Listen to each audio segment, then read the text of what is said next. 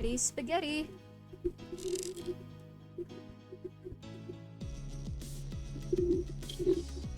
Ready, spaghetti. 1, 2, 3.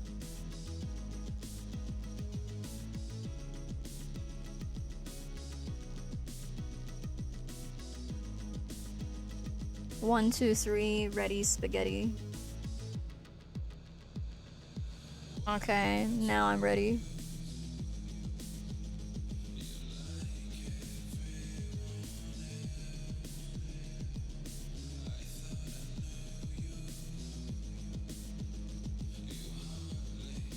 Today we're just gonna do more art fight, I guess.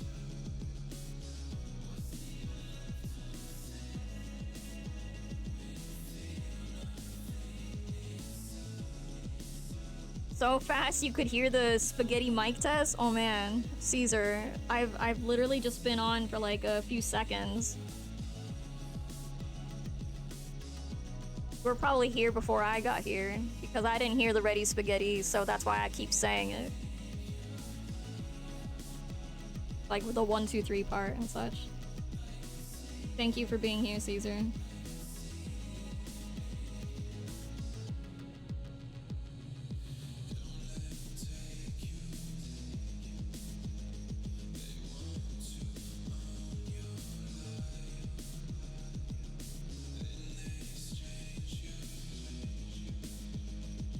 I imagine you are multitasking, so no worries about what I'm up to exactly. I'm just doing another few art fight attacks.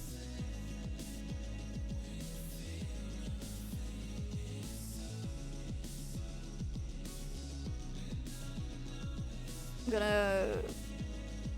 Apparently I'm using a size 10 G pen. I'm gonna go to like 15.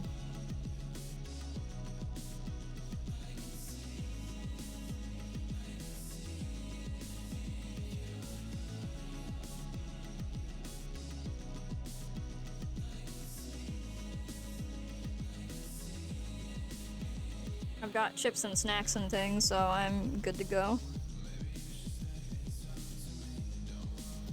Hope you've been doing alright lately. I feel like none of us have a completely normal sleep schedule, so it's like I see everybody all different kinds of hours.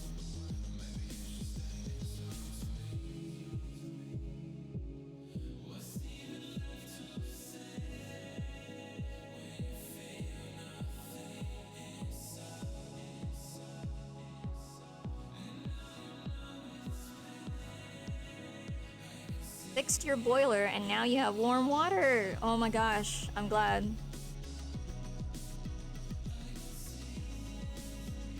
I know trying to take a shower in the morning is kind of unpleasant if it's like cold water.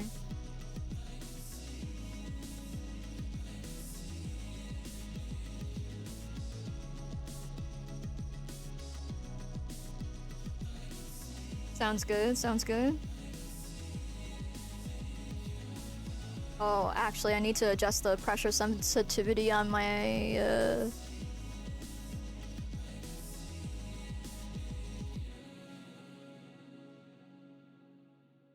Oh, it's on maximum. I'm gonna turn it to 7. That should take the edge off, and then up here... Wow.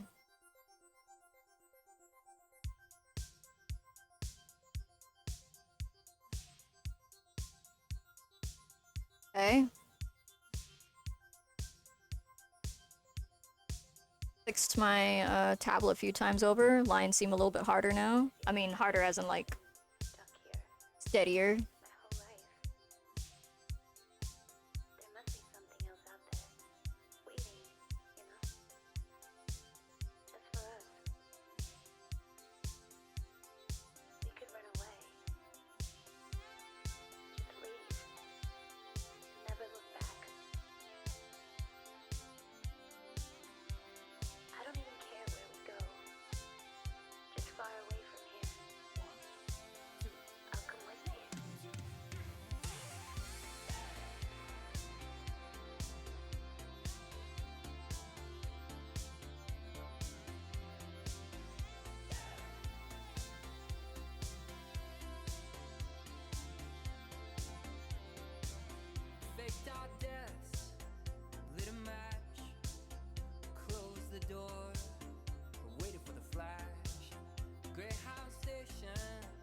paid in cash as Lazarus, we're coming back.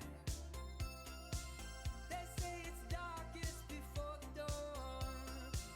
We've been in this town for far too long. They say it's darkest before the dawn. We're moving on, we're moving on, we're moving on. Sunset, no regrets. First chance, last dance, stuck in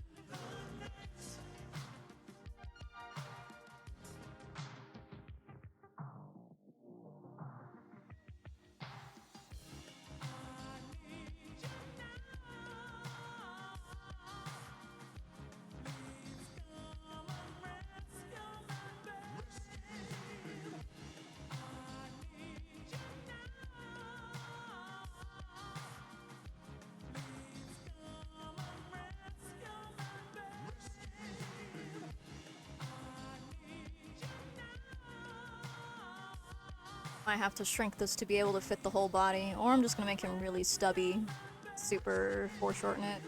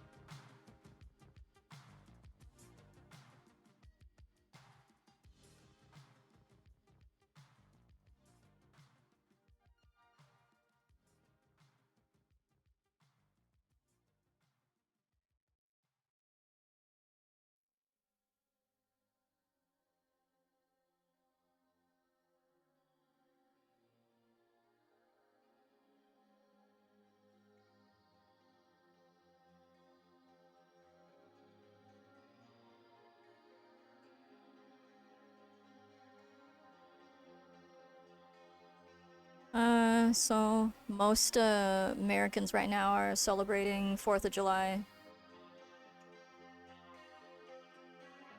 Might be a bit quiet. Well, not that kind of quiet.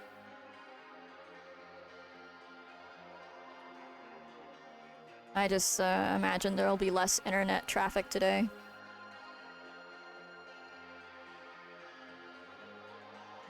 So this artist here is called Ollie Neanderthal.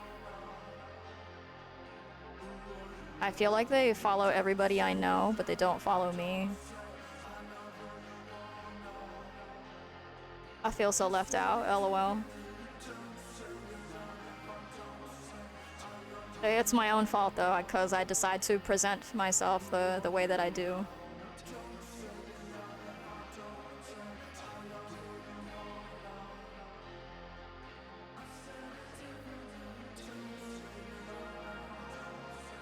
Like, who would you rather follow? Like a diseased rat or a rainbow fish? No one chooses the rainbow fish, okay?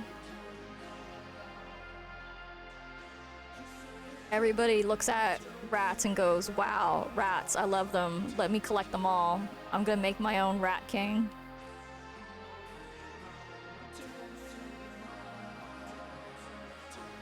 I'm gonna throw them all into this rat bucket or this, like, rat pit, you know?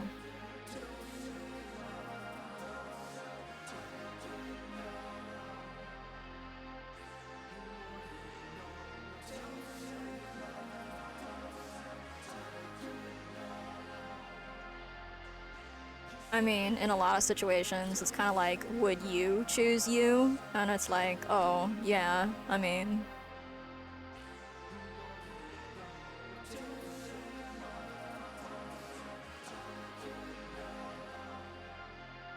Because what I feel like doing is not always what I'm thinking.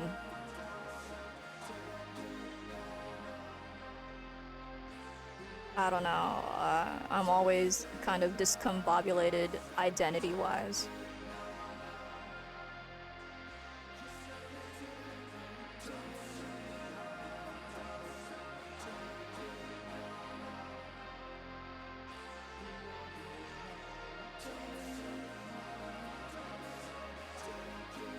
I think part of the reason why I go the way of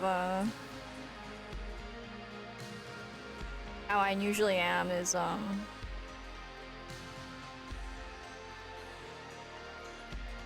I was doing the black and white art for a really long time. And I was like never satisfied with I was just never satisfied, period, you know? So I went the way opposite way and just avoided the path all the way. If I'm never gonna be fully satisfied, or if I'm always gonna feel that weird and iffy about what I'm doing, then I might as well do something really, like, off the wall. Happy 4th of July, Rapid. The Day of Freedom, hee hee. Yeah.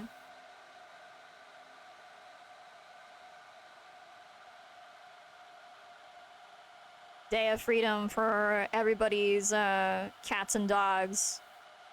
They're just gonna run for miles and miles until they reach the wilderness and disappear. My own feeling is that we will have almost no communication with super intelligent computers because the nature of what they're thinking about will be completely foreign to us. Also, same thing with everybody who has like PTSD, like all our military veterans and stuff.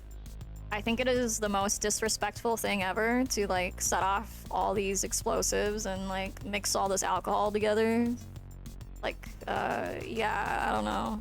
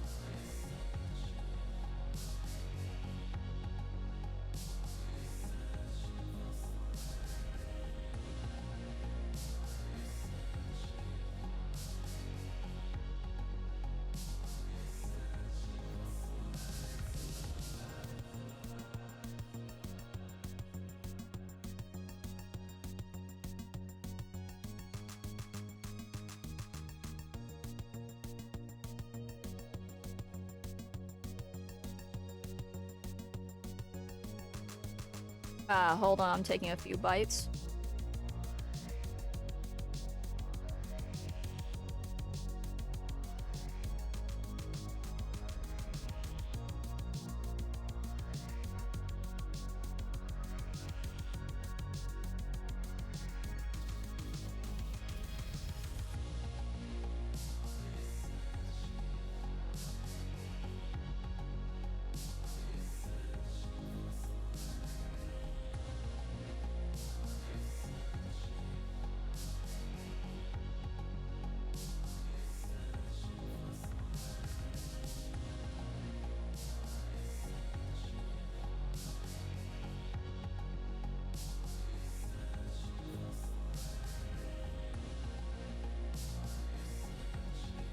In case you're wondering what I'm doing, I'm eating falafel.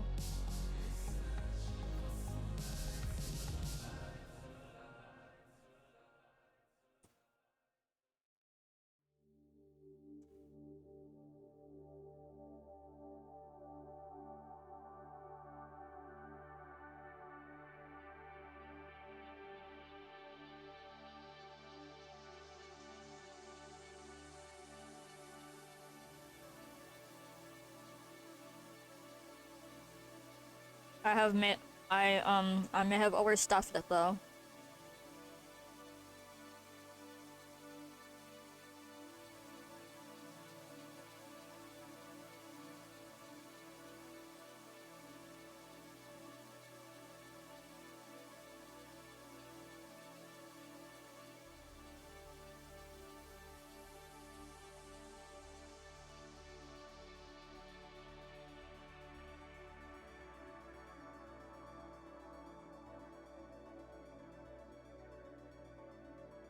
And now I have the hiccups.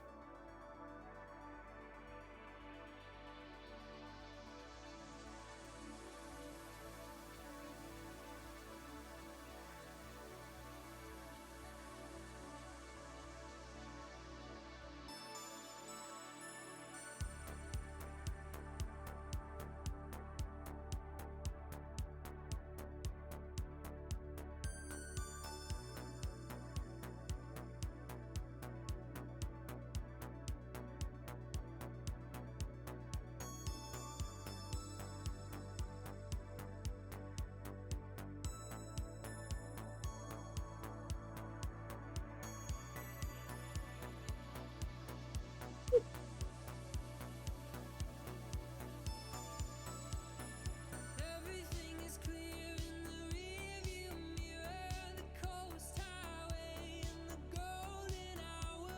Only love, nothing was lost.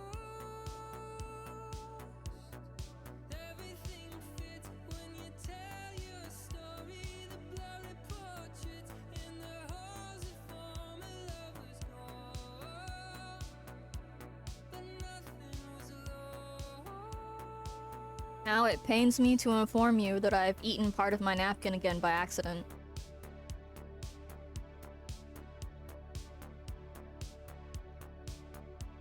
You'll always be a part of me. You gave me a song to sing, dancing in your innocent and true.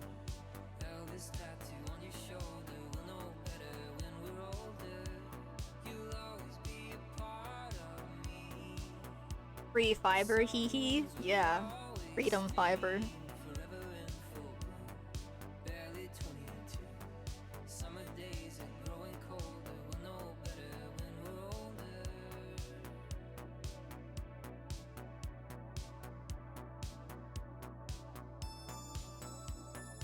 All of this was planned when the world was started. The red blood hearts, the final word was never said. I'm tossing in my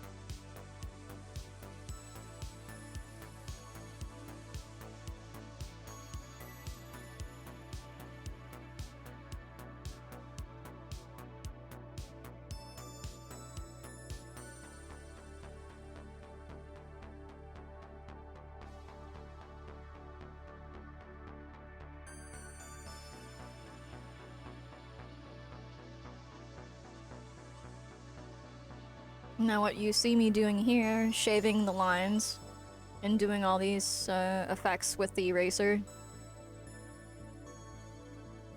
And then thickening the line instead of just changing the line width. Those are all art crimes. As my professor in college would say.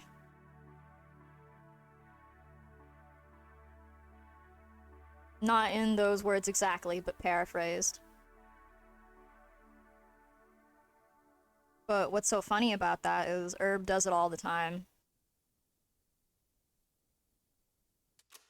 Now, the difference between me and Herb is I graduated and I'm in debt, and Herb is debt-free and he didn't graduate.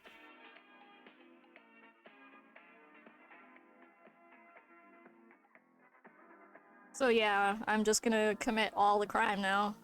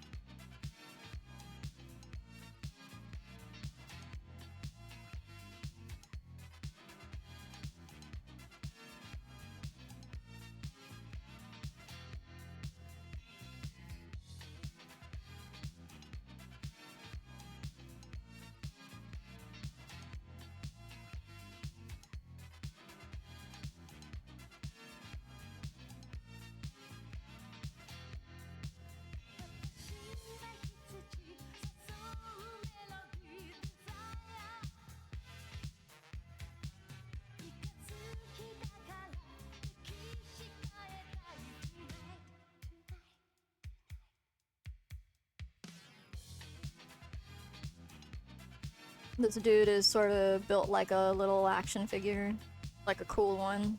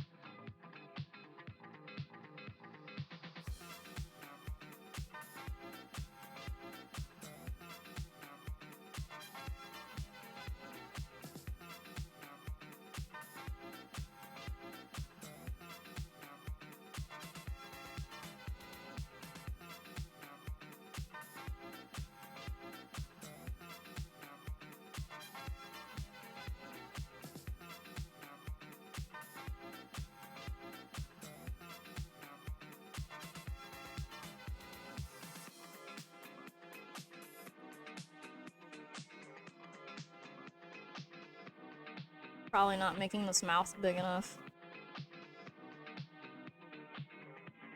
I should make this thing absurd. I should make the teeth absurd. In fact, I should shrink the eyes. Yeah, I should shrink the eyes. Give me a minute. Time for some delicious art crimes.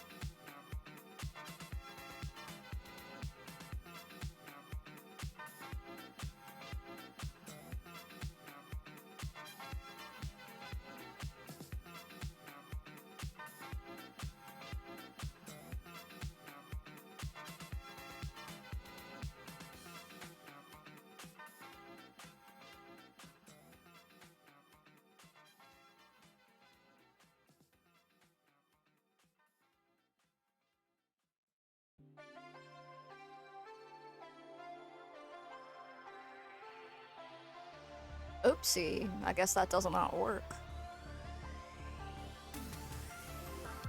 How about now? No, it doesn't.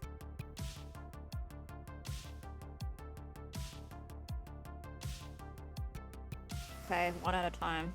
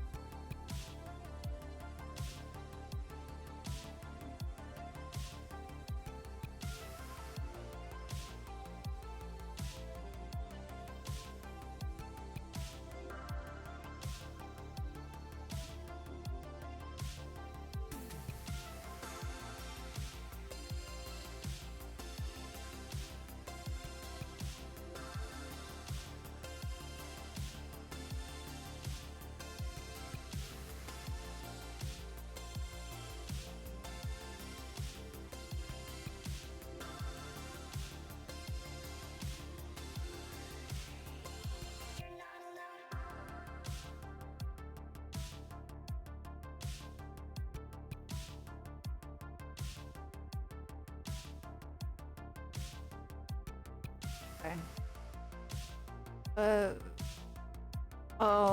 That doesn't work. Let me try a different one. Mesh transform. Yeah, here we go.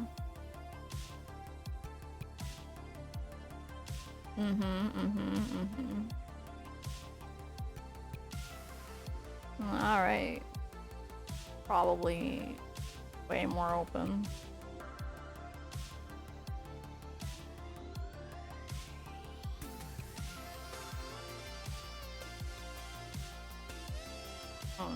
Hit enter, whatever, I can shape it down and fix the...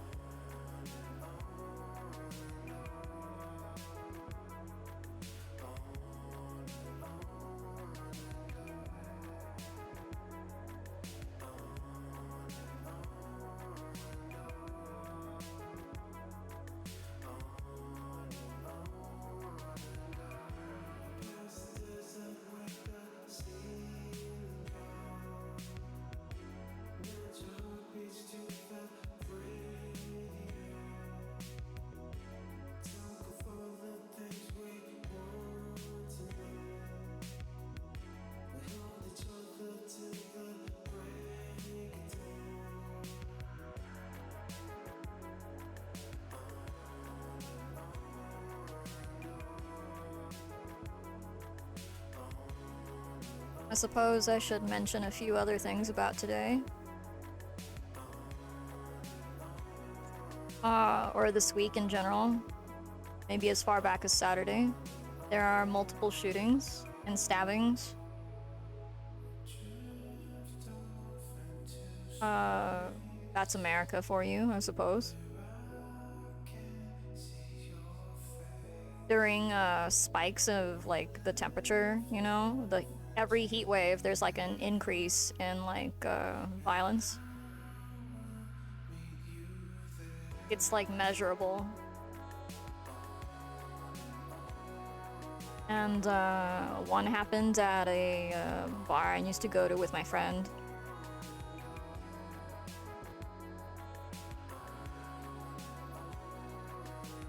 Somebody was like stabbed to death outside of it on Saturday. There's a mass shooting in, I think, Baltimore, and a mass shooting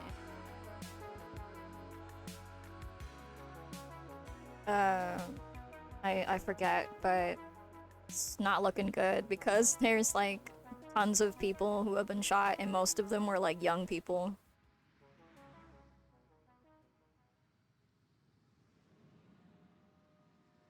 So, you know, families, probably with their moms and dads and uncles and aunts and stuff.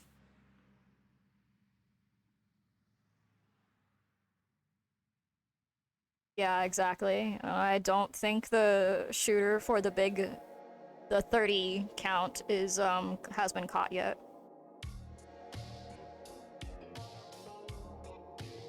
What else?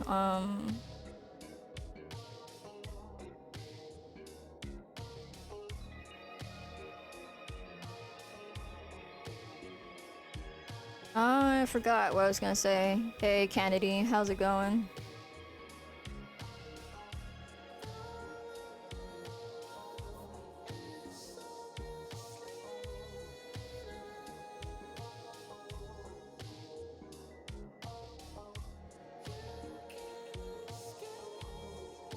Oh yeah, cocaine was found at the White House. They found a white powdery substance they assumed was anthrax, and it turned out to be some politician guy's cocaine stash. That's super funny. Like, they can't even tell the difference between anthrax and cocaine.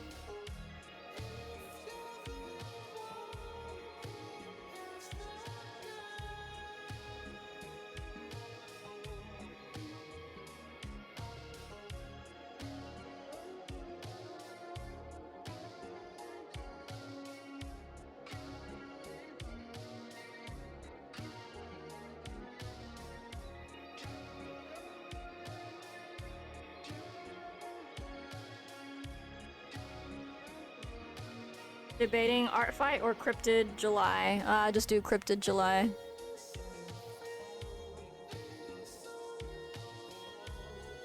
ARTFIGHT can wait since the website does not really start loading properly until like way into it. Wait until everybody loses Steam and then, you know, it'll be a good time to hop in, like the best time. It's already starting to load better.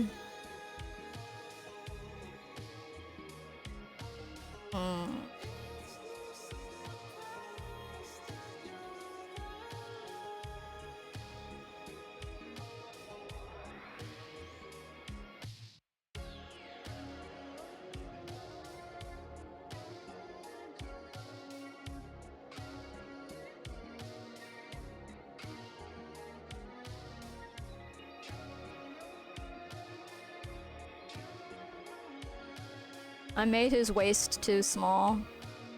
So now I need to widen the breadth of his chest or something. I don't know, I guess I'll give up. Yeah, I don't know. So this is Ollie Neanderthal's character.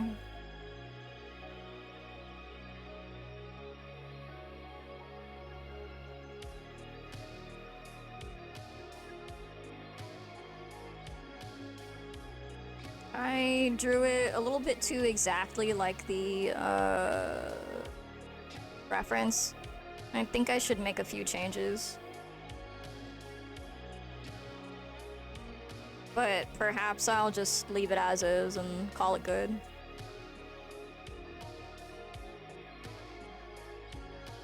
Yeah, vampires versus werewolves. Was it always this popular? Yes, it always was. ARTFIGHT is notoriously popular due to the fact that, I don't know, I imagine it's kind of, awkward and difficult to approach people for art trades and collaborations most of the time. The 0.5 is somebody's vote. You can vote on people's attacks and give them additional points. But the additional points is, it only gives them like 0.25 per vote, so that's like 2 votes.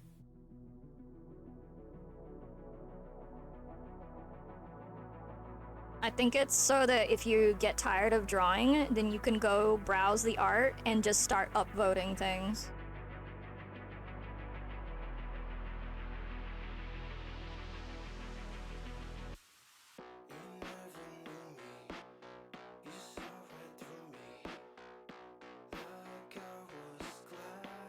I only learned about most of the details this year, but I know they've made a few changes from back when it first started. Because, I mean, because the website never loaded properly, I just never participated fully.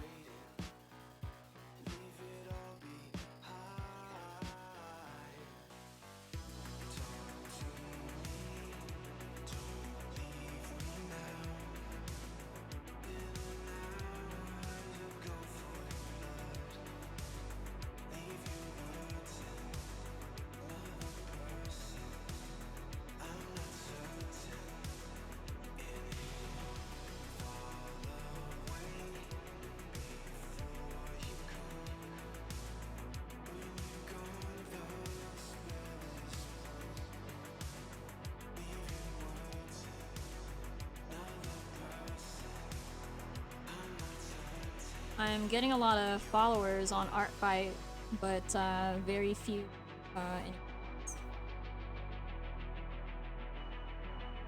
very few anything else, like no movement yet. I think I've made something along the lines of 12 attacks. I've received 2, 3 back and forths. Kinda, sort of, in that way.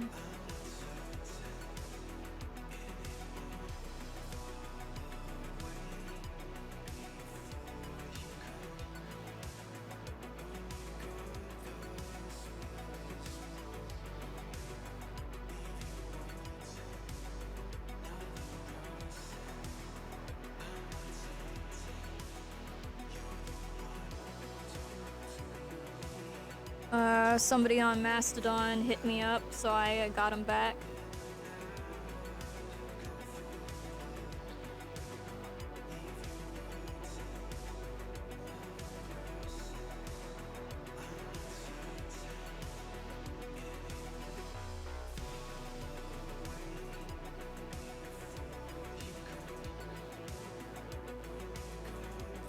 Mhm.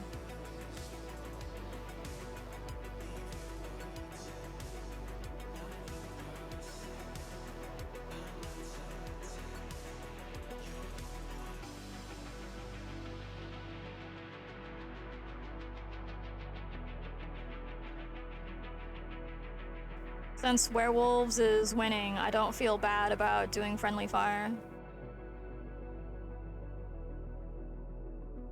The points I get for these friendly fire ones are something along between like 3 and 6 points.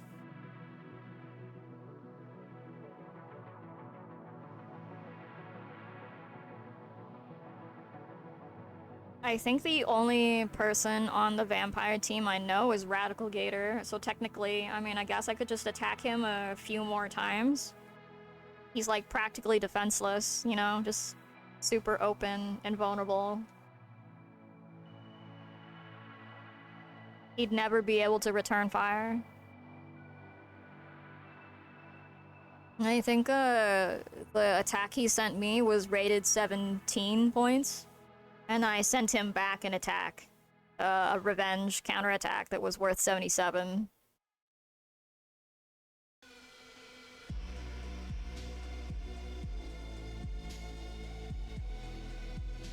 Well, the thing is, I did it blind too. I didn't even know he was going to do that.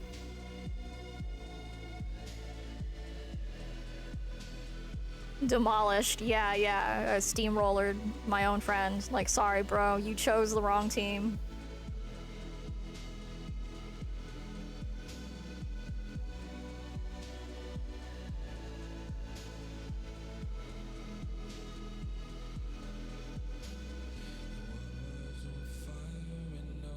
But that's just all fun and whatever. This is in reality just artist holiday for drawing your friends' OCs.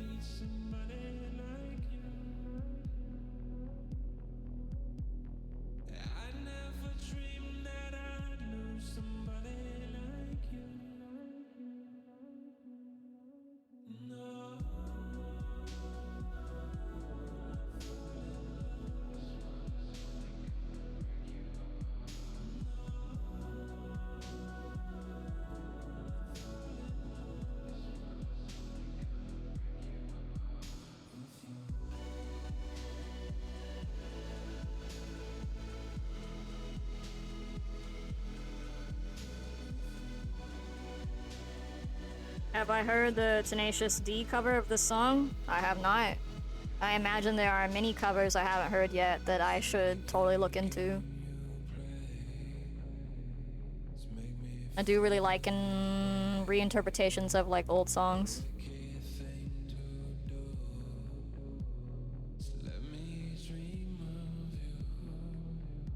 I so far enjoy a lot of renditions of Take On Me.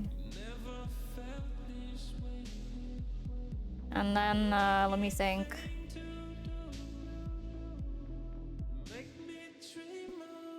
Sound of Silence, and then that Tears for Fears one. I forget.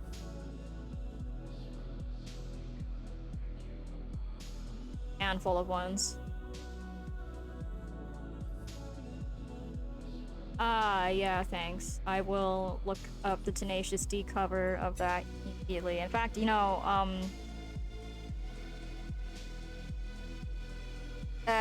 I wouldn't be surprised if this guy made his cover because of the Tenacious D cover. Because, this one came out fairly recently, too.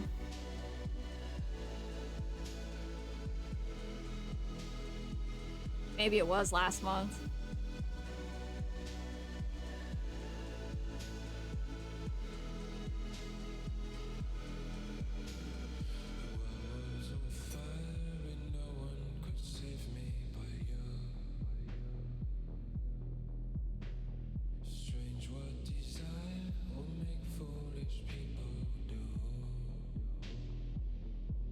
Oh yeah, I'm obsessed with this particular musician slash music producer guy or whatever.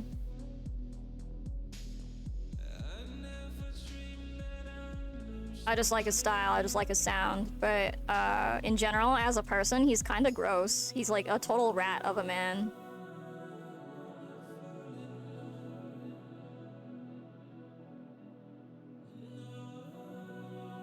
If that makes any sense, like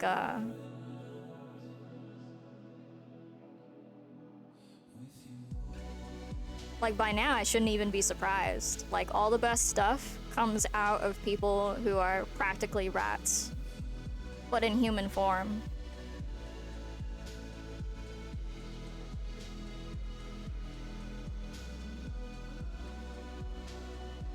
Like absolutely disheveled in personality and looks.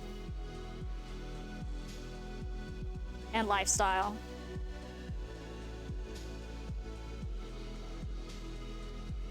I'm pretty sure if I met him in real life, I wouldn't like him.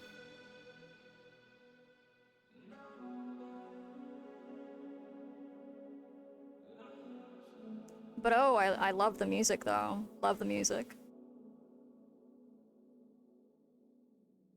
He seems like a nice guy. He's always putting out his music out for free. I heard him say one time, well, not really heard, but he wrote during a Reddit AMA that he makes all of his money, like millions, off of one song. So he doesn't really need to make music or do anything for a living. So he's just kind of dinking around, making whatever he feels like making. He's like out there living my dream life.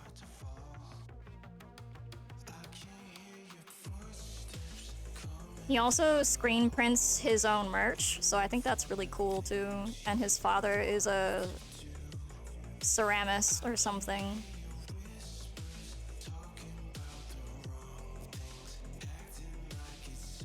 He posted a story image of him and his dad at a farmer's market, and his dad's selling all these like handmade mugs and stuff. It was really cute.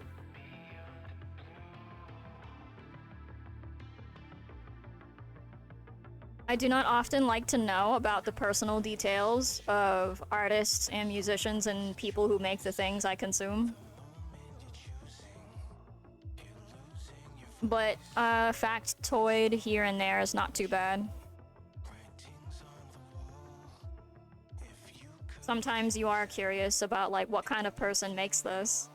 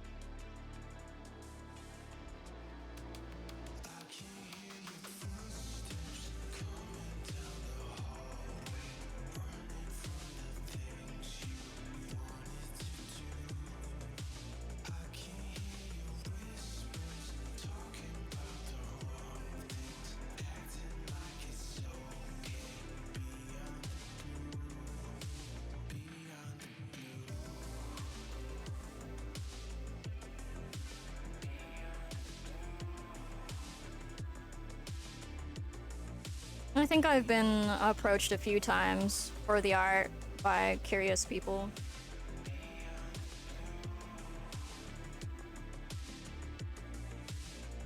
Apparently one of my followers thought I was a dude. Like a dude.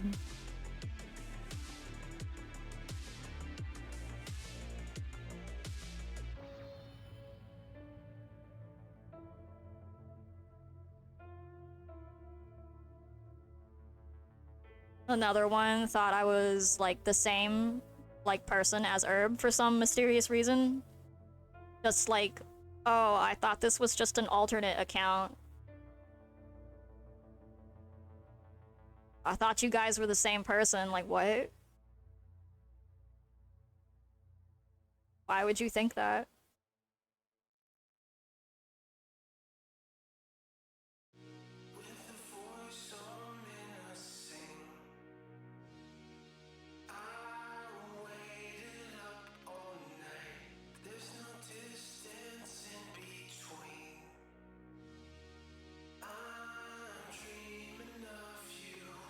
Right? I mean, he barely ever does any sea animals whatsoever.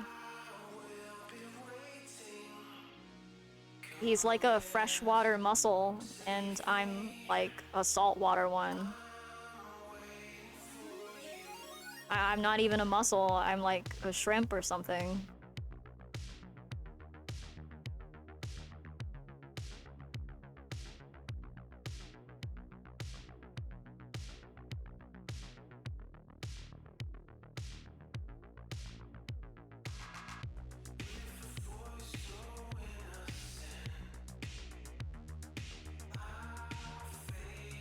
Yeah, I'm a mantis shrimp with busted up eyes. Like, I received too many punches, and that's why I don't see as many colors. Too many concussions in my career.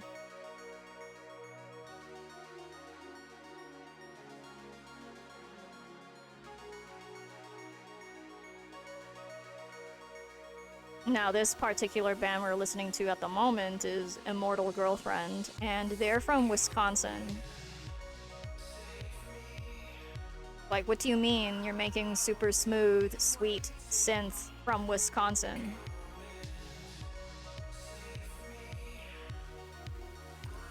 Are there big cities in Wisconsin? I don't even know. I've never been there, so I don't know.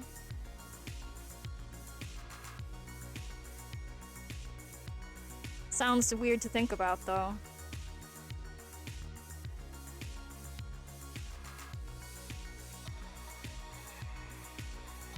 I have a cousin who lives in Wisconsin.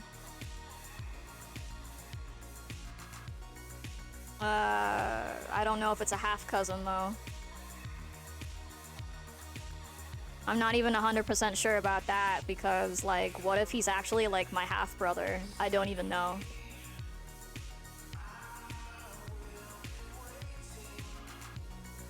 That's the problem. That's the problem with not knowing my family that well.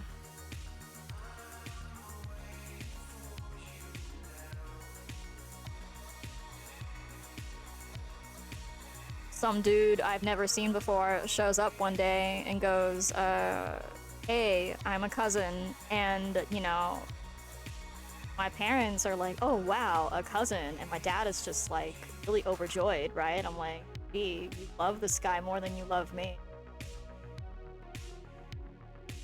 What's that about?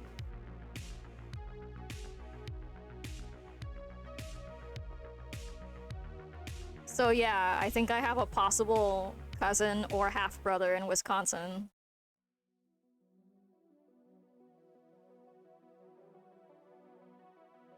I'll probably hear from him 10 years from now when he needs a kidney.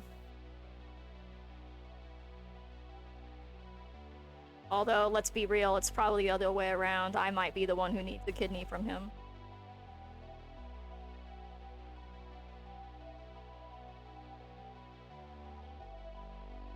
I'll be like, hey, formalities aside, I don't care about scandal. Can I have a kidney?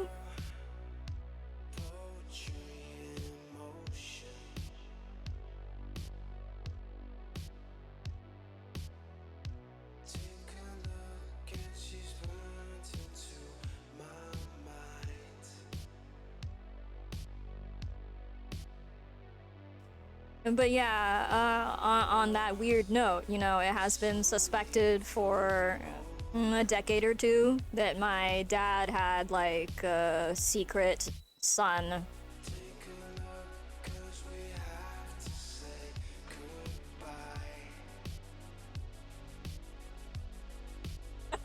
Hey, wanna come over? I have this neat bathtub full of ice.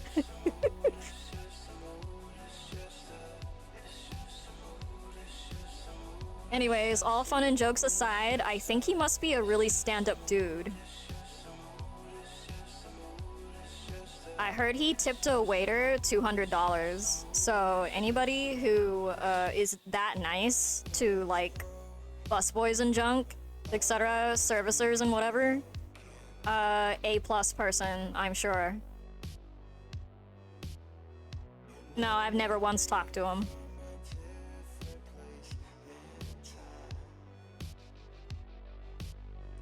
But I've seen pictures. He wears all white clothes. You know, including shoes. I think he dyes his hair. And has an iPhone, so that pretty much tells me a lot about him. But I'm gonna have to say, the tipping a random waiter $200 is like, it cancels out the fact that he owns an iPhone. Like, okay, I'll let this pass.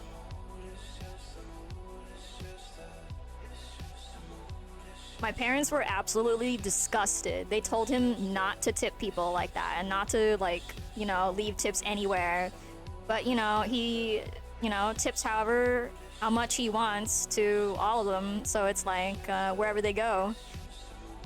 My parents were, like, definitely, they did not like, this, quirk about him, I guess. So, since he did not get along with my parents in that way, I think he must be an okay guy.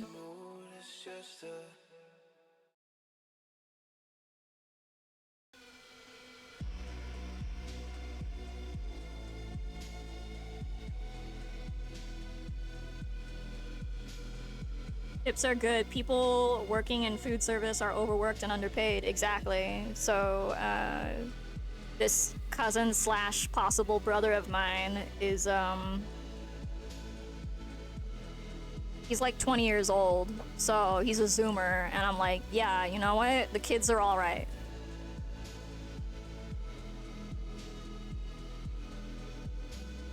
Whoa, Juliana, hello! Oh, it's the cat man.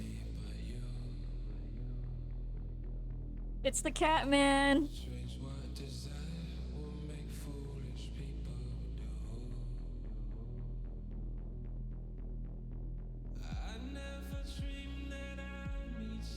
How was your stream? What were you painting?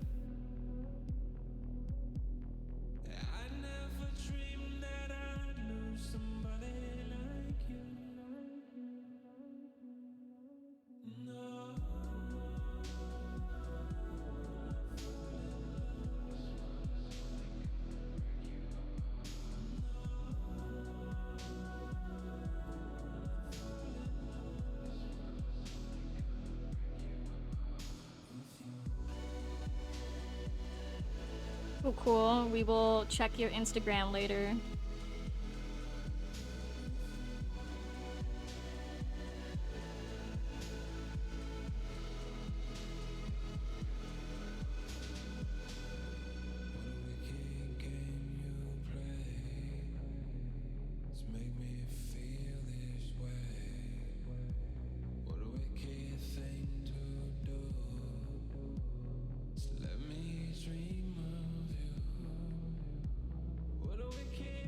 Me and Kennedy were just talking about how in some states minimum wage is still $3 an hour in the US.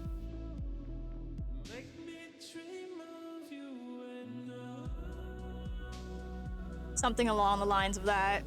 I mean, federal minimum wage is supposedly $7.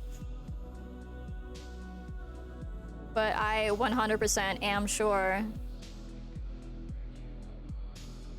there are still states and territories and cities where they predate upon the poor and undereducated or whatever and pay you whatever.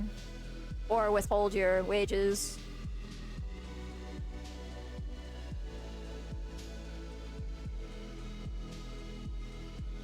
Yes, cat emoji.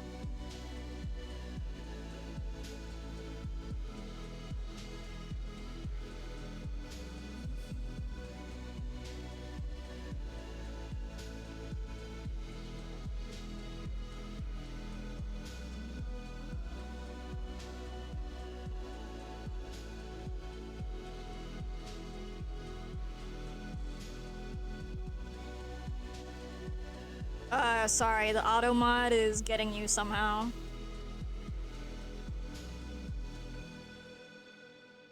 I might have to turn off. Actually, unfortunately, they automate some things for my stream.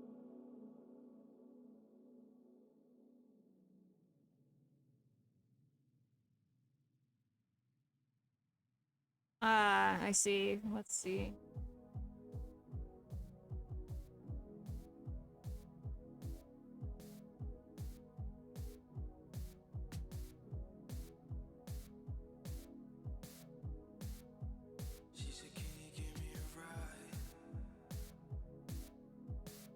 Oh, wait a minute. Alabama and those little states down there. What's that? Tennessee has no minimum wage. They can pay you whatever.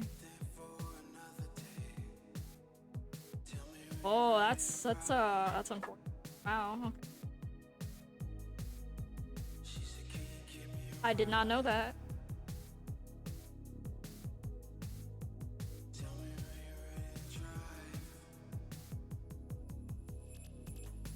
I feel so bad for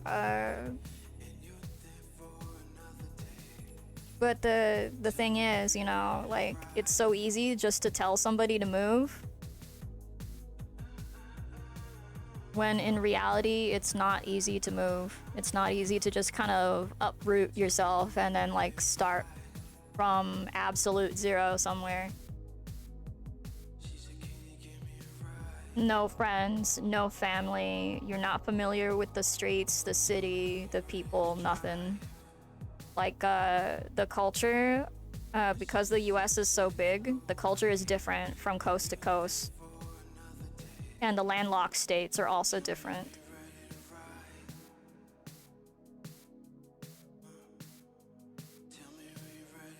My dad is from the Midwest, so I tell you right now, he's kind of weird compared to me, who was born and raised on the West Coast.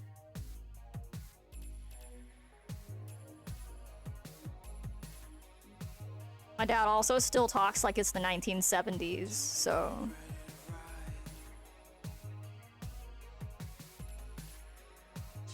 The cost to move, let alone the first, last, yeah, damage, find a job in the new area, etc. Yeah, that's why, like, even if the answer sounds simple, it's really not. And that's what, like, kind of upsets me about the whole thing. It's like, these places are so awful and that people can't even escape. And it's the same thing with immigrants and refugees and whatever, just trying to, you know, escape, right? They're escaping a bad situation. They're willing to start all over. They have a choice between death starting all over or like some sort of long, slow, torturous existence. So they make the choice to like uproot.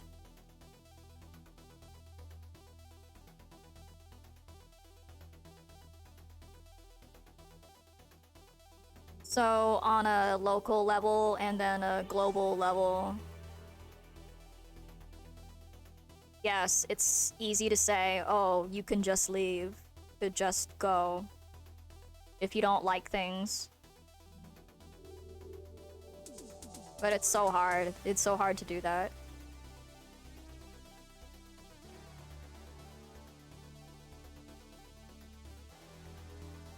I've pretty much gone as far as I can, you know, looking for a better place.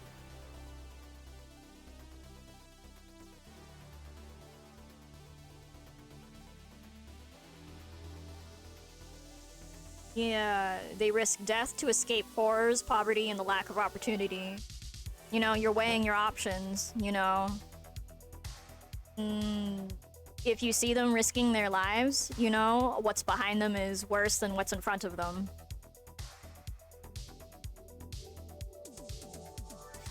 No one just runs in that manner, you know, towards dangers. Unless they're, you know, escaping dangers. Bigger ones.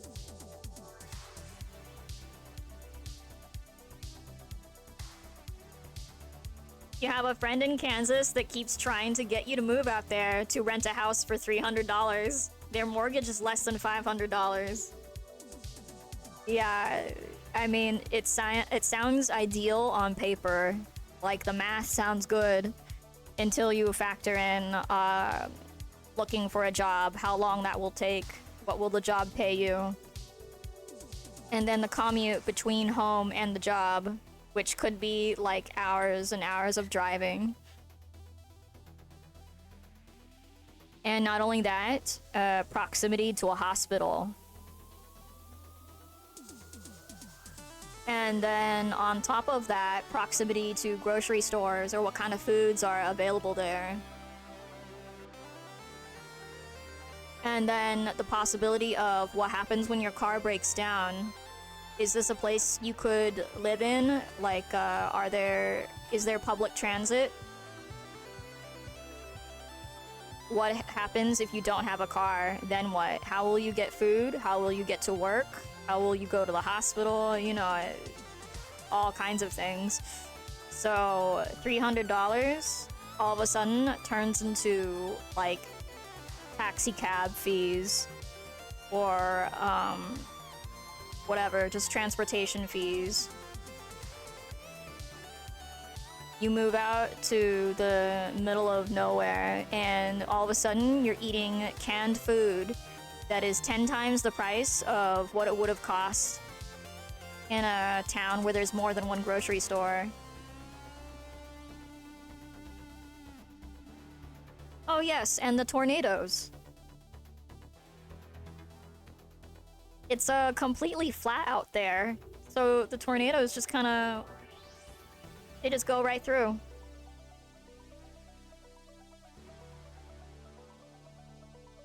You would need a house with an excellent cellar.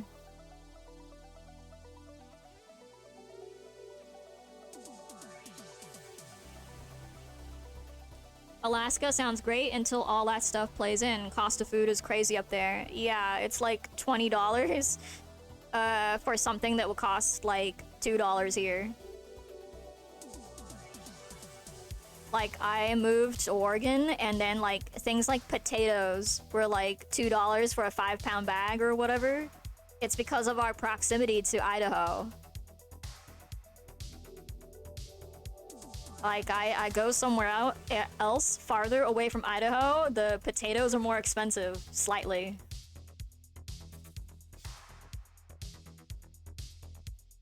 Although the trade-off is we have expensive avocados. Avocados were way cheaper in California. You have extended family that's lived there forever, and food can be 3 times as much in heavy winter. Oh yeah, that's... Oh yeah, and the one road in and the one road out. Before winter hits, you drive down to like Washington or Oregon to buy a whole bunch of things from Costco. You load up like the van or the truck or whatever with as much supplies as you can, and then the drive back, and then you kind of hole up. I have friends who live in Valdez. And you know, they love where they live, you know? But like it's different when you've always been there versus starting out there. You drop me anywhere in the middle of California and I would just be able to survive and get around because, you know, I know how it is there. I know how things work. But you drop me into the middle of Alaska, I'm gonna be clueless as balls.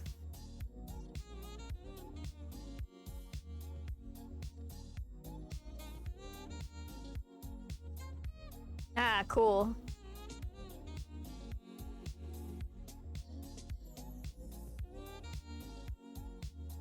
And you know, like, what, Juneau is, the big city, right? I hear it has everything, but just having everything is, like, not the same as things being affordable. Bald eagles are like pigeons up there? Oh, I've seen the pictures. They are like pigeons up there. I gotta say, endangered species acts really work. We should give that to, like, a lot of more animals or something, or expand the protections. Eagles were gonna go extinct, and then we were like, oh no, we can't let these guys go extinct. They represent America. And now, all of a sudden, you know, several decades in to saying, oh, that's the national animal, protect this animal, there's flocks of them. Mobbing people, you know? Like, that's amazing, I love it. They're gigantic, and there's packs of them. That's how I want, you know, all life to be. I want animals to be everywhere. If I go somewhere and I can't even see, like, one insect, I think there's something wrong with that place. It's, like, haunted. I can't even hear the birds singing. Yeah, forget it. That's the point in the horror movies where, like, something, like, horrible gets you. Oh, look, the birds just stopped singing. Where did the animals go? They're running. Where are they going? And then all of a sudden, like, you know, you get destroyed by some unknown entity. Like a bomb or something.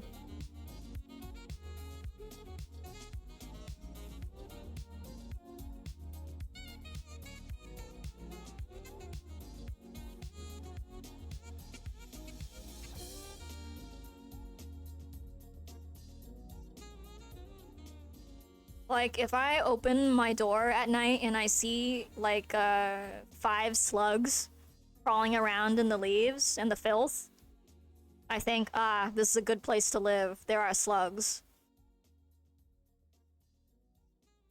Beware of places that don't have slugs. Or whatever, you know, because they're really delicate animals, very sensitive. If the outside can't even sustain a slug, how can it sustain you? Slug party? Yeah, that's exactly what I call it too. They only come out at night when it's like nice and cool, because, you know, otherwise they'll fry. So they're having a little night party, eating all the detritus out there.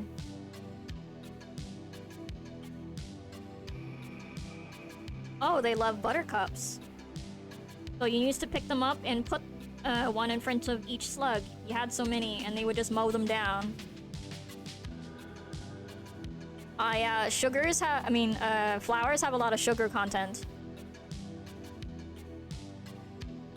That's why Thumper, the bunny rabbit in Bambi, would eat the flowers and then leave the green stuff.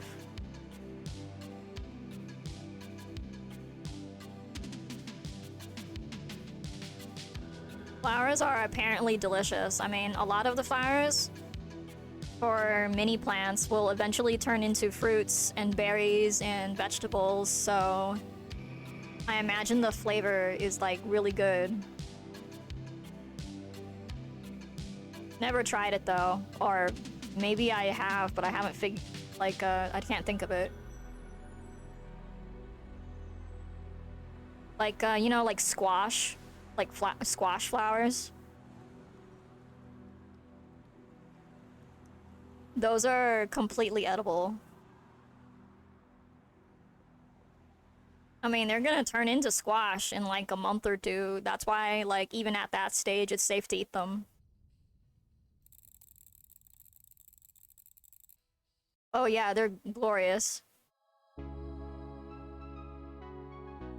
Okay, time for color. I'm gonna lock this one so I don't accidentally do anything horrible. Always lock your layers you're not using, or you'll accidentally be on the wrong layer. Which has happened to me so many times that it's so annoying, I just don't want to anymore. Anyways, he looks goopy, so I'm probably gonna...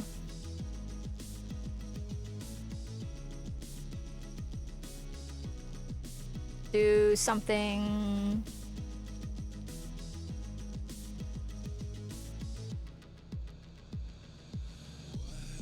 cheesy? I don't know how... saucy? Yeah. Tomatoes, everything but the berry is poisonous.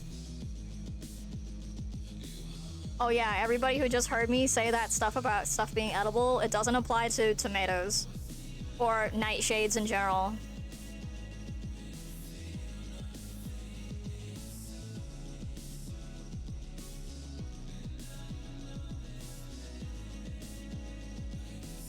And it all smells so good. Yeah, that's the issue with a lot of things. They are deceptively, like, edible, inedible, and whatever.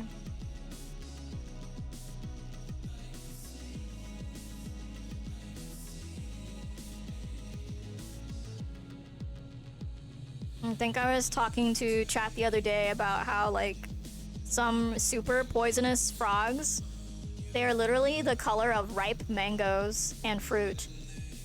If he's not edible and he will kill me, like, literally just, like, send neurotoxins to my brain and stop all my organs from functioning, why is he the color of a ripe strawberry?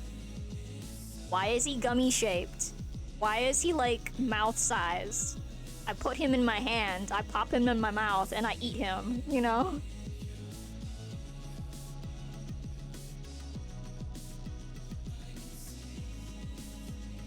It's just so sad that a super poisonous frog would be the color of food.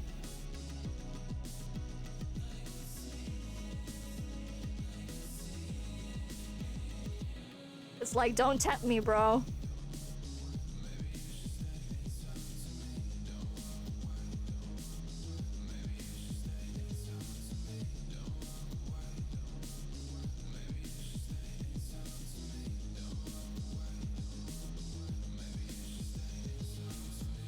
I guess that's the problem with nightshade berries and tomatoes too.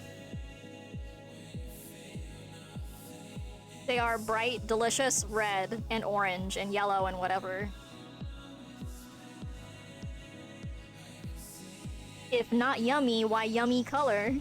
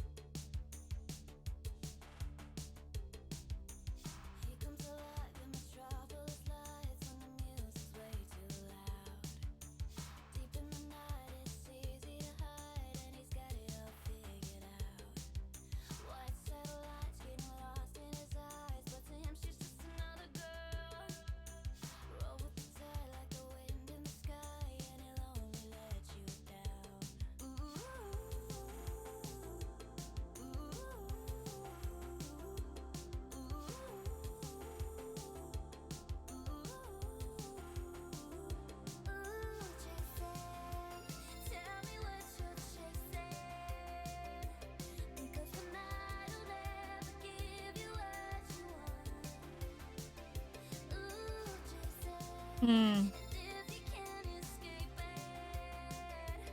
don't really know that many Team Vampire people on ARTFIGHT. I wonder if they're panicking right now. It's still really, really early in the month though, so...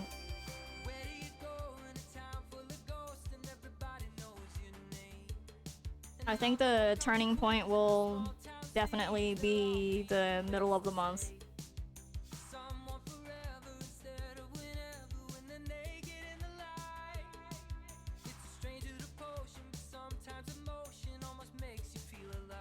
A lot of people tend to burn themselves out, like, at the gate, at the get-go.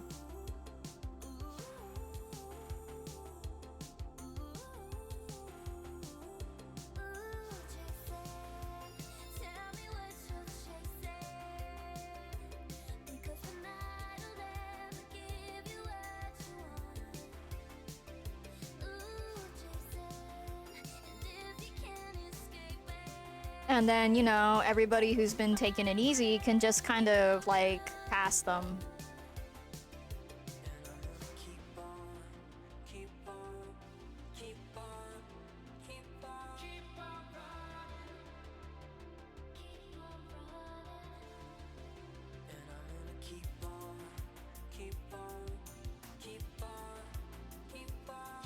My energy levels are, like, not,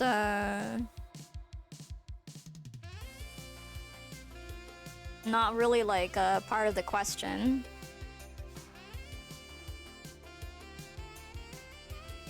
It's really, like, if I can find any particular victims.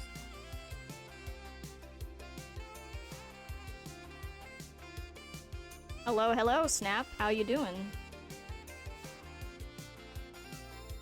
Give me a kitty cat update. Give me a flick update.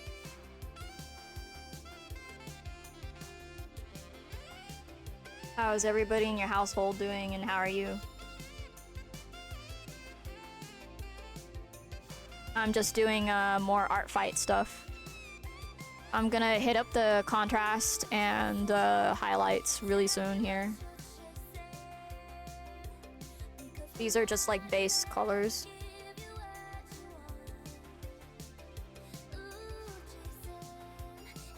Well, according to your dad, yes.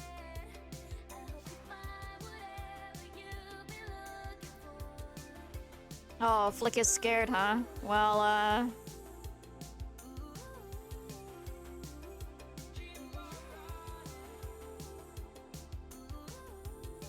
so where do you keep Flick's cage? Maybe you can put it up higher so that, Flick can feel more safe.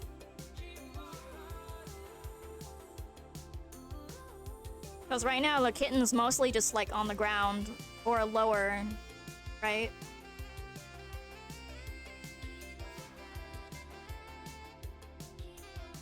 Basically, animals just kind of like to have their own space, and Flick, since he lives in a cage, probably feels like it's not in a good location. Maybe it just needs a change in location.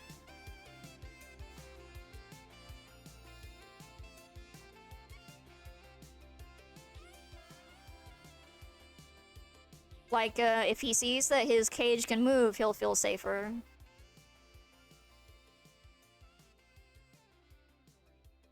Because, you know, like in the wild, if they sense danger or they just felt agitated or whatever, what they would do is they would just escape the area. But since he's trapped in his cage, well, he can't move around enough to feel settled. So you would have to move Flick's cage for him so that he would feel better.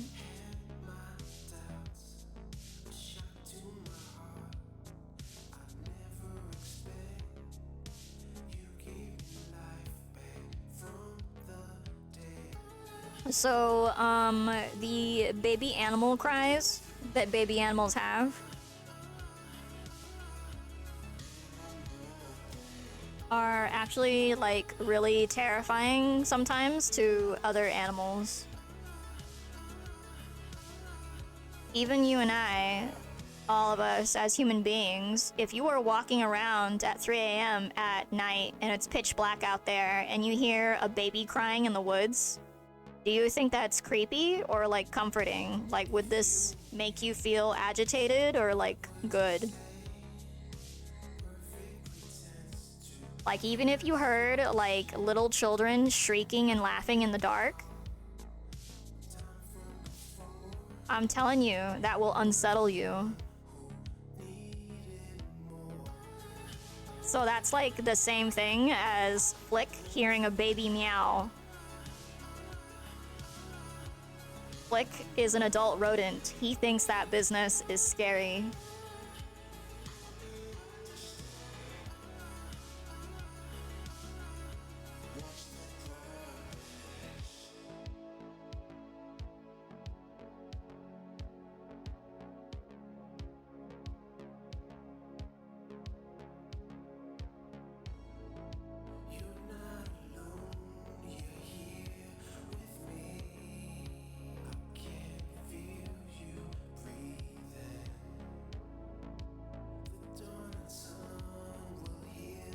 Yeah, hopefully. I mean, I imagine Flick needs to sleep, you know?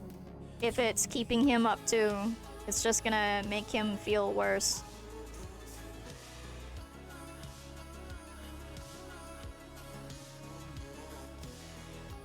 But if his cage is not already in a corner, I would recommend moving it into a corner. Because, like, say, if it's in the middle of the room, that's like the most exposed place, which would make a little animal feel like really frightened if there was something unfamiliar screaming nearby.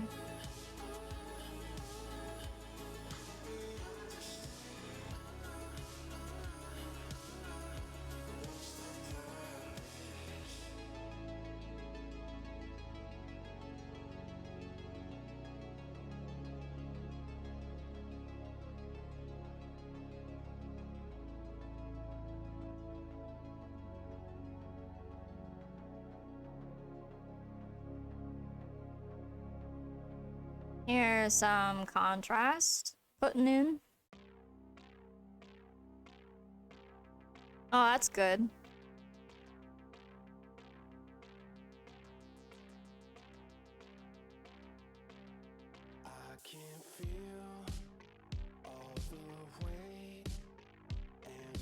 But yeah, like from experience, like hearing certain kinds of noises are really terrifying depending on text and location.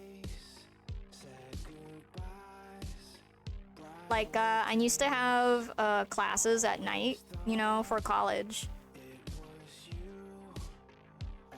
So I would go home on the bus, right? And the city at night, and then some other places, because I had an hour commute.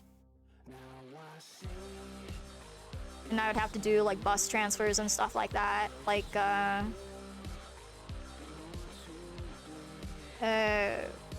and that was like a decade ago. So like a lot of places didn't even have lights yet.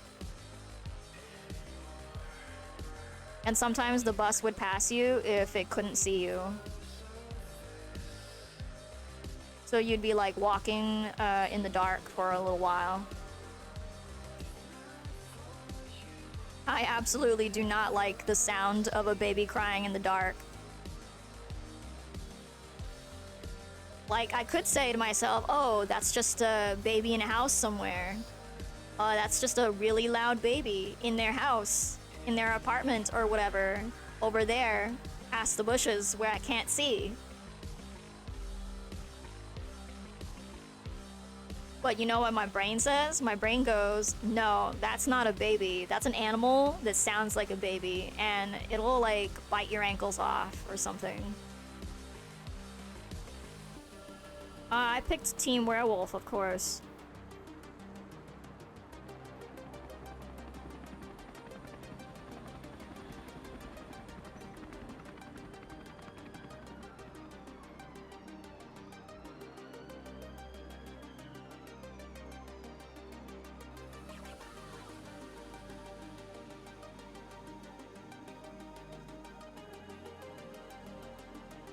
kinda like the myth better. The duality that stuff you can't control. The inevitable stuff. Versus something you could probably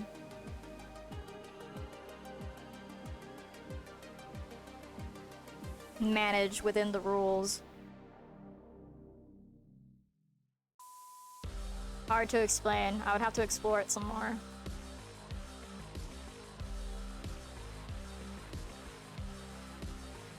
When I was younger, I liked all that stuff about the monsters, the myths, the legends, the urban legends, the ghost stories, the cryptids and things like that. But as I got older, I'm like, you know what? The natural world, like the real world, is just as like amazing and magical. Look at this frog. He's a real guy. You could meet him. You could look him dead in the eye. Whereas, will I ever meet a real unicorn or a real dragon? No. But can I meet a lizard right now? Yeah. Hello, hello. Okay, you were thinking if you sign up, you might pick vampire since there's lots of werewolves. You might pick vampire since there's not that many of them and they are being crushed by werewolf team. Well, that would be very kind of you to do. I think that would be a good decision. Also, you would get like a lot of points for drawing art attacks against werewolves since there's so many of them. It would be really easy.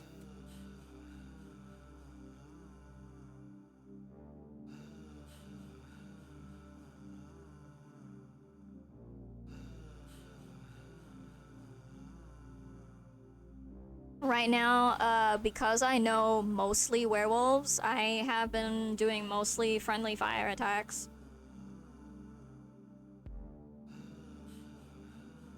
Which is okay. It's not ideal for the winning situation, but like it's kind of cool just to draw things from my friends anyway.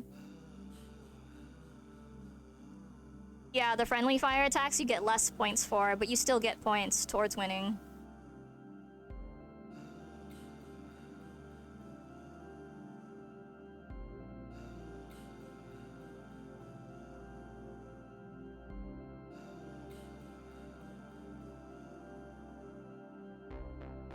But I think it lightens the load too, since we're on the same team. Like, if I have any friend who's, like, not feeling it, they don't have to draw anything in return for me. Because, you know, it's friendly fire. I don't do friendly fire. Like, sure.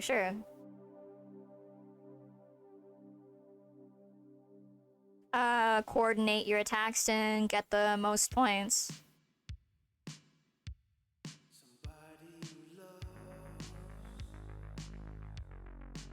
So yeah, I think it just takes the pressure off here and there.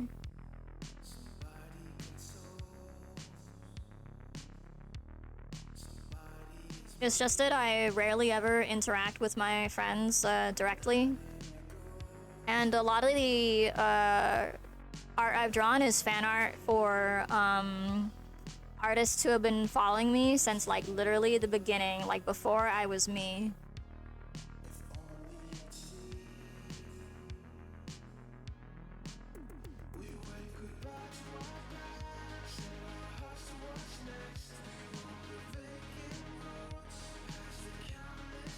I think it's nice that I have like people that have been following me since forever, and I've been following them too. Like, regardless of us being super duper different or like not interactive or anything, I think it's cool because I'm watching someone's journey and they're still watching mine. So I'm like quietly like rooting them on from like super far away.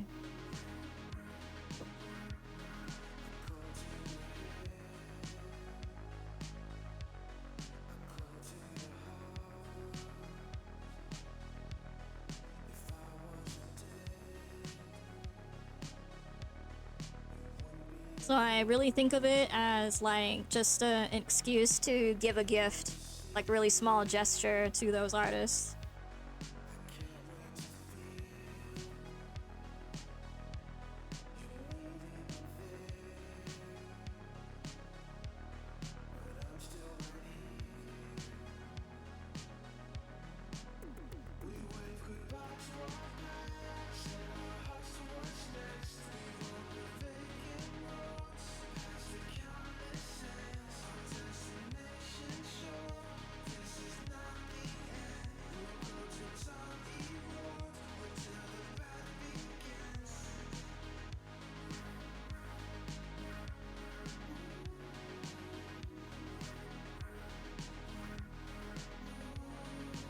Oh yeah, I forgot to showcase, hold on a minute. So I made this emote for Herb's birthday, and then I think Woodworm made these for his birthday. I think they look super cool.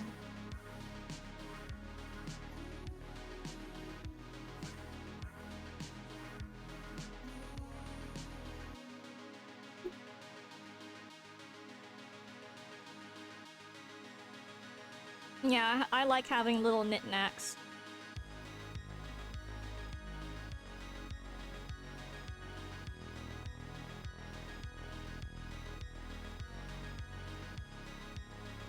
So,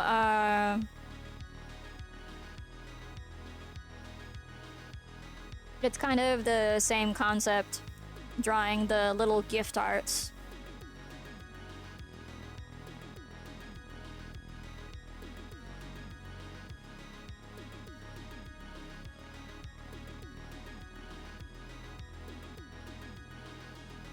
Yeah, I enjoy this emote a lot.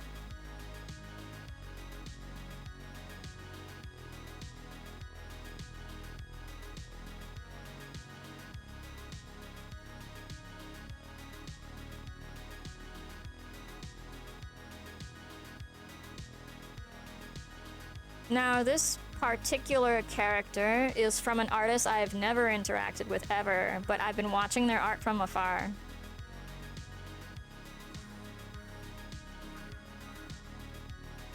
This is my bid. Hopefully they will like it and maybe they'll follow me.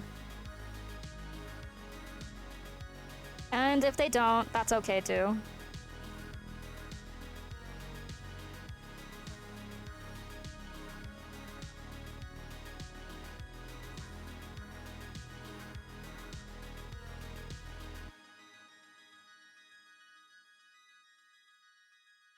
I'm gonna save this real quick. And then I'm going to zoom in at 100% so you can get a good look.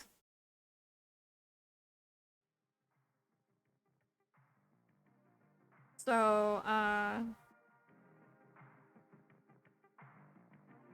lot of my friends don't like to zoom in to 100% because, you know, like, they're like, oh, it's so messy, don't look at it,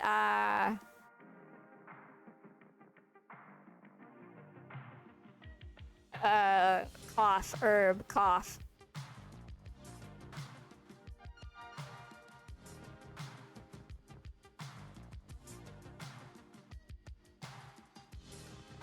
So I make a point now to just zoom in and let you guys look at it. Be like, yeah, here you go.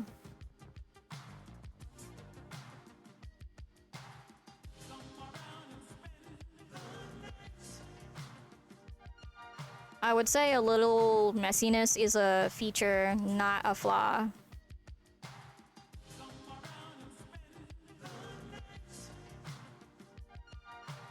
A little yummy sprinkle, like a parsley or a bay leaf.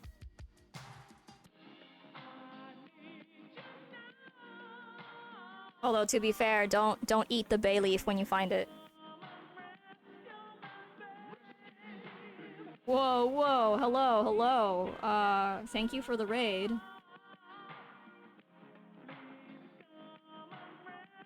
How was your stream?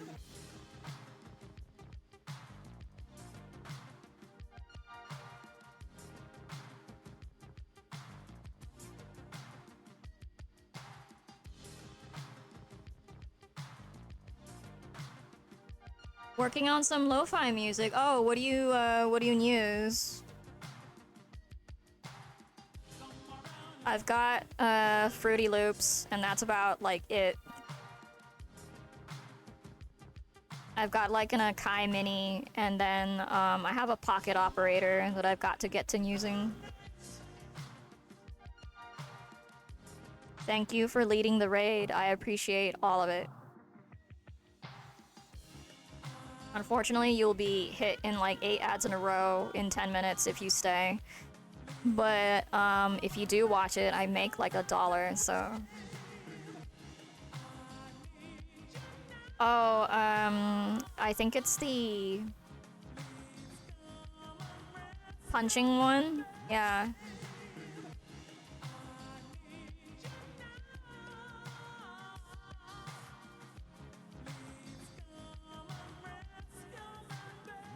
Yeah, I think the Street Fighter one or the Mega Man one would have been really cool. But, oh well, you know. Doing sample work.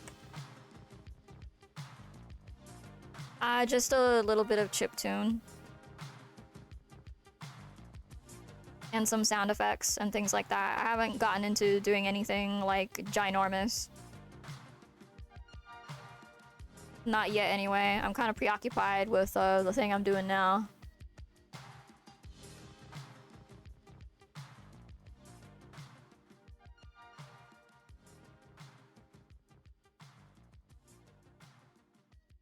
Rapid swapping out emotes.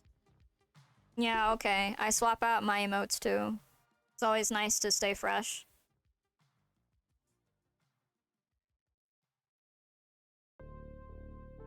It took me like an entire year to update my emotes.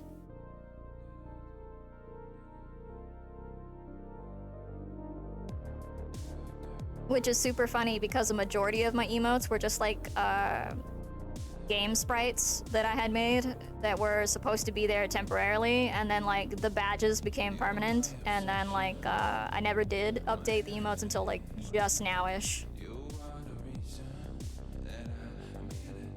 Yeah, exactly, those ones here. Let me showcase my emotes. So I have some from my friends, and then there's some that I drew.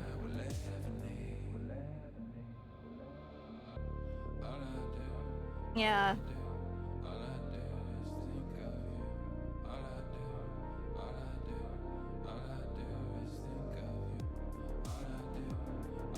Oh, this ARTFIGHT attack is towards a stranger, but it's towards a pretty popular artist. I don't know.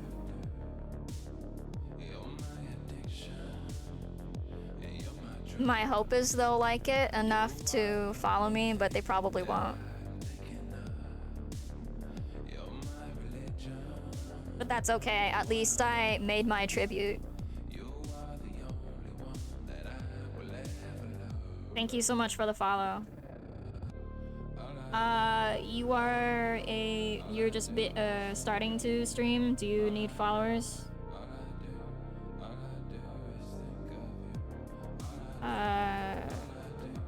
Me type your name out.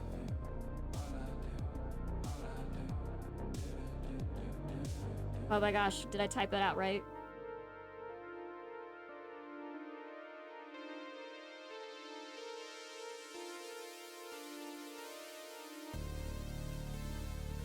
Awesome, okay, I followed you back, and not some rando who has, like, almost the same name. Which, by the way, has happened to me before.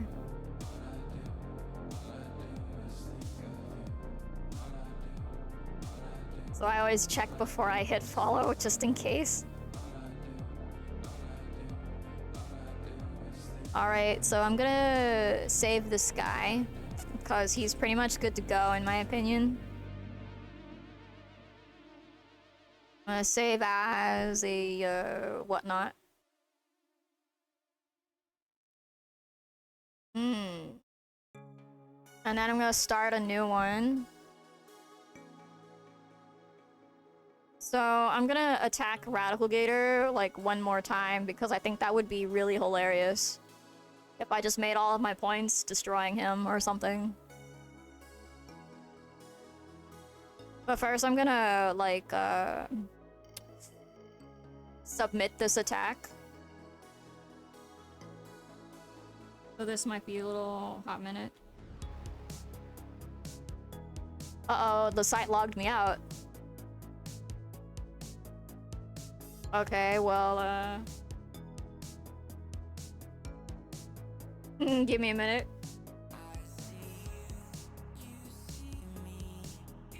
Oh.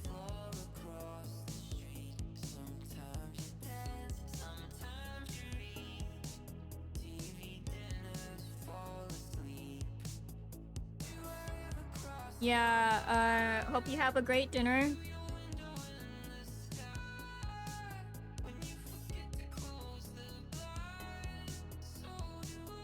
Stop, he's already dead. Yeah, Radical Gator's dead. I feel bad for him. Like, sorry man, sorry I have to do this to you. But you chose the wrong team.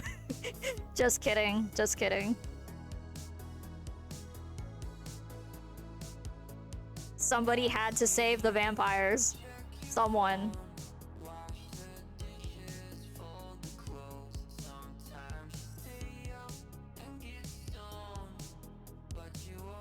I thought about doing it myself. I was like, oh, maybe I should join Team Vampire because I know they're not gonna have very many people. But then I changed my mind.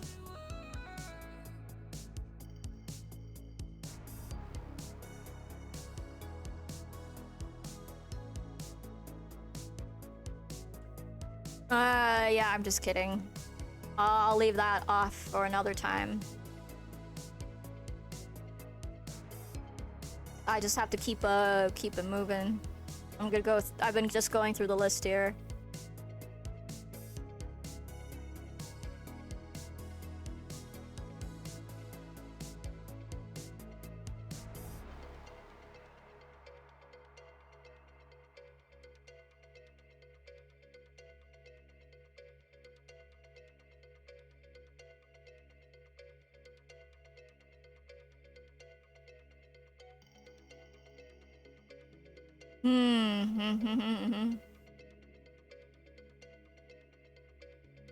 Okay, 14 points. That sounds good.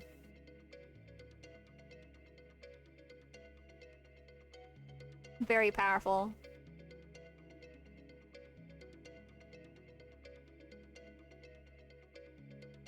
Yeah, I will go check my list and check your character listings.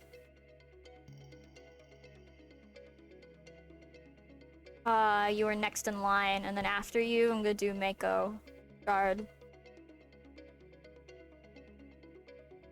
Cause everybody should have at least one each. Here we go. Where am I? I'm looking for you. The pages on ARTFIGHT take quite some time to load.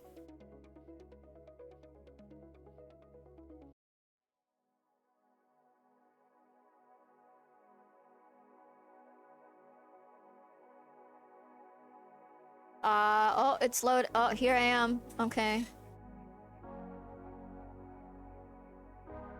Uh-oh, Spaghetti-O. My recent follower list is too long. You're not on it. CL Candy Hearts? Wait. Oh, wait, there's a view more. I got it.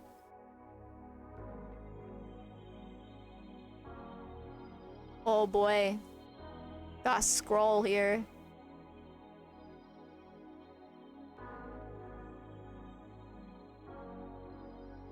Okay, I've clicked on your name. I'm headed towards your thing.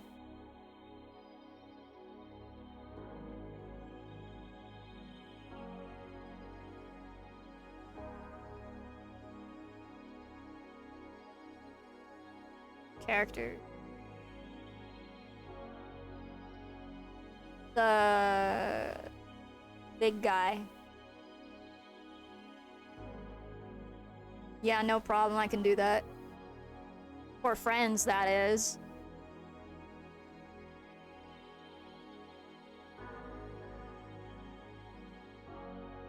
Or polar bears. I'll also do polar bears, sea otters, and seals. They're kind of furry. And platypus. Also platypus are legit, and beavers. And the water rat, let's not forget that.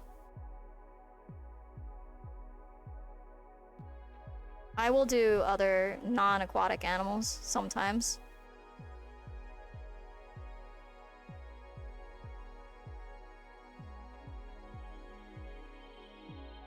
Let's see. Copy character ID. Boom. Okay. Block layer so I don't accidentally draw on it.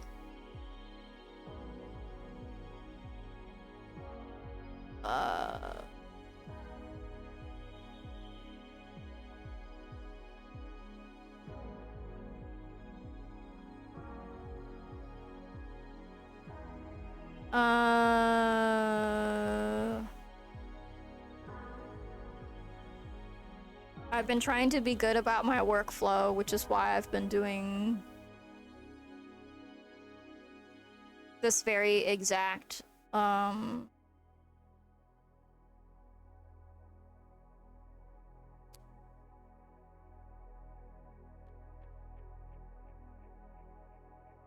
method.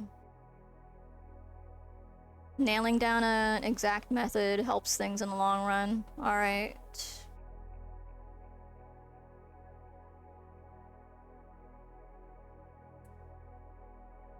Oh, I gotta select the brush here. Okay. Oh, each page takes like several minutes to load.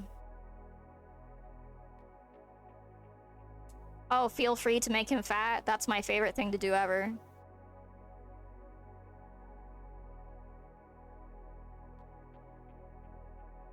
One of these days, someone's gonna, like, find me and attack me in public because I made a dinosaur too fat. It'll be like a really old PhD professor or something for paleontology. He'll just have like 2 Molotovs in each hand and douse us both in like really flammable liquid and just go hog wild because I drew a dinosaur too chunky.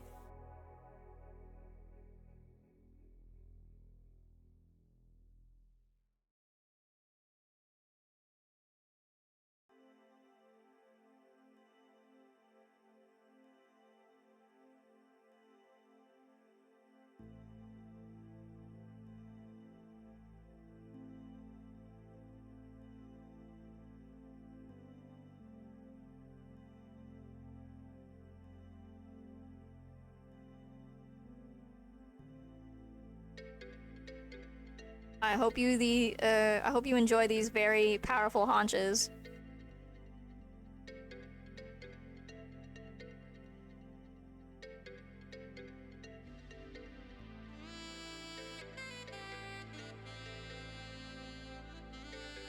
His center has been lowered to the ground by a little bit, so he's like more intimidating.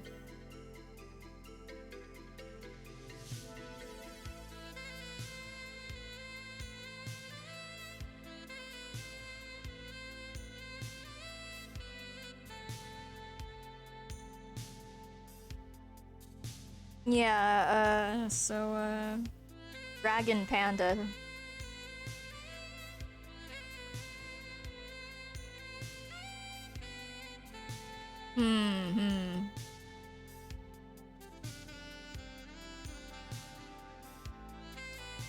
Eating bamboo, as they like to do.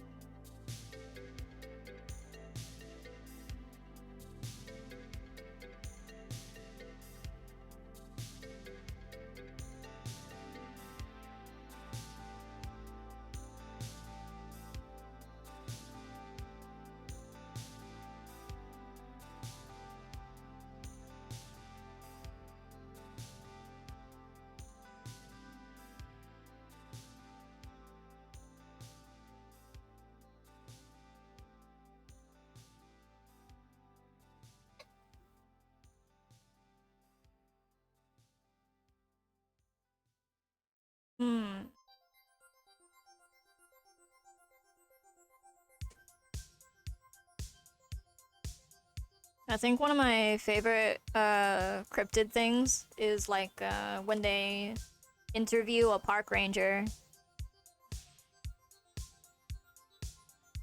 and they're like, "You sure it wasn't a bear?" And this dude who works at the, you know, keeping the grounds of the national forests and woods and things like that, the whole place, like hours a day, all the time, all year round, is like, he looks the interviewer dead in the eye and goes, "I know what a bear looks like."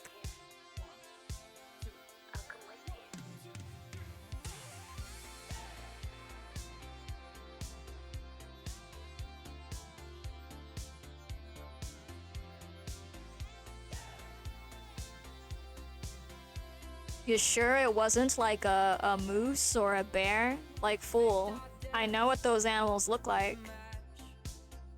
Close the door, waited for the flash. Greyhound station, paid in cash. Like everybody else, I can discount their credibility because they're not out there all the time and they probably don't even look at any animal other than like a dead one or like their dog or something. Like a raccoon or a possum, like some sort of cat-shaped animal.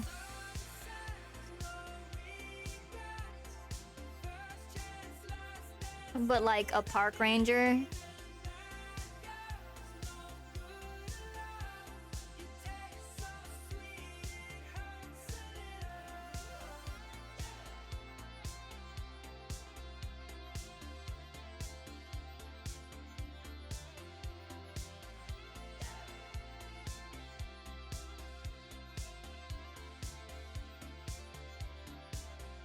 Make our home where we stand. One suitcase and half a plan. Follow the wolves, so I can imagine, like, say you are the voices to the song. They say it's out there collecting field samples. we've been in this town for far too long. You look into the clearing and you see a dude like this and you're like, huh, I've never seen that before. You try to tell anyone, they're not gonna believe you.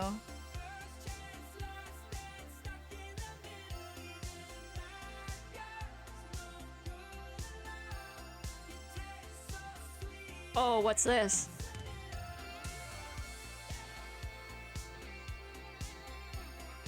Who was it?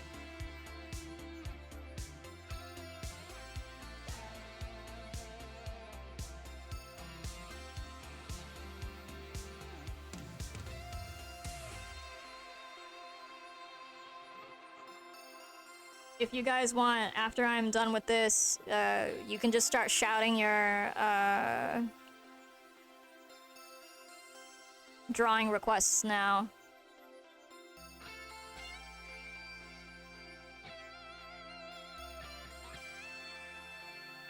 And if you choose to remain anonymous, what can happen is this: everybody just drops their drawing requests and I'll just draw all of them very poorly.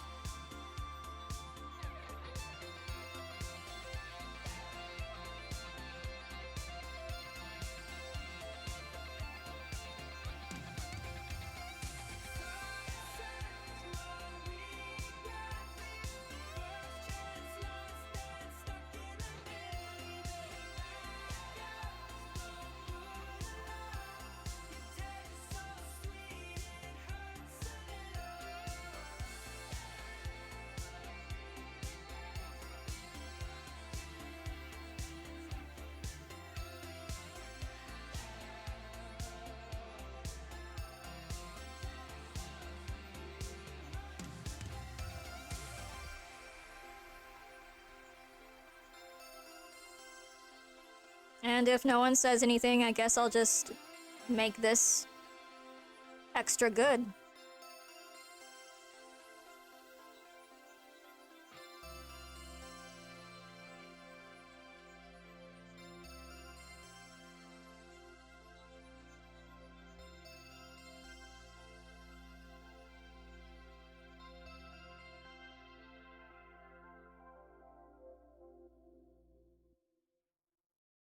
Now, the sad part about the whole park ranger thing is I'm sure they have tons of stories.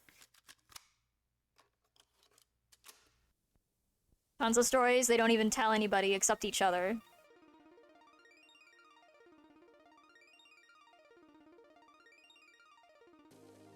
Yeah, it's friendly fire too, so it's not gonna be pretty.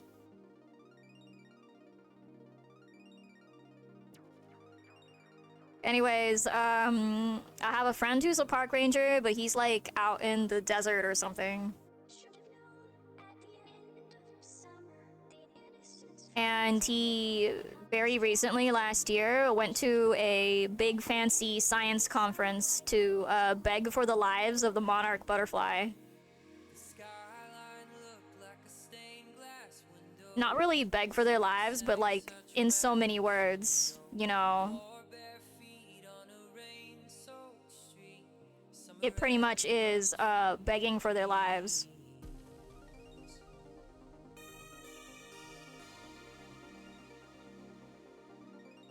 For the continued protection and the continuation or expansion of conservation of the areas in which they migrate.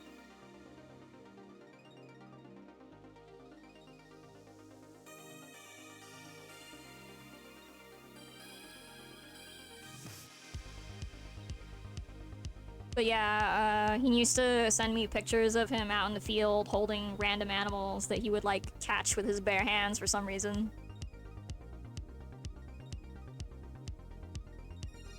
He'd be like, hey, check out this toad. I'll be like, a toad in the desert? And, you know, it's not the same kind of toad that you're thinking about. I think a horny toad is actually a lizard with a head shaped like a toad. I don't know. I already forgot. Horny toad lizard. Is that real? I'm gonna Google it now. Make sure that my memory is not that bad.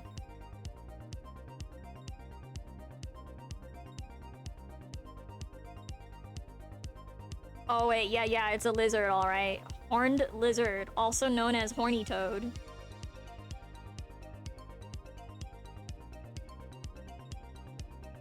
This is like the cutest picture on Wikipedia I've ever seen. You guys should look at it.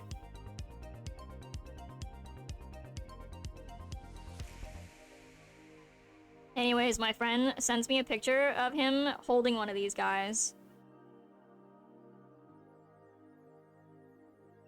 And then, like, random other things.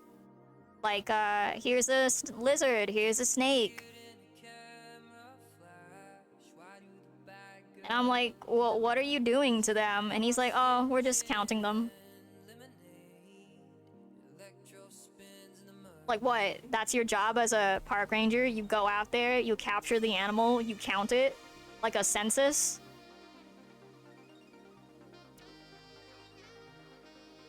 Like, what if you capture the same one more than once? And he's like, no, because you measure them. You measure and weigh them, so it's like, you would know. You would know the difference between the two of them.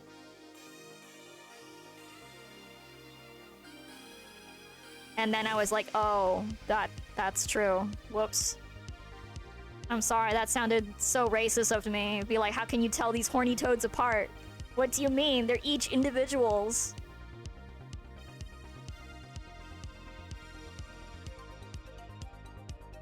They live really nuanced lives.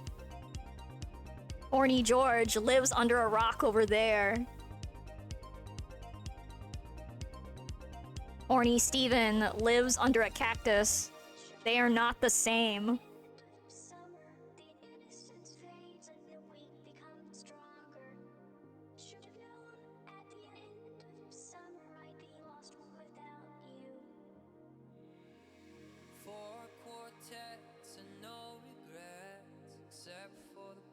And let's not forget Horny Dave, who just lives in a hole, like in the middle of nowhere.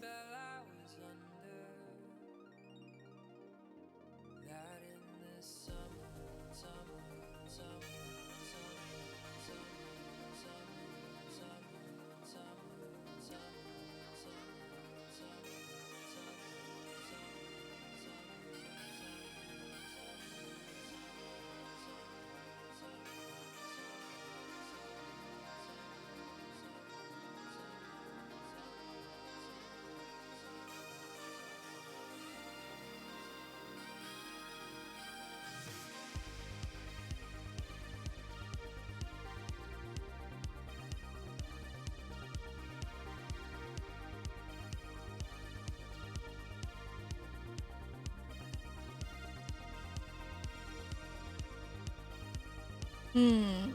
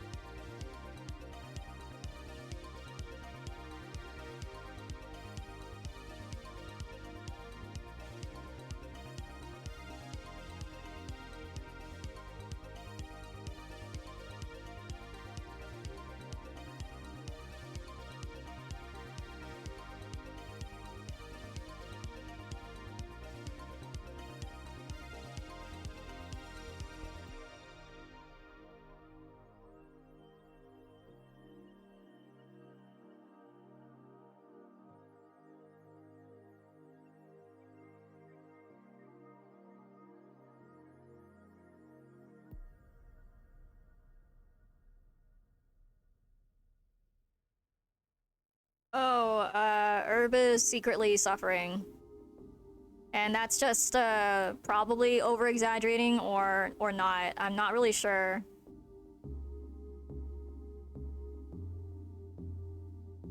So he's behind on commissions, right? But the thing is, he does things for the home. He takes care of his household. He basically does all the cleaning and organizing that I'm aware of. Amongst probably like other things.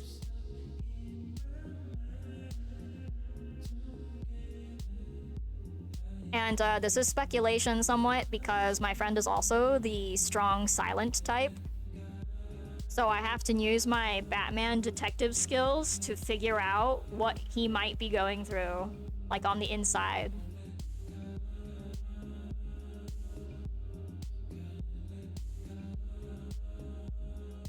What he will do is stay awake for 2 days straight, working.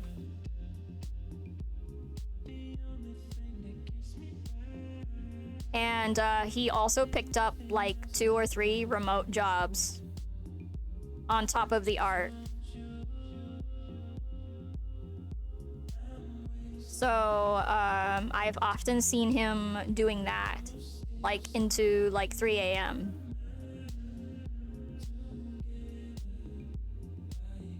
And he's making okay wage by doing that. However, there's something unhealthy about it. I can't quite put my finger on it, what he's doing. Staying awake for 2 days, and then after staying awake for 2 days straight, I think he crashes for an entire day, like unconscious. And then when he wakes up, he hasn't gotten anything done yet, and then he's behind again, and then, you know, the whole cycle repeats.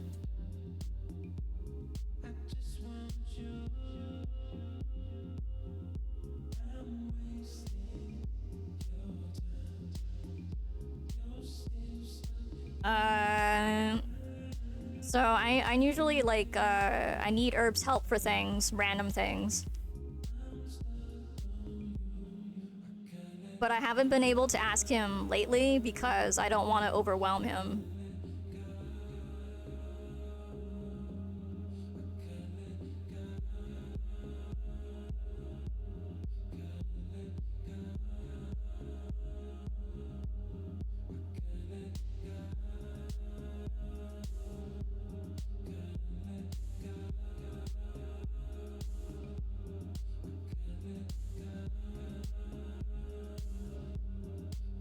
So he has not been able to stream because streaming is a lot of preparation for him.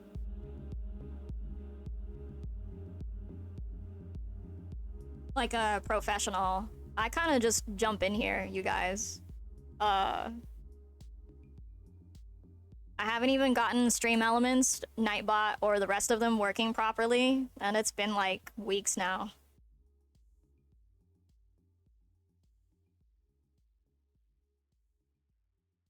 I only just somewhat recently got my sound kinda sorta worked out.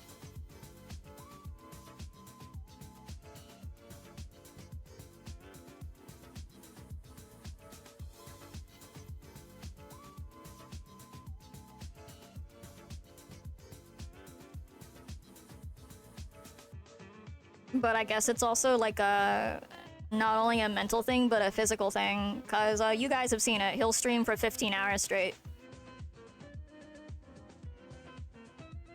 He feels like if he streams in the short spurts that I do, he won't get anything done, or like it won't be worth it to do unless he goes as long as that.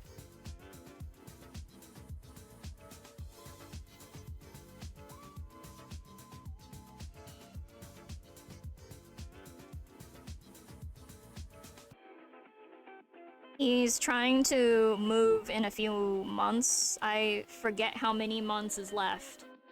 So he's trying to save up money to do that.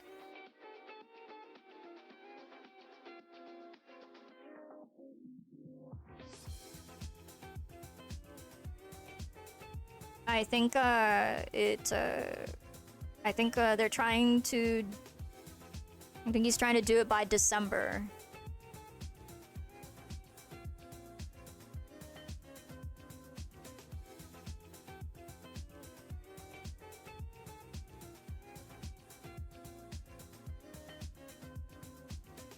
Oh, on top of that, he's run into some trouble with his phone because, his parents decided to change providers, which means he will be paying for his own phone bill. But it turns out his phone was locked to AT&T, and AT&T and Microsoft refused to unlock his phone. So there's a very real possibility he will have to buy a new phone, which will set back the whole moving stuff.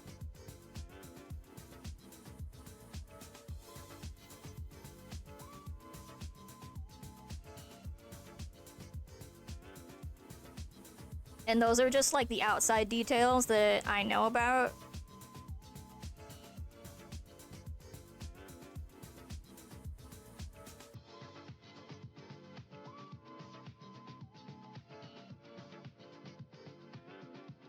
I keep telling him, hey, look, I'm fast. You need help? You can outsource me.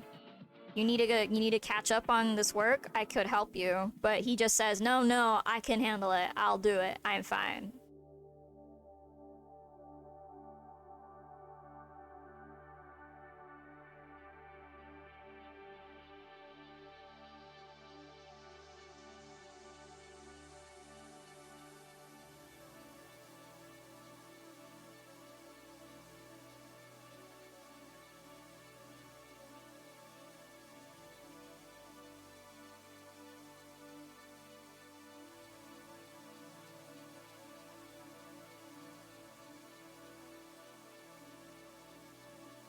It's hard on the body to pull all-nighters like that, yeah. I don't think it... I mean, he does it because he feels like he gets stuff done. But then, you know, I see the aftermath. I think it's setting him back. Like, that stuff stacks on you. The damage stacks.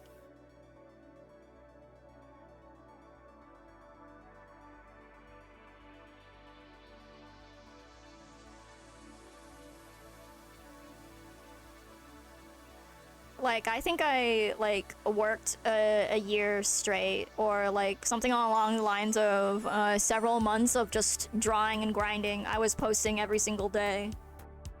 Doing all kinds of things every single day. A lot of art, a lot of drawing, a lot of studies, etc., etc. Commissions, too. And what happened to me after that was I crashed for 2 years.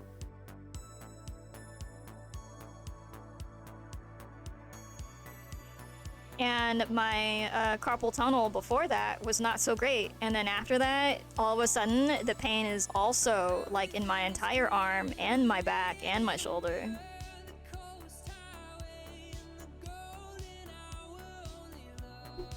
Sounds like your last year on steroids. Settled down now, thank goodness. Yeah.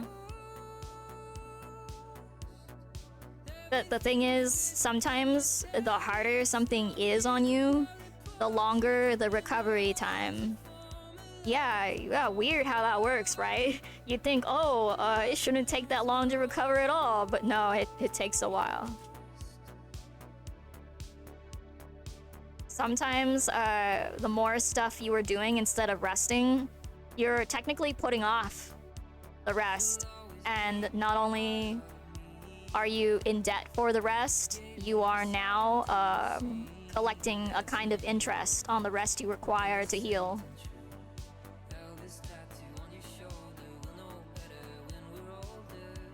So yeah, I don't know about that.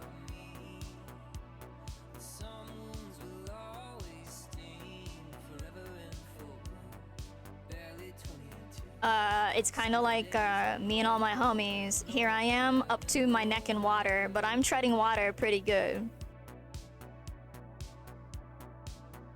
I feel all right, even with the water levels.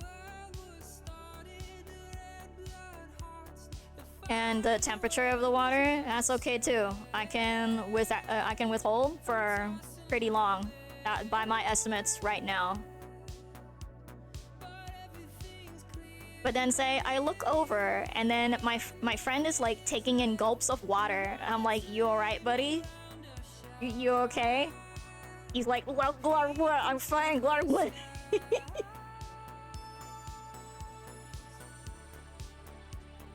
I only laugh because it's sad if I don't.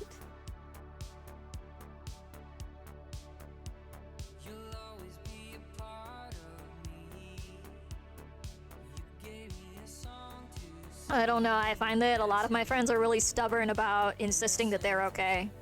And I can't be mad because I'm the same way. I will also insist I'm fine. In fact, if things are worse, I pretend things are even more fine. If you see me and I'm doing so good and so well, for all you know, I have a broken foot or a broken leg that I'm hiding underneath the table.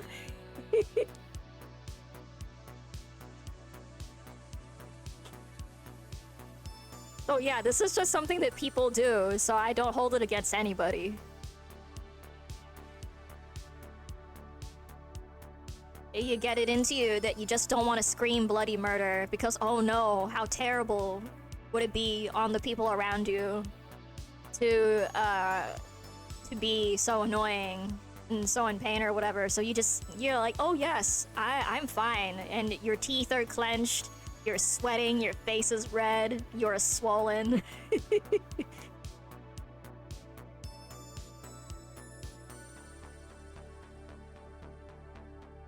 Herb trying to grow gills, yeah, he's definitely trying to be more aquatic than he.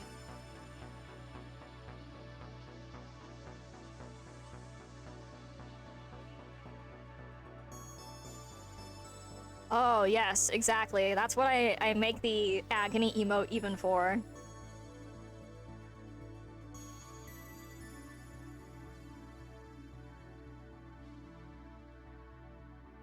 I don't know, I think it's when you have a chronic condition.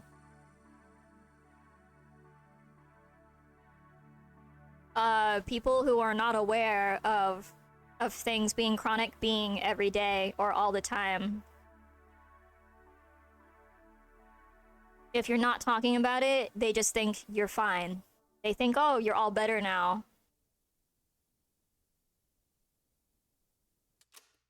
But actually, you're just managing it, you know?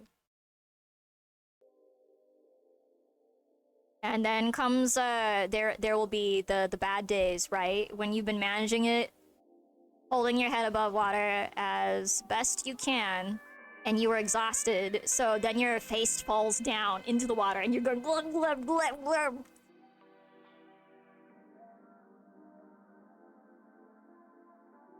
And they're like, oh no, how could this have happened?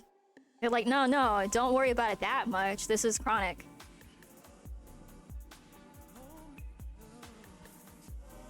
You may have some issues you haven't talked about, but you managed it. You know it, Snap, you have had quite the year yourself too. You busted up your toe really hard. That was like months ago, but I hope you were doing okay. Sometimes the hurt lasts a while.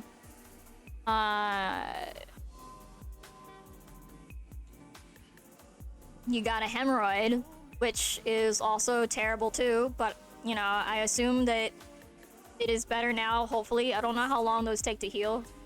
And then, on top of that, your exploratory surgery, the keyhole surgery stuffs, and then some other things.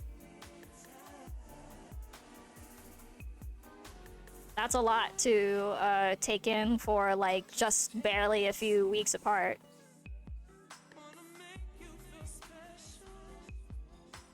I don't know, I think that's like everybody though. I think that's the craziest thing about life when you get to talking to people. Like, it's like Radical Gator with like those sheets of wood, which are very heavy by the way, falling on him. And then like a nail goes through his thumb of his dominant hand. Like what did you just say? That's like not even a few days apart. And I think he like busted himself even the week before the wood incident too.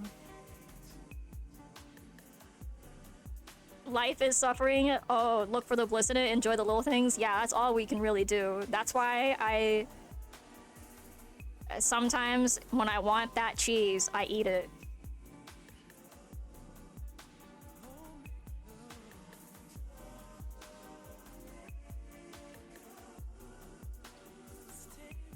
Blah blah blah blah blah da, da, da, da. You may be a symptomatic carrier of something. Yeah, don't worry about that.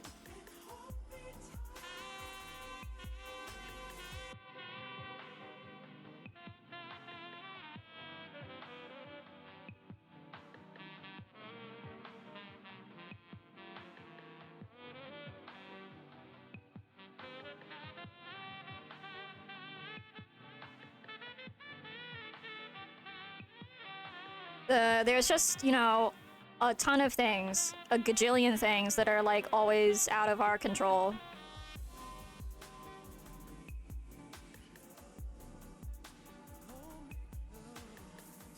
Yeah, don't worry about it, Snap. I am fully vaccinated and I wear a mask in public.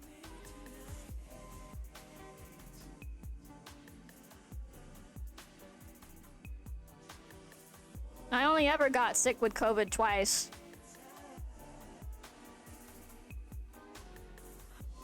And I'm pretty sure I did not lose my sense of taste.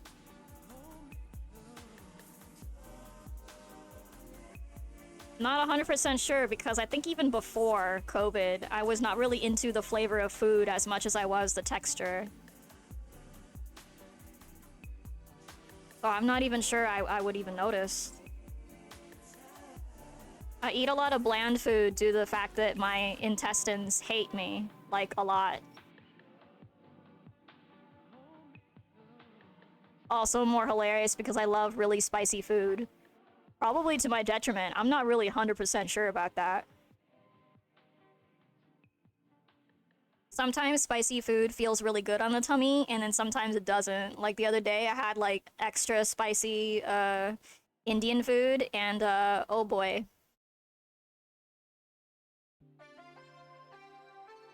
That was spicy all the way through.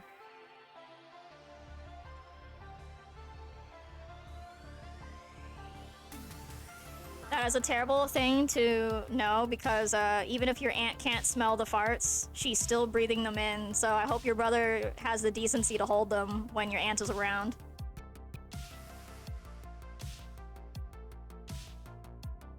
Or I guess you could just warn her so that she could cover her, like, and just, like, not. He just never holds back? Alright.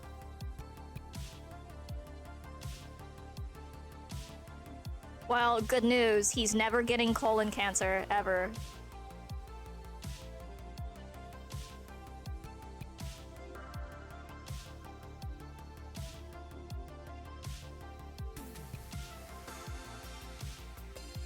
You know how they don't let you leave the hospital unless you, like, fart or something?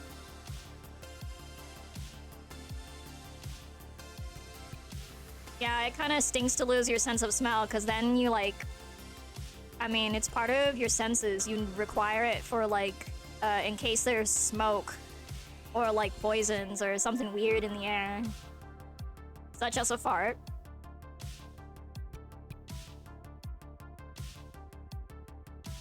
Hee hee hee, colonoscopy, right? They don't let you go unless you fart.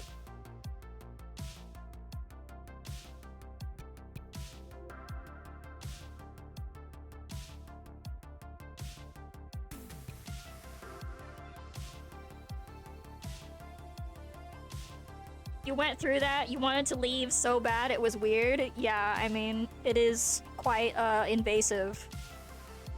Even when they try to make it like as not so as terrible as possible.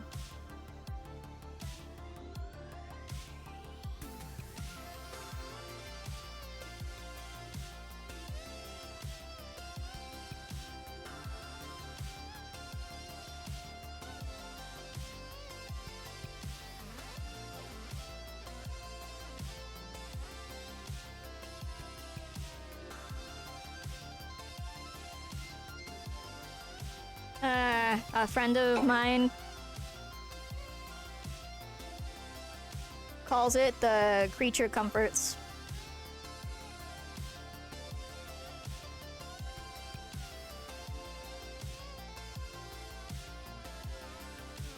Some people just can't let their creature comforts go. Even if it's like bad for them.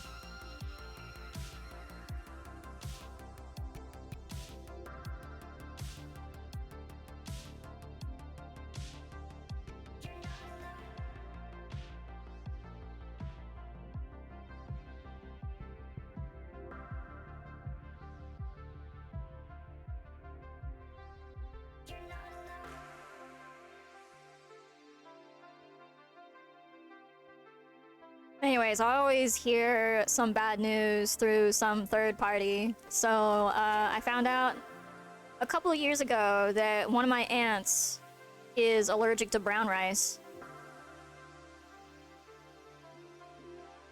It's kind of like you can be allergic to brown rice specifically, or just like all rice. My own feeling is that Well, what's in it to be allergic to? And that concerns me because like if the nature of what they're my aunts are allergic to it, am I allergic to it?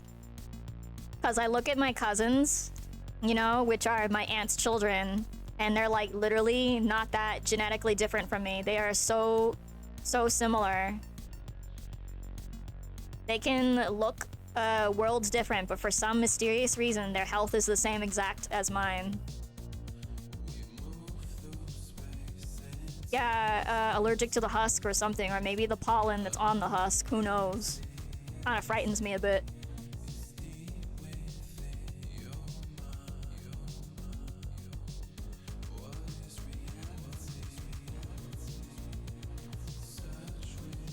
That's another thing about being chronically not feeling so good. It's like you can never pinpoint what it is. Could be anything.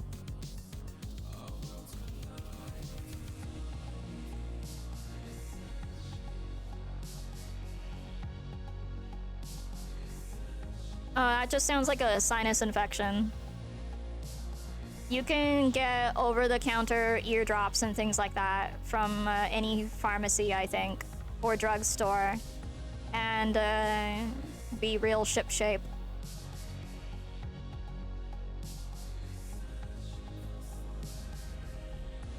But that might be awful advice from an American, like to you, a European.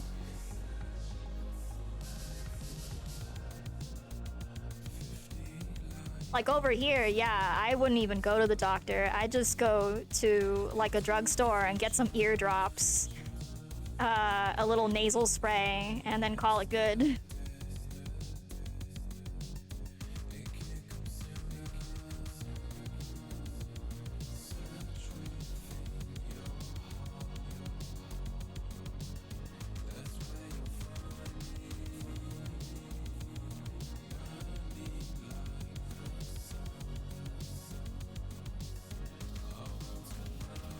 Oh, that's right. And not even that long ago, like a friend of mine from my original crew, he fell off a ladder. He fell like 10 feet, 20 feet, or something really terrible. and then broke his leg. Like, his leg shattered on impact. So now he's just, you know, really upset. Sad.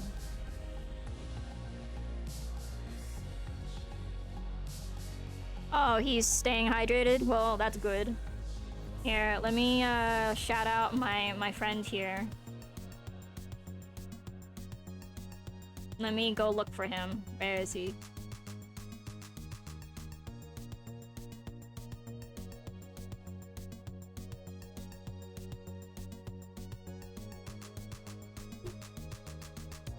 Even if I don't talk to my friends all the time, I do think of them fondly.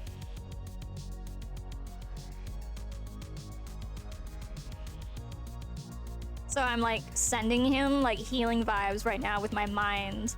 And I hope that even if it's just like 0.001% of like pony baloney psychic healing, I hope it's working. They always say it's the thought that counts. But how much does it count? I don't know. I just send him the good vibes anyway.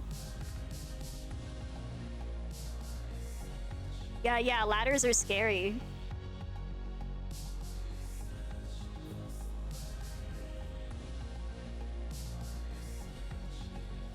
I mean, you should probably be drinking hot drinks at night too, just to keep your sinuses happy.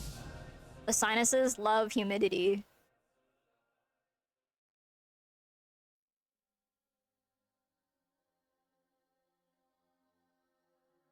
Yeah, I know. Like, one of my super duper good friends from my writing group, her dad fell. I guess he was a painter or a roofer, and he straight up died.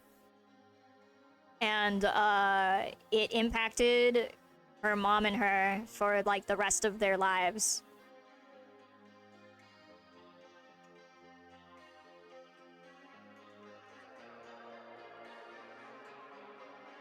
It's very dangerous work. All the stuff that, you know, people wouldn't even think twice about. There are hidden dangers of like lots of jobs.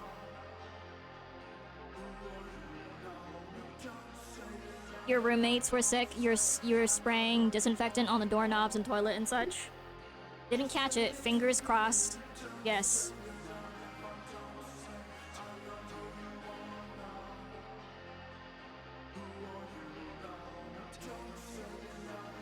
That's how I feel too whenever the kids at the library are like sniffling and coughing and sneezing and they're like oozing out of their like orifices. The thing is, like, if I was babysitting them, like if they were like in my care as a ward, I would be wiping their faces or something. But since I'm a librarian and this is the public, I'm not allowed to touch anybody. And, you know, like, even if they're straight up a teenager, they are, very bad at taking care of themselves. They will not, okay? They will absolutely not wipe themselves. They will ooze. Their eyes, their mouth, their nose, their ears, whatever. It's like, come on, kid. We got tissues. It's alright. I guess it's just cool not to care. Like, whoever decided that it was cool, like super cool, to not take care of yourself, like, what a psyop. Whoa, thanks, Woodworm. Shout out to the homie.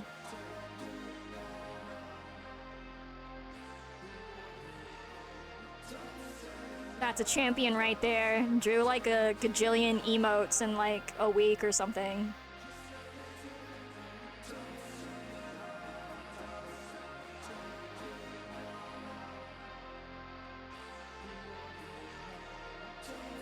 There are some wild-ass kids. You are full of food. Gag. LOL. You have a weird blood immune system, and your doctor's always asking and testing and blah blah blah. They're super interested, but they haven't been asking too much.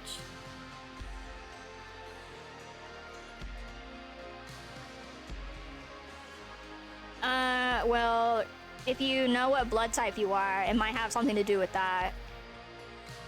My mom said that because she was universal blood type, they were always trying to get like more and more of her blood until she like said no one day.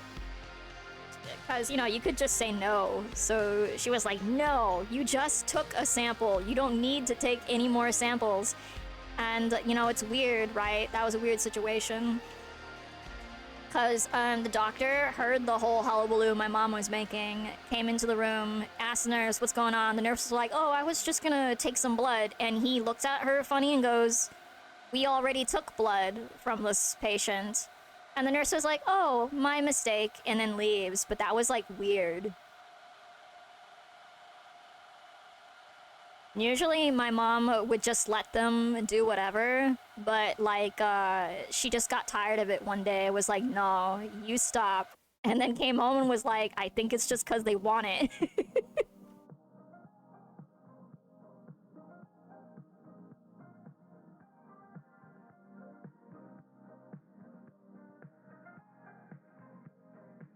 And then she told me, oh, you watch out when you go to the hospital, they're gonna want yours too.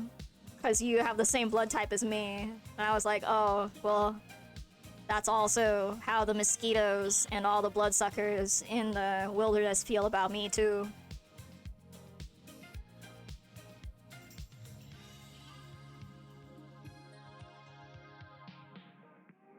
It's not that weird. I mean, doctors are supposed to be interested in those things. If they weren't interested in it, then why did they become doctors?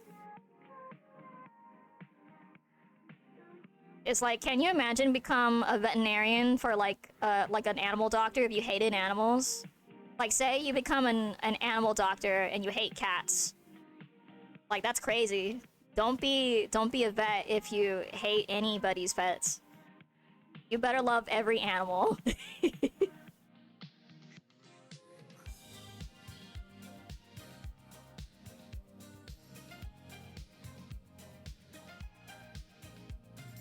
It's kind of like a pediatrician that hates kids. You never want to see that.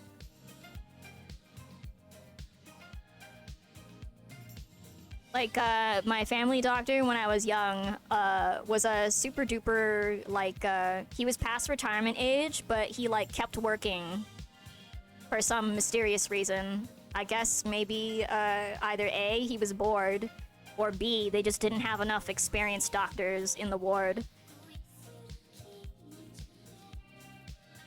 And, my mom would say to me, oh, the first time you met this guy, you peed on him. And all he did was laugh and then change into a second shirt that he just had. Well, that's a good sign that he just has extra clothing on hand in case kids pee on him because he's a pediatrician. Like, this is a dude who's experienced. He's just ready with extra clothes because he knows he's gonna be peed on by multiple children. And he laughs it off, too. So good sign. Yeah, man was ready for child piss. He really was.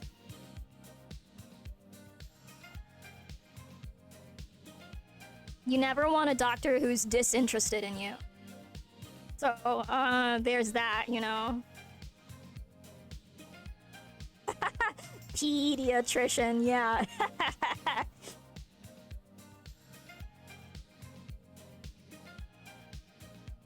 Yeah, he apologized. He said, oh, I forgot. It's because the stethoscope is cold.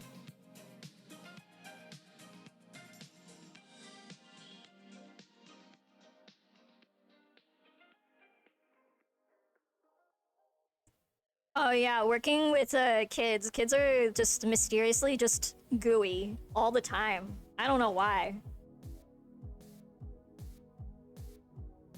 Like, so...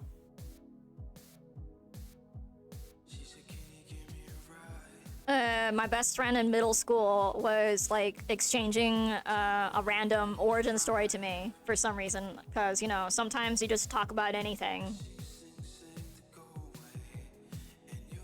Oh yeah, I remember now. She was talking about how her mom was, like, a voice coach.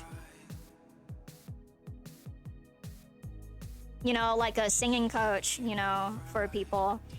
And here she is picking my friend up, you know, my friend's a baby, and spinning around, doing the whole I'm happy with my baby dance, and then singing at her, cooing, and then my friend looks her mother dead in the eye and then pukes into her open mouth.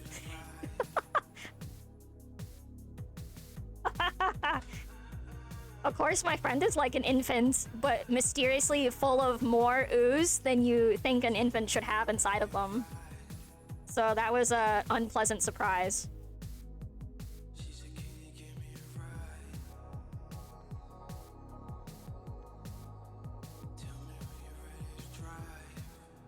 As long as it doesn't embarrass your brother, you can tell us about it, but just in case it is an embarrassing thing, I will have to share ahead of time that I have toilet troubles all the time. And by that, I mean, by now, I'm good at managing it and knowing when disaster is about to strike. But when I was younger, it was not so great.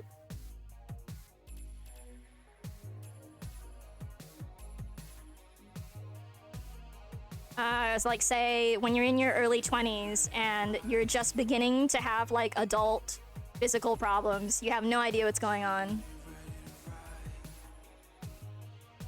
So this is the worst time of your life because you don't know anything yet.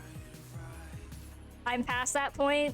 I know now that I am severely lactose intolerant. And I do not digest red meat. And somehow I am allergic to pork.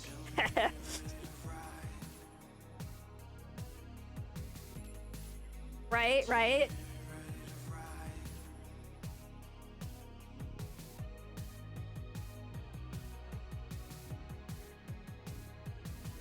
Yeah, that's also like another problem is accommodations.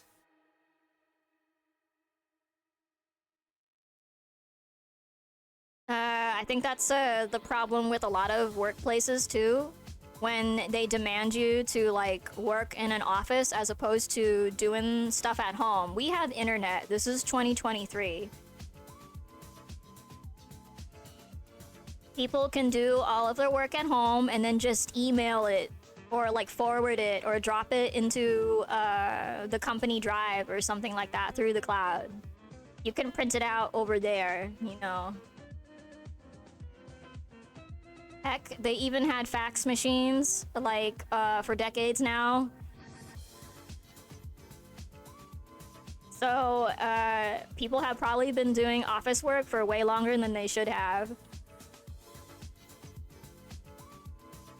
Now, the problem with this is, like, finding a bathroom in, say, like a big old warehouse or a very crowded office space where you might have to travel a few floors. And then there might be a wait or there might be a line. Say you have any problems whatsoever at all.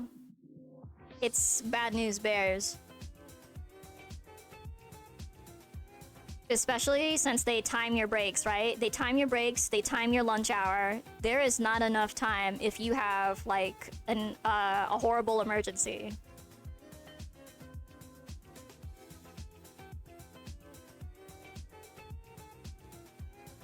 But if you work at home, if you work remotely, then there is no issue whatsoever.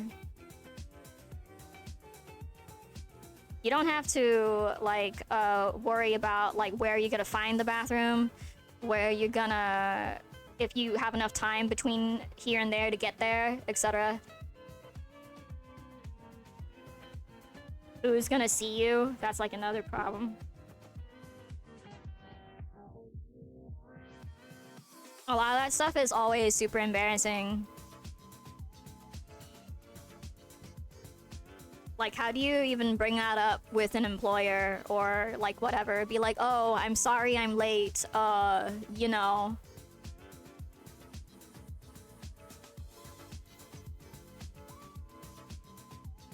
I feel like a lot of the time that's probably why I'm unhireable, because I probably would just straight up tell them, I'm sorry, I had waterfall diarrhea. I couldn't be here on time. Very sorry.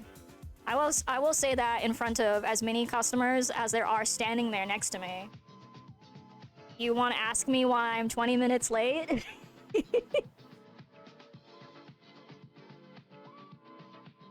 I'm here, okay? I made it in. It's not like I haven't showed up at all.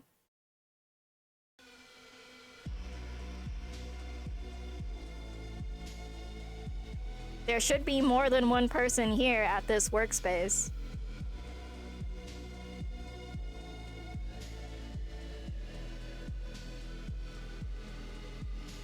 Of course, during the pandemic at the moment, it is a little bit worse for wear here and there. Like, so I was picking up a part for the car, and I don't really drive, but like I have it for like doctor's appointments and things like that, you know? Important stuff like groceries and whatnot.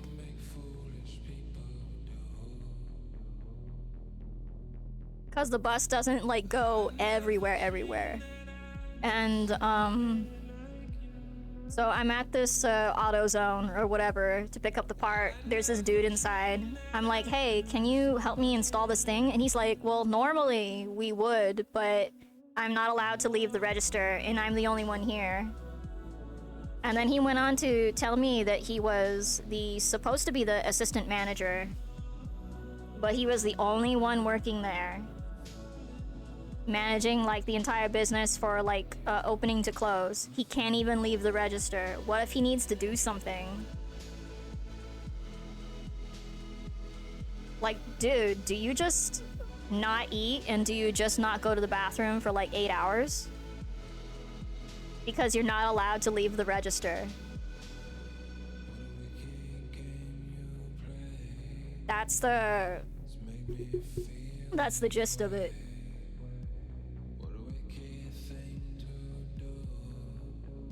Anyways, your aunt sounds very on top of things. I'm glad that she's around to help you and your brother.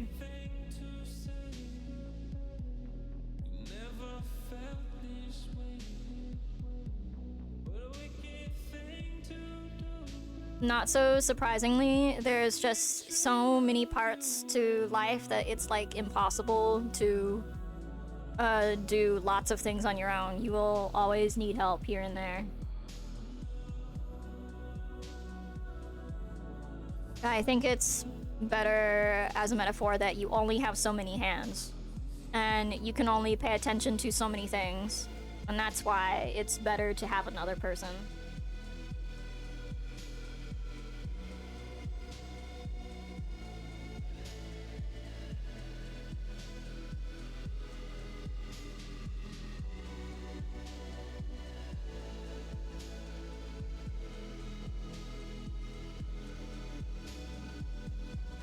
What's weird about my playlist right now is I have like hours worth of music on it and it's on shuffle, but it keeps playing Wicked Game.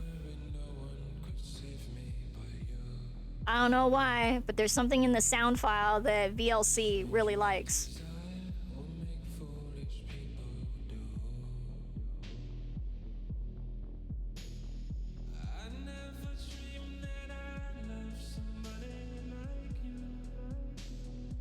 I don't think he'll need that much. Although I have heard of like procedures done having to do with like tissue samples and what's it called? Oh, just a little bit of a transfer.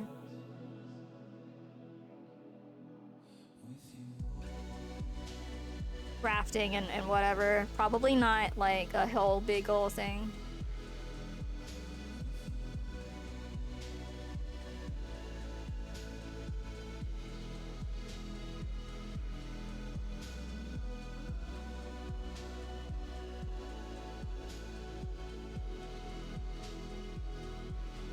Woohoo, I've made it to the 3-hour mark, my goodness.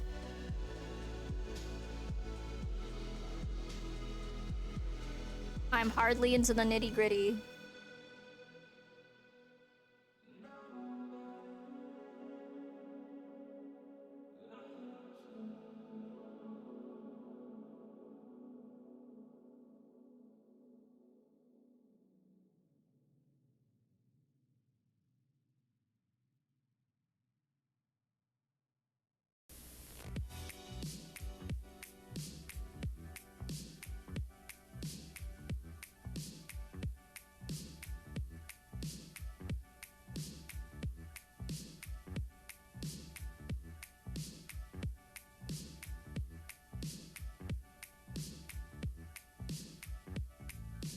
Oh yes, by the way, I forget who gifted it to me, but this is very exciting, I think.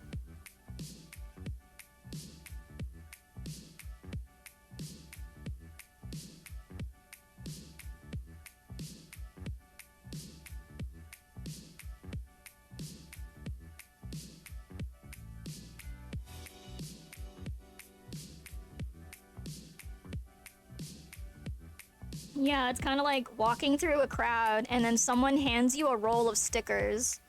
And then now you just have stickers and you're like, wow, gee, stickers. But then you look around and you're like, who was that?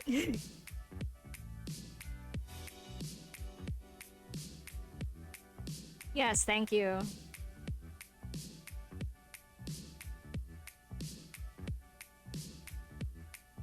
Very good emotes.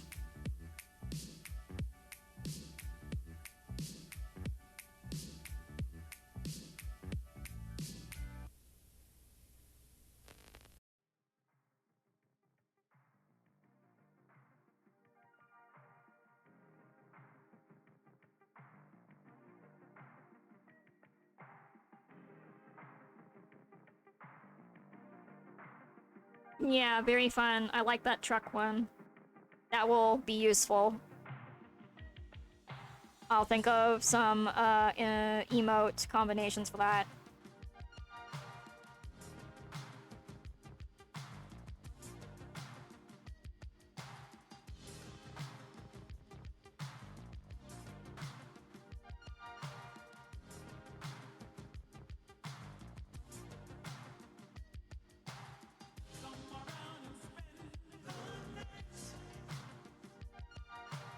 Oh yeah, emote combos are super fun. Right now, my favorite is this two. It looks kind of like the Guy Fieri piranha is like pouring hot coffee on someone. It could be anyone.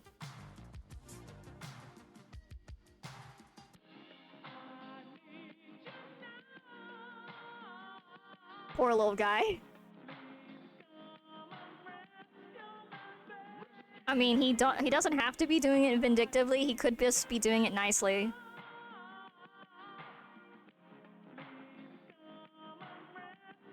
He could just be filling up people in need of coffee with coffee.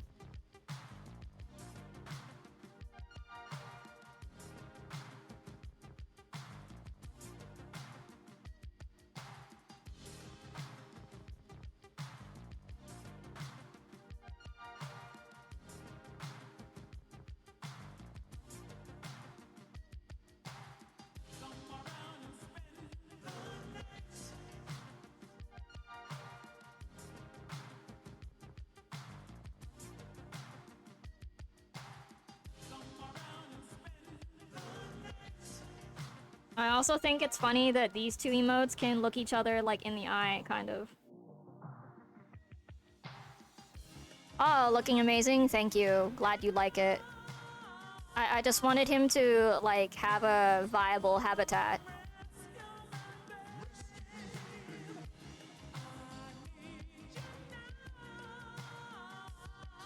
Like, maybe one eye from each of them? Yeah, it totally is that way.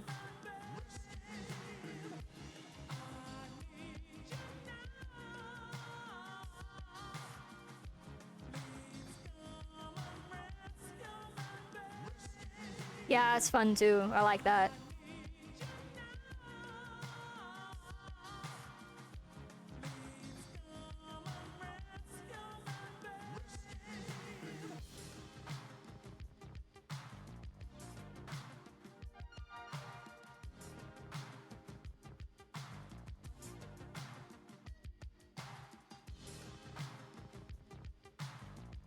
No worries. It's kind of like the thought that counts.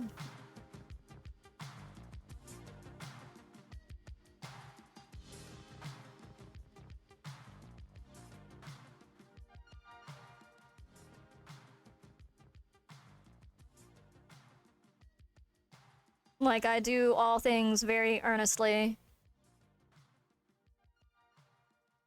Like, sometimes when I'm just not feeling it, I do things anyway, and I'm like, oh, I did my best. It's not very good, but here it is. It's got love in it.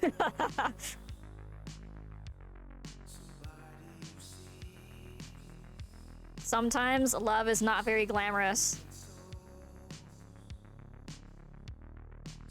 It's kind of like when I was a kid and my mom needed to make me breakfast. She would put a little dab of margarine on some Wonder Bread toast and then sprinkle sugar on it.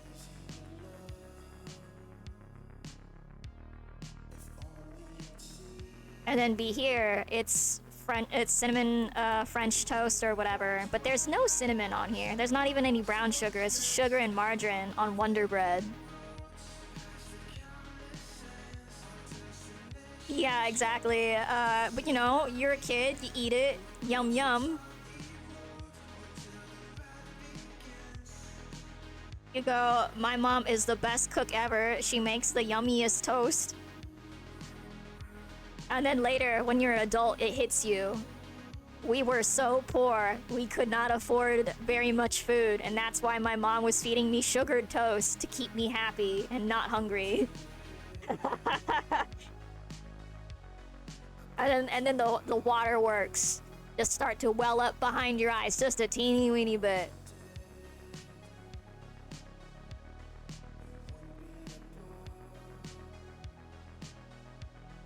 I read a really traumatic story about ketchup toast the other day.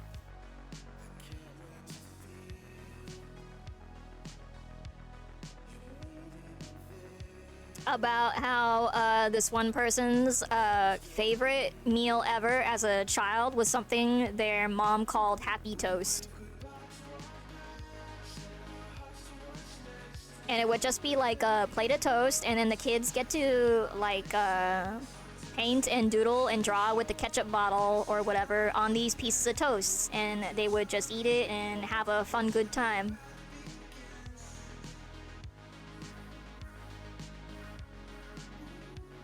But this person would, you know, somewhat later notice in their adult years that they never saw their parents eat that week. The week that they would have Happy Toast. And then, like, they themselves become a parent. And then there comes this day where it's the end of the month, you don't have very much food. And their toddler is like, you know, you can hear their stomach growling from across the room, and they're kind of looking at you like, where's food? And then, like, the tears are like welling up. And then this person goes, oh, wait a minute. I've got toast and I've got ketchup. Hey, you know what? Let's have some Happy Toast. This was my favorite meal when I was a kid. You don't have to eat utensils. You can use your hands. You can make a mess. And then they go to proceed to draw faces and things on the pieces of toast. And then they have to, like, just hold it in. Just hold it in for the kid. But then they remember what their, like, parents did was like, oh no, this is the truth behind Happy Toast. Yeah, you have had lots of those moments. Ketchups on bread, fry sandwiches, dipping lard on bread, etc. Yeah, it's always with bread. My dad had this thing called Tang sandwich. He would also use Nesquik, by the way, because if you could not afford milk or real orange juice, you would have the powdered stuff. Yeah.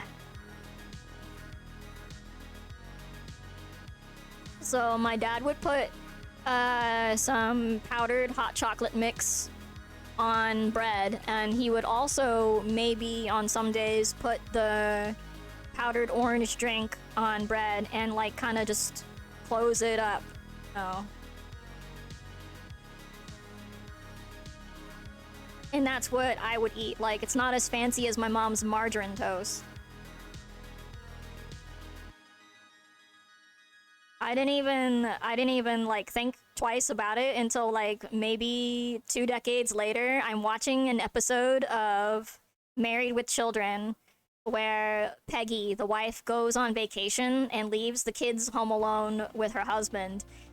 And her husband, when he has to make food for the kids, he makes the sandwiches my dad made.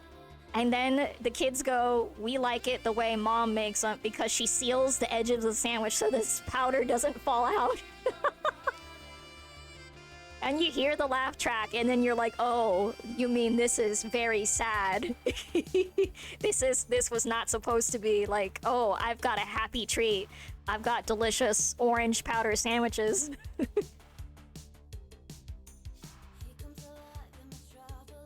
Yeah, toast was a big thing growing up. Even now, cheap filler, something in the belly. Yeah, I mean, even today, toast is still good.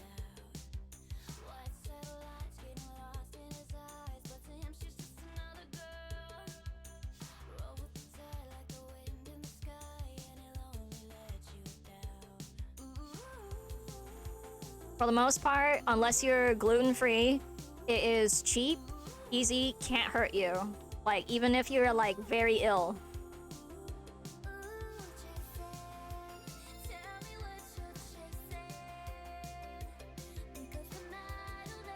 Oh yeah, definitely. Potato soup is a good one, too.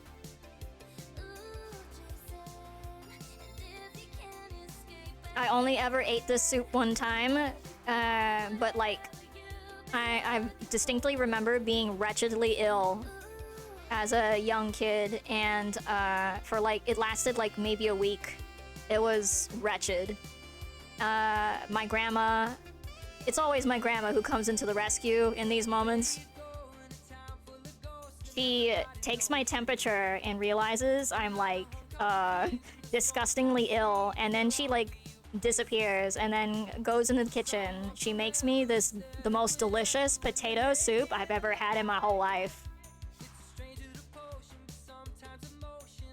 And I get better that day because of Grandma's delicious soup. She never made it again.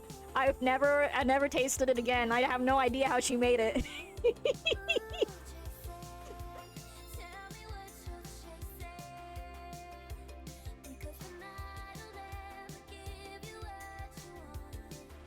And my grandma is like completely deaf, so there's no way to even communicate this to her either. There's like also a bit of a barrier in multiple ways.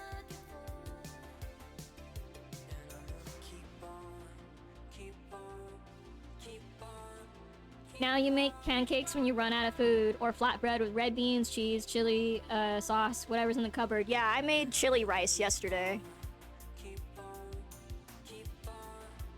And the last few days before that, I made waffles. We are now out of flour. Today's the 4th of July, so I was unable to get into the store for very long. Otherwise, I risk mortal terrors and dangers. But I do have groceries enough to last me for right now until it's safe to go out again. Savory pancakes? Yeah, those are really good too. My mom used to... Oh yes, definitely.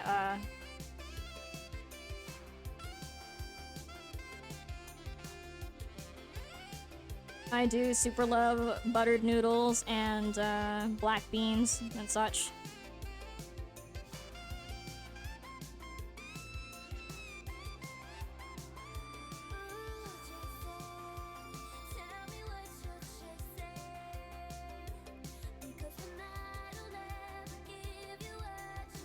It's funny how comfort food is like that.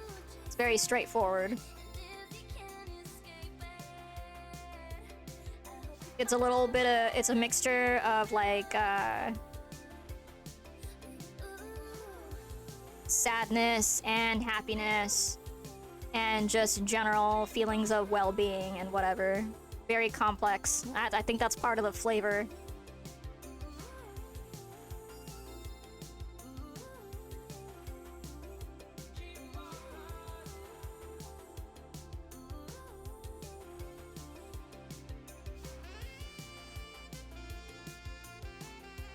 I might have to use a slightly bigger brush than this. I'm gonna go to 20.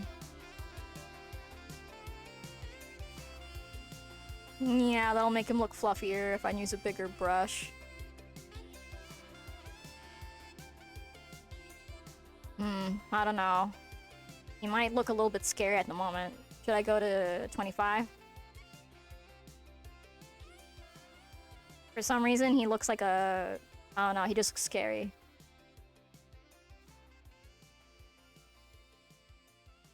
I know I put him in the dark, deep bamboo woods, but he doesn't have to look this scary.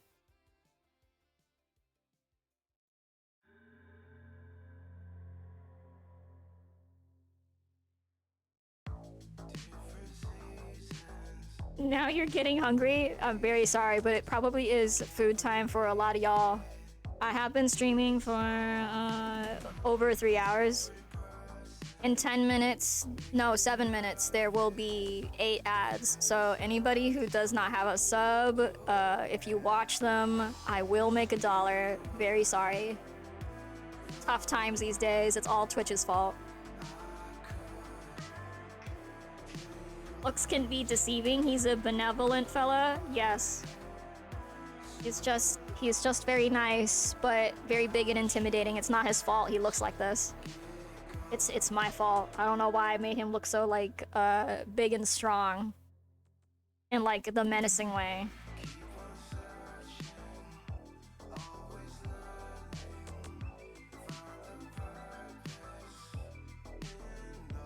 I think it's the hard lines. The hard lines make him look like he could just crush you if he, like, felt like it.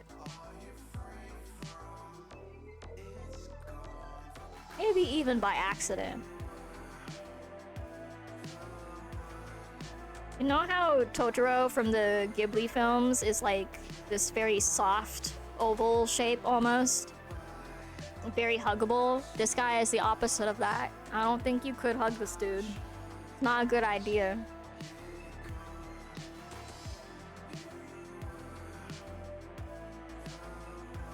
He's just too strong.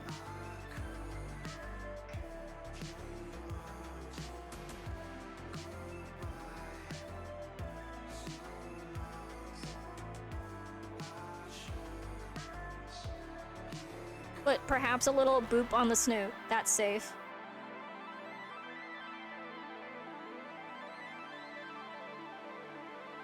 I have seen quite a number of YouTube poops of really, really big dogs doing the boop snoot with like really tiny kittens.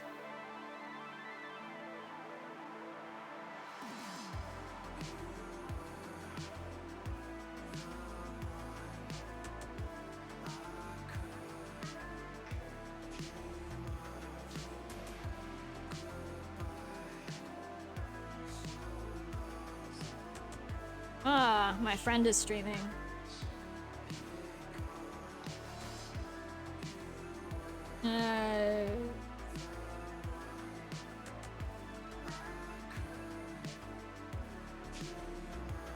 So this fella here is my big shot friend from New York who showed in the big fancy galleries and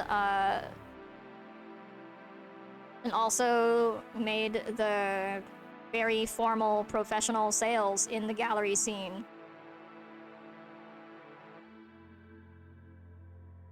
Also, I think he painted live in front of like patrons and whatever, so it was very interesting.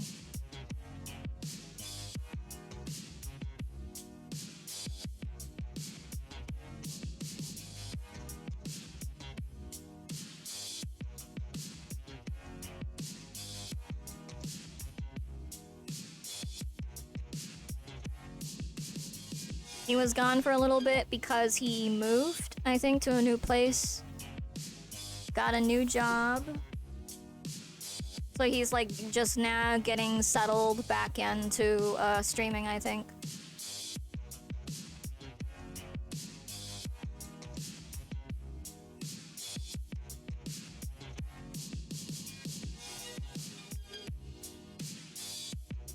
Okay, I'm gonna have to use a bigger brush now. Let's try 50 or something.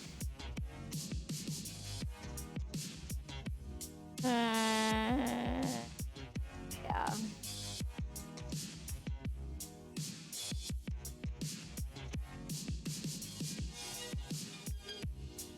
The funny thing about not doing fur all that often is that I get the urge to do each individual whatever, but I don't think that's like good to do.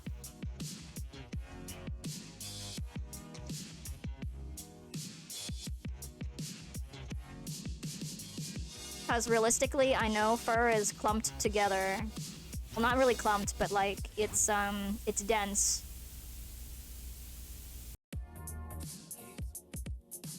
Because it protects them from the elements and things like that. So I should be using like different kinds of strokes for coverage.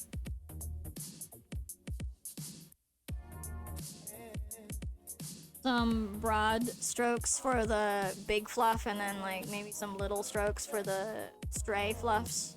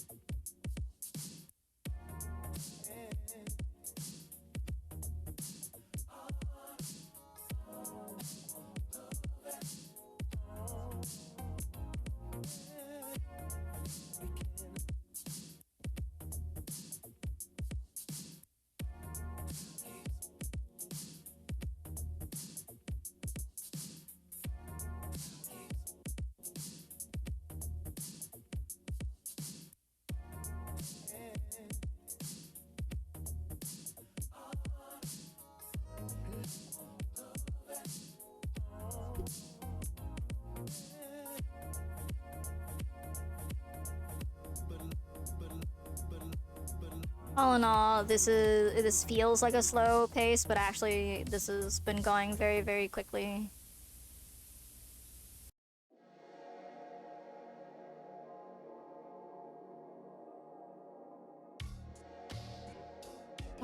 It's a holiday, so I thought it would be special to do new things.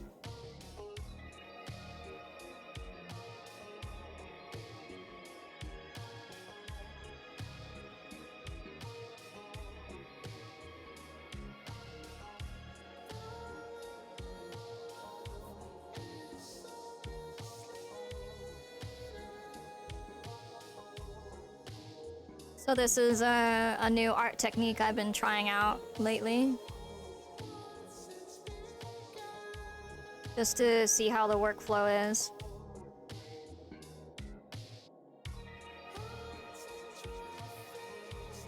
If I can nail out what I'm doing exactly, I can take these ideas into other programs and see how it goes.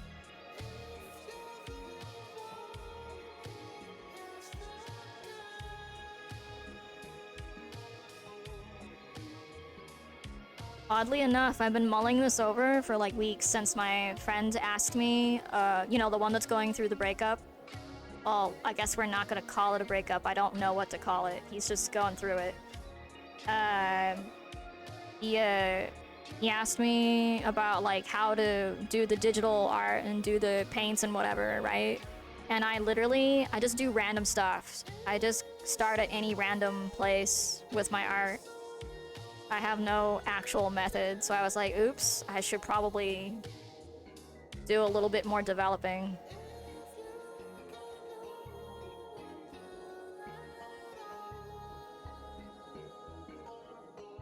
Because it actually sounds awful to be like, hey man, just do whatever you want. Like, what if you don't know what you want? Like, oh.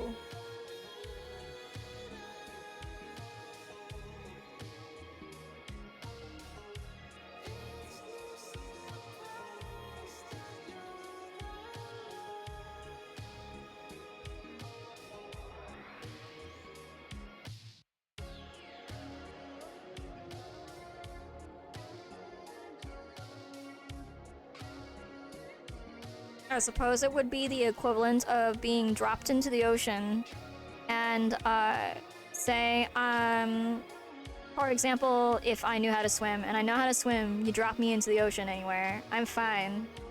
I can swim away from this point. I can figure it out from there.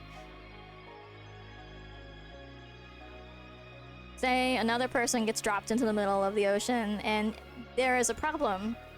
And they go, how do you do what you're doing right now? And I'm like, swimming? And they're like, yeah, how do you do that? I'm like, I don't know, you just do it. Yeah, you just can't say that to someone.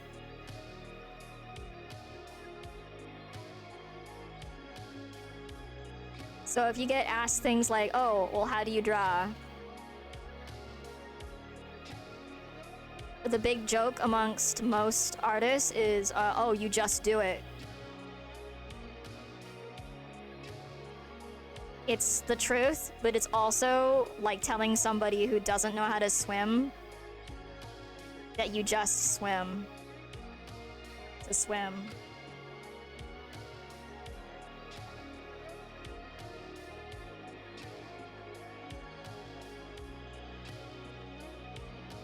So breaking it down into a more complicated process, or not really more complicated, but like,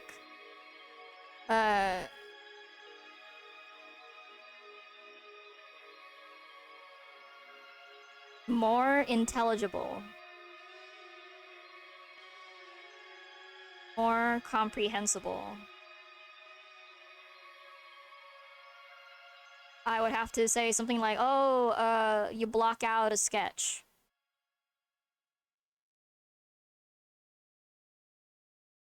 And then on top of this is basically the bones. The sketch just figures out the proportions and things. Like, oh, this is where this goes. This is where that goes. You don't have to follow it exactly. This is just like a guideline.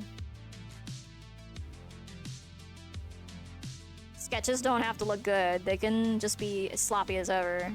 Then you would, like, get into the actual line stuff. Like, you line on top of this. You know where the lines are supposed to go, what looks good and what doesn't. This part right here takes a little bit more thinking. And then, you know, the fill. It just makes these parts easier to see. Basically, you're just gonna try to make everything look different. And easy to pick apart. Although, optionally, you can choose to lump some things together for better visual clarity. Sometimes there's just too much going on if you separate every single little detail from each other.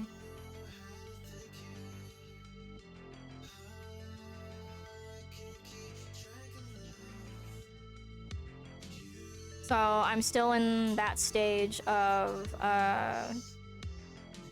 mid-ground, which will have to be 60% of the image. I call it mid-ground, but it's just not that. It's like a medium tone. I don't know what the term would really be. Then there's highlight and then shadow, which is dark and lights.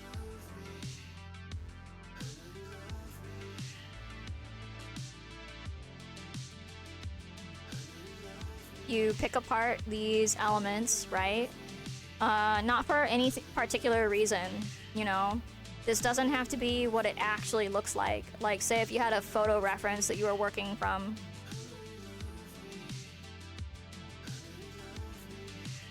Like, it's good and all to do a photo one-to-one.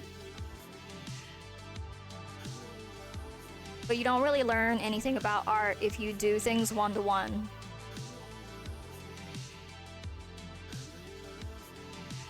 You have to do it your way. You have to make some changes. And it's, in using your imagination and making stuff up, that's where the fun is, you know?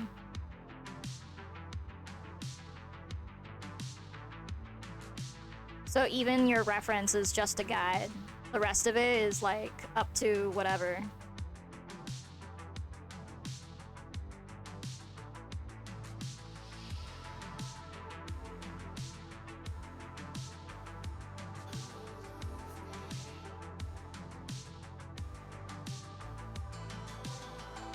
I'm colorblind, so this part is especially important to me so that I can actually, like, see. My eyesight is already terrible. I have the worst astigmatism now, for some mysterious reason. My optometrist felt so bad for me, he was cracking jokes. So this is so important so that I see what's going on here.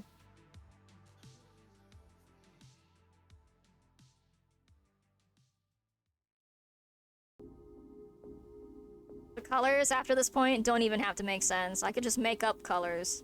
Colors don't really exist to me. What really exists is this light and dark stuff.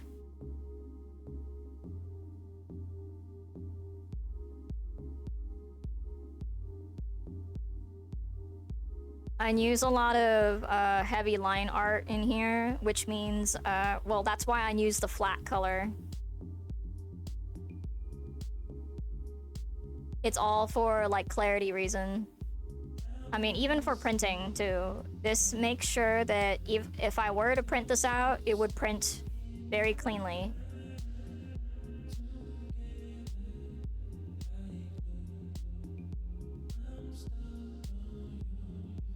The thing about printing technology is, it's kind of garbage. Even with the more expensive printers, they still suffer from things like bleeding and ink blobs and just colors, and the print heads just getting all messed up.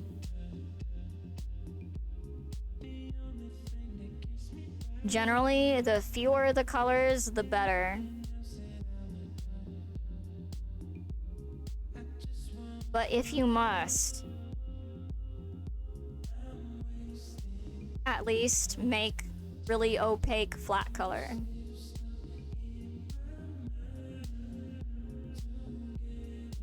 It'll be real crispy.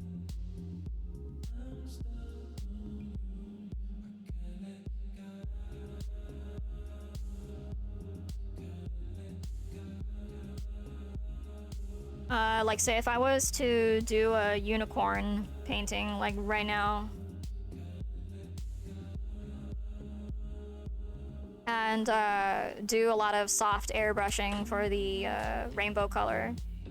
The problem there is a lot of the in-between colors are just gonna disappear. A lot of the color transitions are not going to exist by the time it comes out of the printer. All those fine nuances between dark red and dark blue and dark purple and things like that, the printer cannot make sense of that. It reads the data, but then, like, there's something that happens in between it and the print heads and the ink.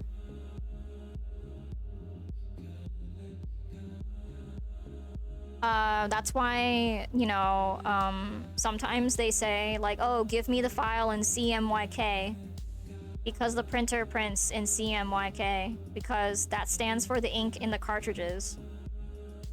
You ever change out the ink in a printer? It's C, M, Y, and K. K is black. C is cyan, which is, I guess, the blue. Y is yellow. And there's magenta.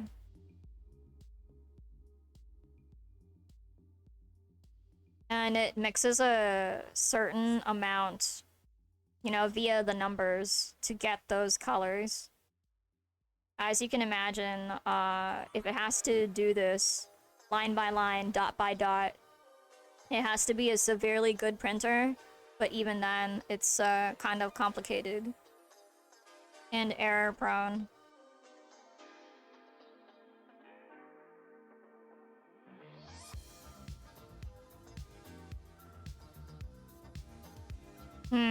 Okay, so I've reached the color layer.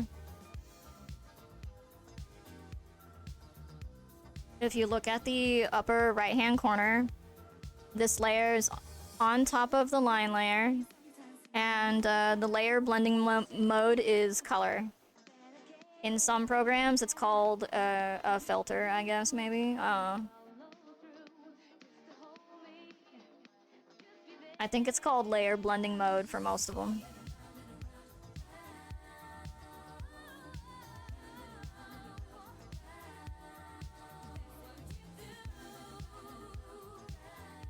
I probably should be doing things in CMYK. However, on the screen, I just like dealing with just RGB. It just makes more sense to me. It's less components to think about color-wise.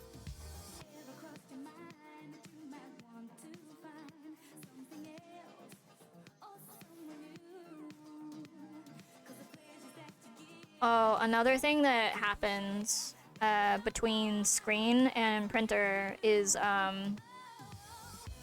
in real life, you know, when the art turns into a print, it's gonna be darker.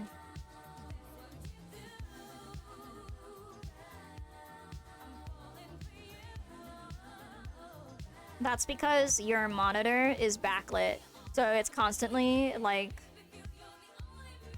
it's constantly lit up. It's bright because all the little LCD crystals or whatever, electricity, etc. It's glowing all the time into your eyeballs.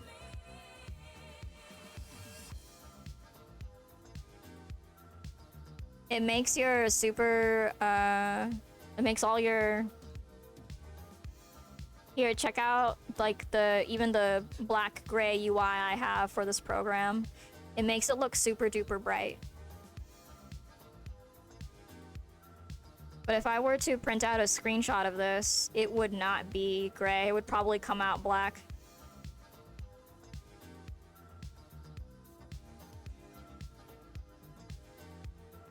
Or fairly black.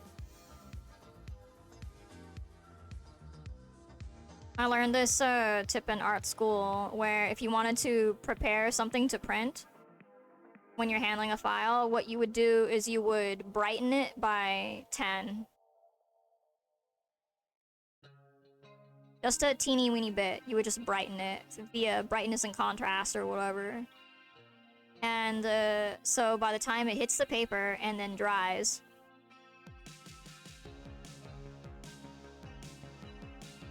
it'll not be so, like, dark.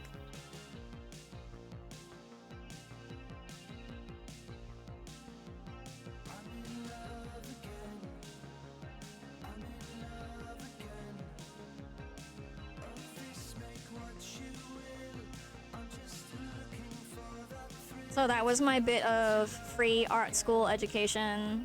It was worth 50K to give to you today.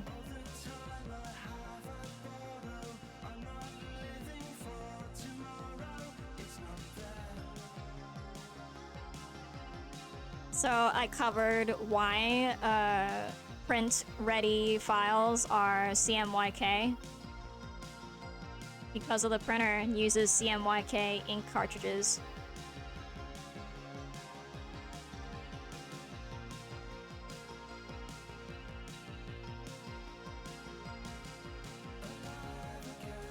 I also covered having to lighten your artwork before print. Because your monitor is blasting light at your eyeballs thing through your art. So your art's always gonna look brighter on screen than it is gonna be on paper. The paper is not backlit, y'all.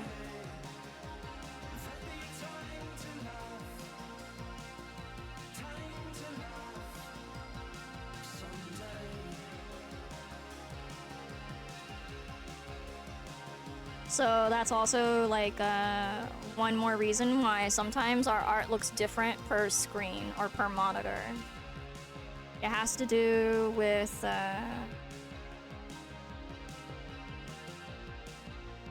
not only like the resolution of the monitor or screen, but like the way that it's backlit.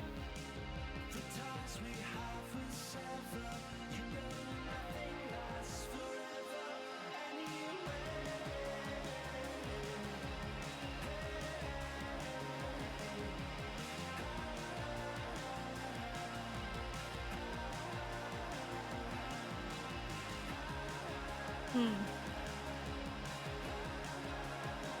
Oopsie daisy.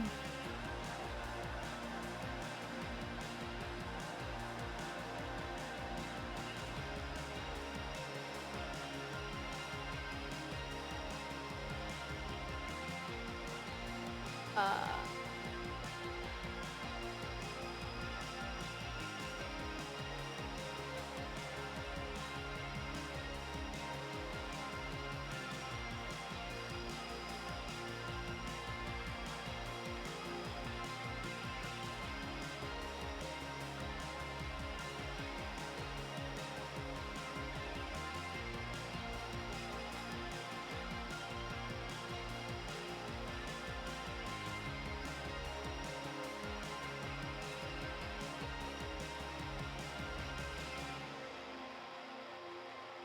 Anyways, it's a lot of weird specialized knowledge that if I didn't talk about it, probably like who knows about it or actively thinks about it.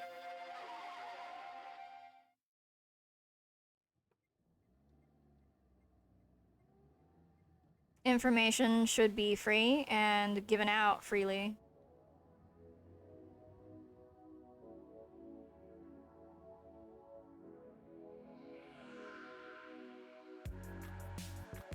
Hold on, I'm just looking up references.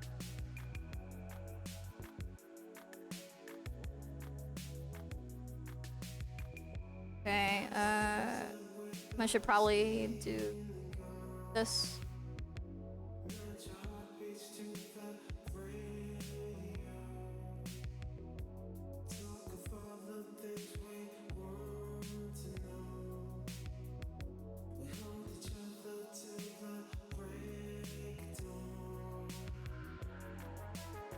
Anyways, I learned a lot of weird things too, printing t-shirts. Not on the website that I use now, but on like a different one back in the day.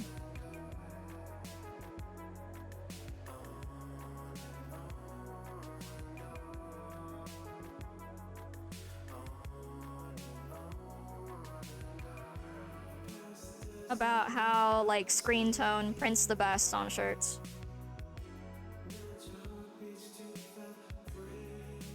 Because it saves ink and it's fast and it doesn't blur as much.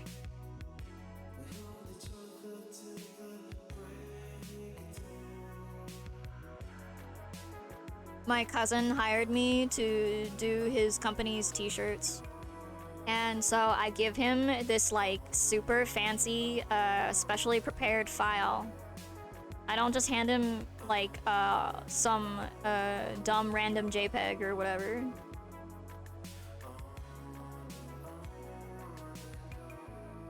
He just takes it and then he forwards it or whatever to his print guy. And the print guy is like ecstatic. He is so happy, he makes a point of telling my cousin about how the file was properly prepared and thanked him. Thank you for giving me this properly prepared file. And my cousin's like, huh? I didn't know it was that complicated.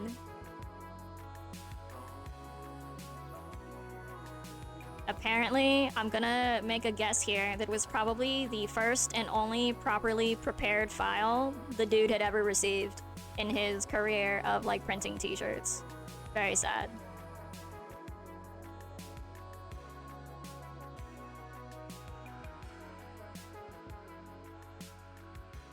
It's absolutely even more disgusting that it cost me $50K to learn how to prepare a file like that.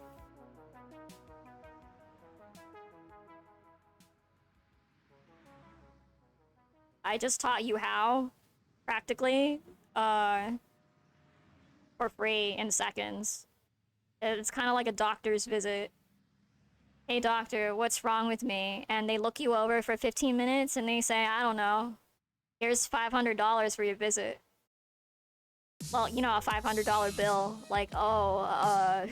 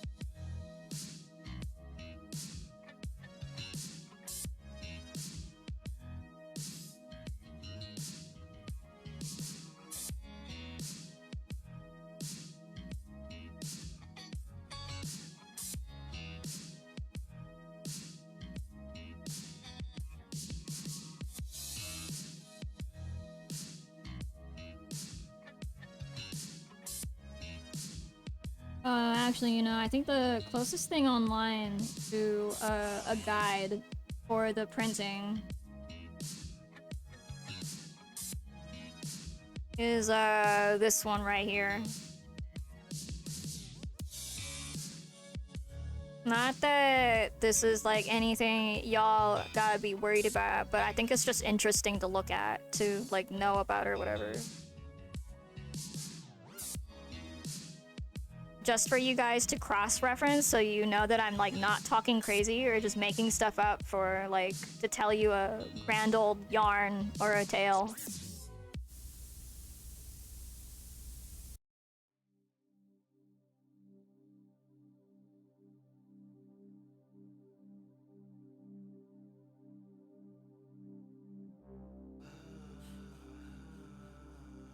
Like, definitely, no, I didn't make this stuff up. It's, like, real.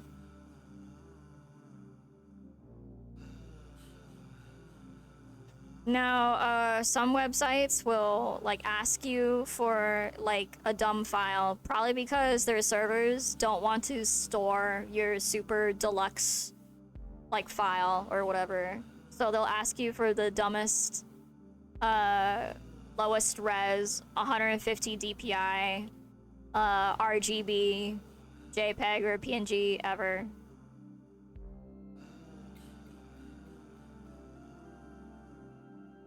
That has everything to do with because of the storage of the file. Also, the amount of printing they have to go through per day, because the bigger the file, the longer it takes for the printer to read this data.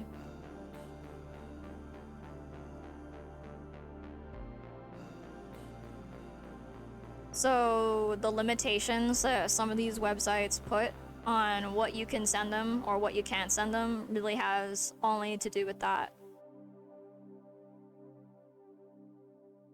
Is like speed.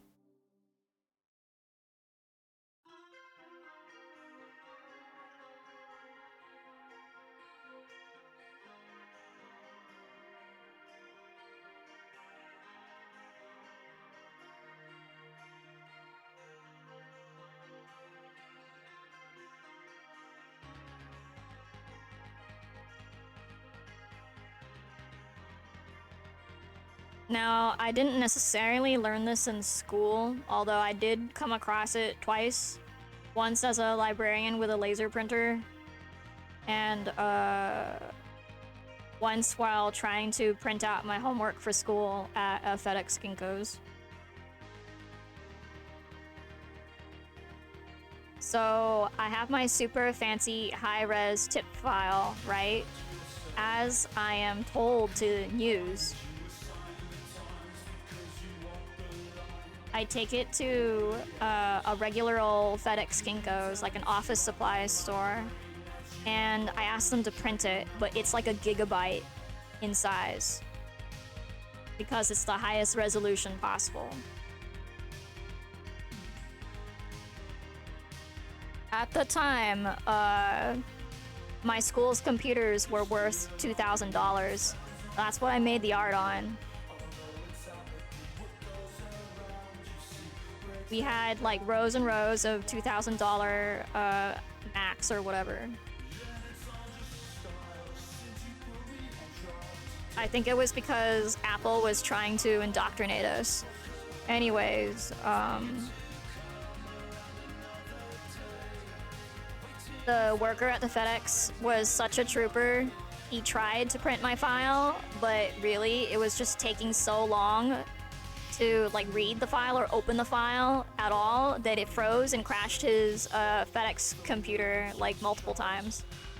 So like he found a way to convert the file to make it smaller, but even then it wasn't small enough.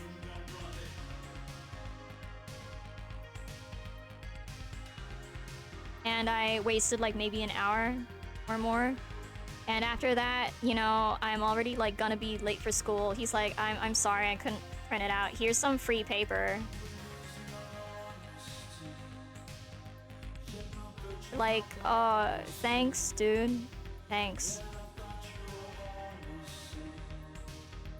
Thanks for the free paper. Thanks for the free paper consolation prize.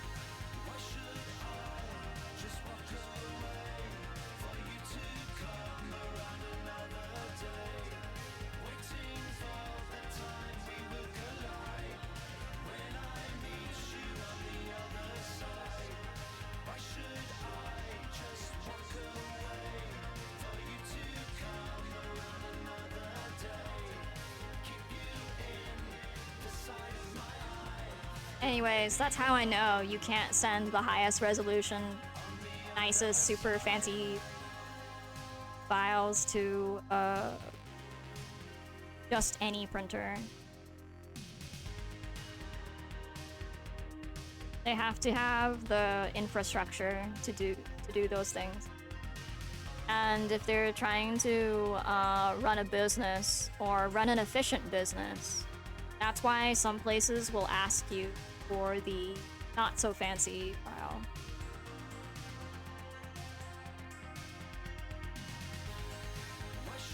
But the places that do want it, you know, their prints tend to come out better.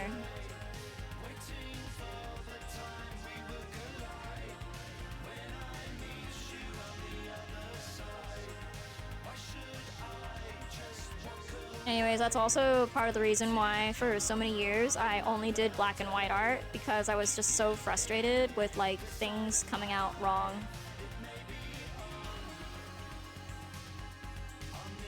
So I always wanted my art to appear correct, so that's why.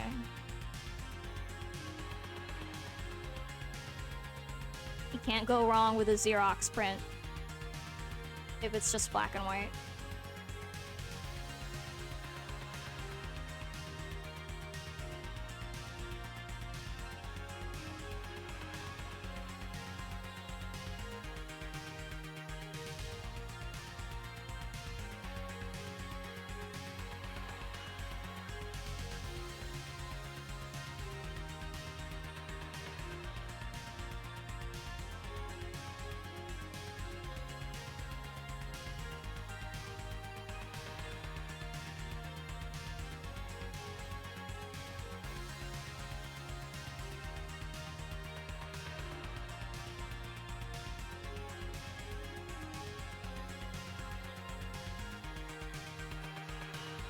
Hello, hello.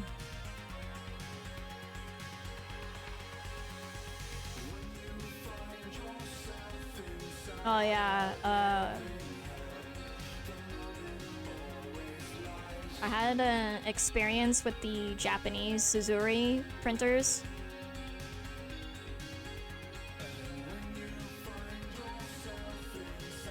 They're like really good. Weirdly good. Probably because they are like, they only have to handle all of Japan's individual like custom printing needs or whatever for t-shirts.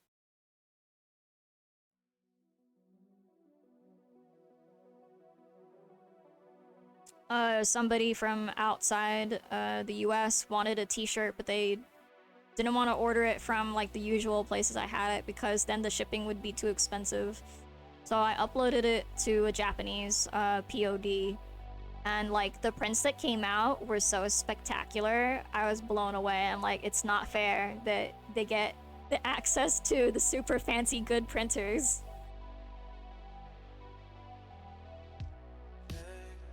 Ooh, punch. Yeah, what is happening here?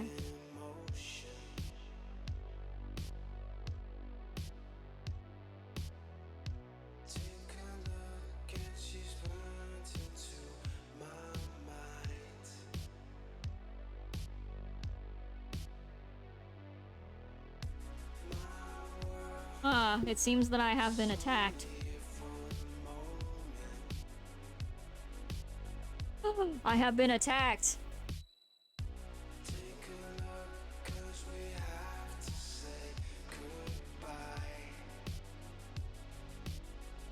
Thank you. This looks spectacular. A tiny little one.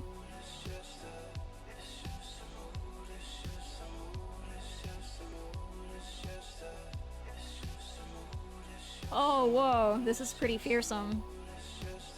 Fully shaded, fully colored, polished, background, everything. And oh, and prop. Little water bottle. Yeah, you gotta stay hydrated. That's pretty cool. Alright.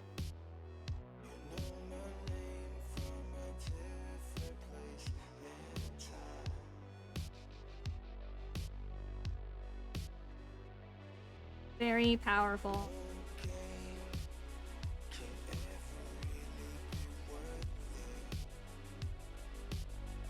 Yeah, it's not necessarily about points. It's just sort of a fun thing to think about, I think. Like a game. That's the game of it.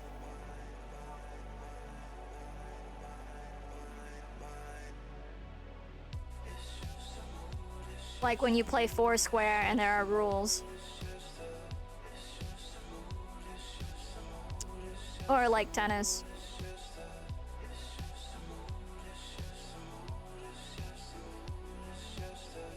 Oh yeah, it's hardcore. You pick the difficult outfit too.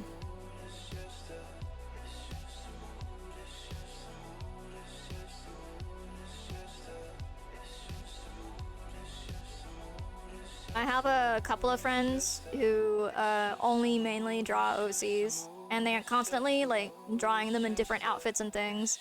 I'm not much of a fashionista, so that's why most of my characters are like really average looking, regular everydays. Occasionally I will dress them up with a pattern, but not too often.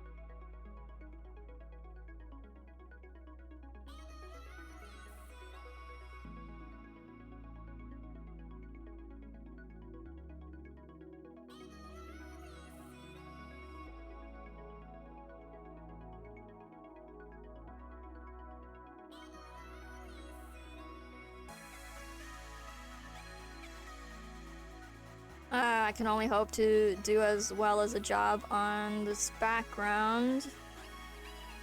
Just trying to differentiate, what do you call it, underbrush from bramble, from foreground, and so on. Some depth here and there. I have not hit the overlay stage yet, quite yet, but will soon for the contrast and highlights.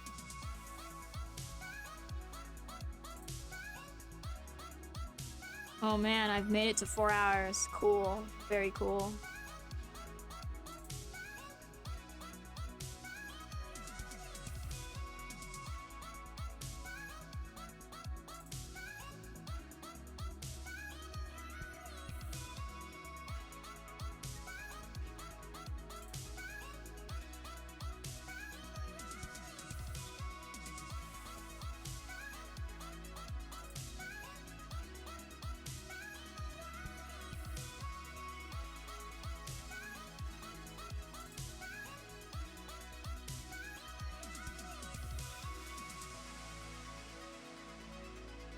I pretty much have hummus, falafel, mixed greens, and flatbread for the rest of the day.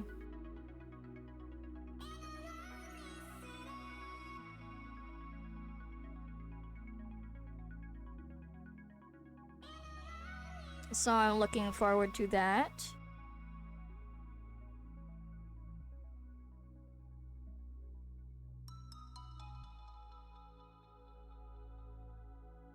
Yeah, when I was younger, I didn't think too much about hummus. Now I think about hummus all the time.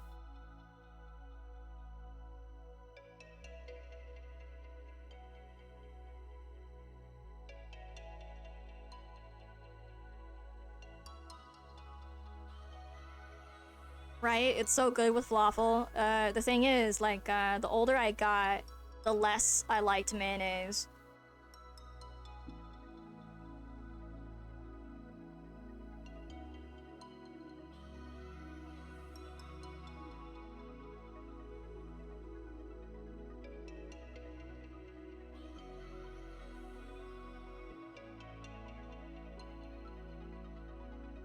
Yeah, hummus is just, I don't know, it's like refried beans or peanut butter, but not.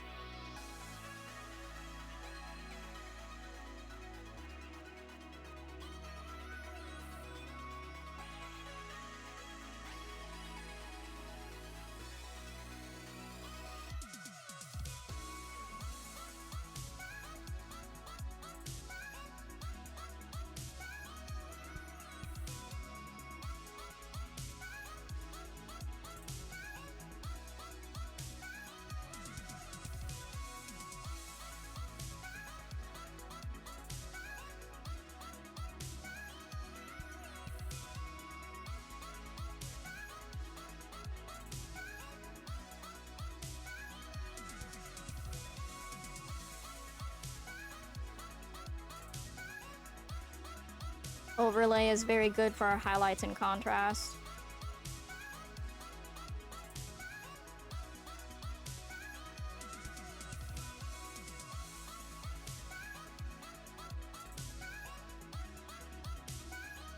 Otherwise, I have to fiddle around with like hue, saturation, and value, and the curves and the slider bars.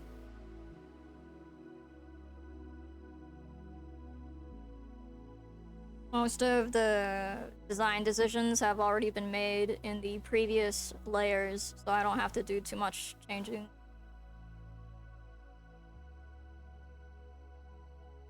Euros are very, very good.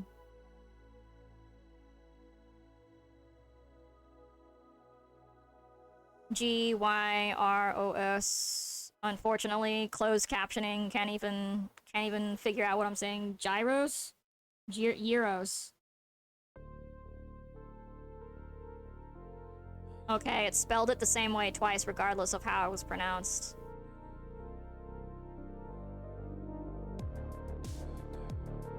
Now we'll never know.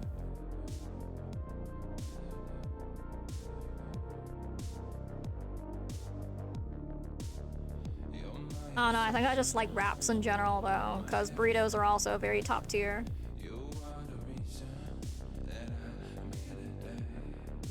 Or something that is just hand food like hot dogs and tacos.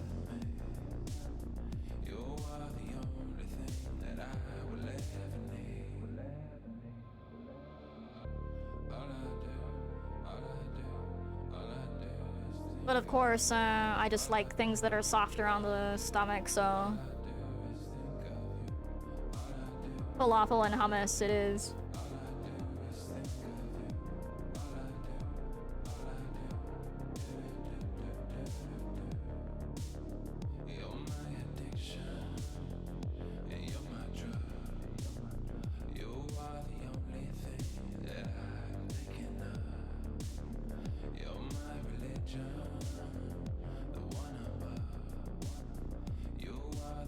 You know, sometimes a song will just start playing and then I'll accidentally make eye contact with what I'm drawing.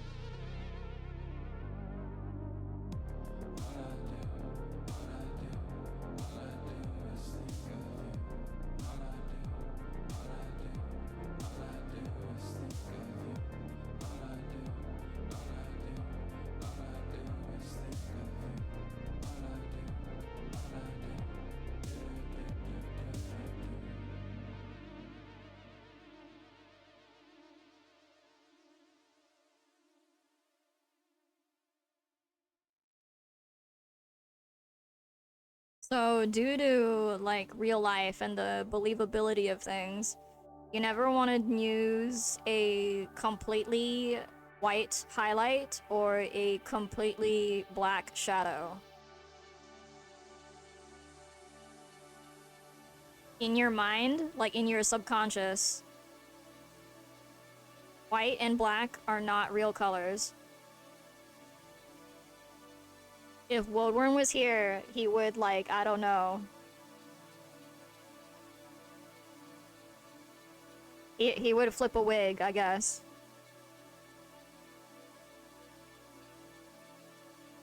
But yeah, unfortunately, in your brain says white and black are not real colors. For realsies, you know? That's why to make something look really, really good, you would use something off.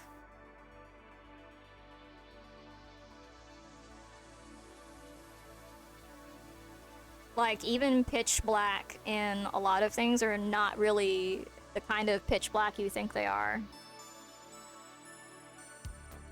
Because there's cool and then there's warm, which is like some variant of a dark, dark blue or a dark, dark red. Like, literally, like, barely in the corner there or something.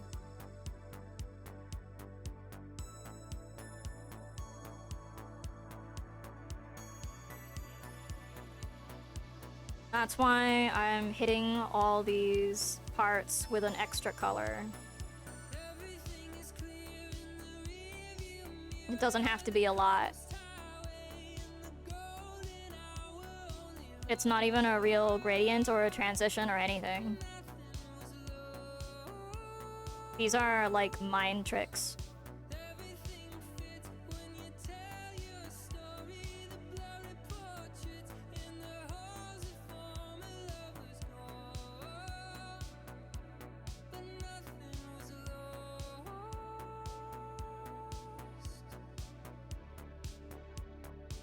Like, if you were to look at a bush outside, like, in the bright, bright sunlight at noon, you know, you want to say, oh, that bush is green. And if you had to describe it further, oh, and black for the shadow. But the truth is, the bush is actually yellow, green, brown, and then blue for the shadow.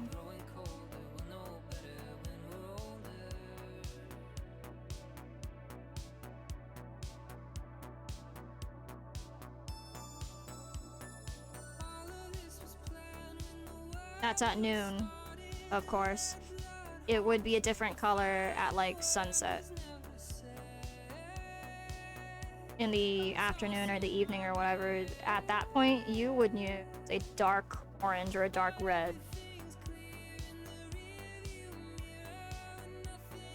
So that's why when you look at different paintings of the same thing, or the same things or whatever, if it's a different time of day, it is a completely different color, quote, quote. It's a different temperature. Like, I understand color in temperature better than I do in, like, whatever it actually is.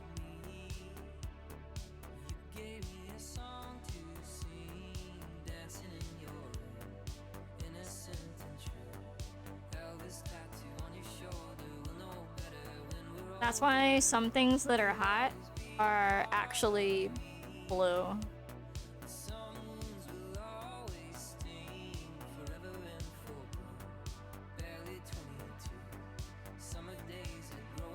And vice versa, because it's situational and also has something to do with the time of day.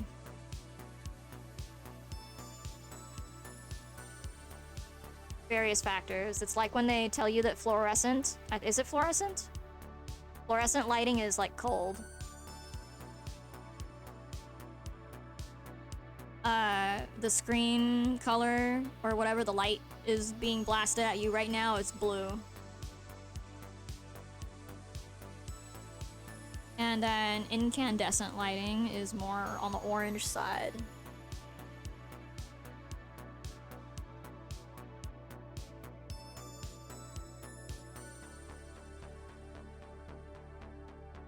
You're probably constantly doing battle with those two colors secretly.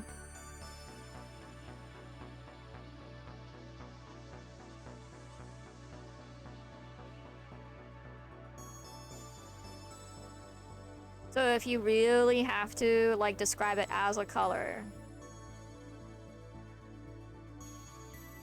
it would actually be the difference between, oh, do you like cold black or do you like warm black?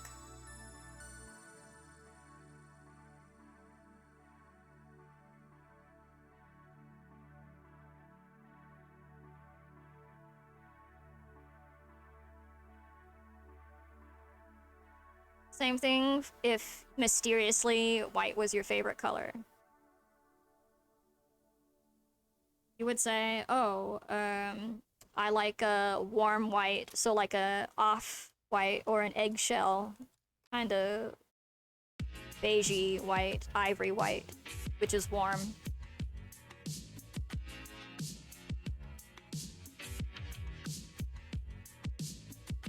You had a lady at Lowe's get so pissed at you because you wanted black paint. She was like, what shade of black? And you were like, black? I don't care. She was angry. Yeah, so I imagine she's made this color her whole career. If I was her, I would have just pointed you to a section. If, in theory, they have a section for both warm and black next to each other. But guessing by the anger, they store their different blacks on the spectrum of various aisles and sections. So that's the problem, perhaps. But yeah, like, I'm not a person who works at Lowe's. I kind of would just know, right? I would just be like, oh, like cool or like warm. I can just divide it into two, and I would just hand you one of the most basic blacks possible.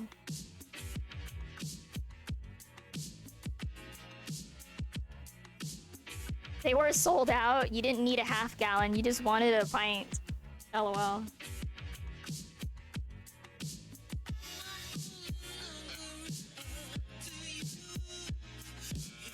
Yeah, some things about color are just weirdly nuanced. They don't have to manufacture that many shades, I just gotta say. You left the decision up to them and they were not happy. Well, I guess here's the alternative. I mean, if I think about it some more, if it's for indoors,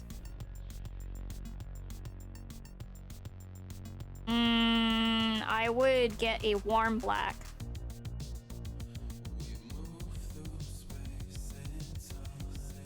If it was for outdoors, I would get you a cold black. So like the deepest, darkest blue of all time. But it's functionally black.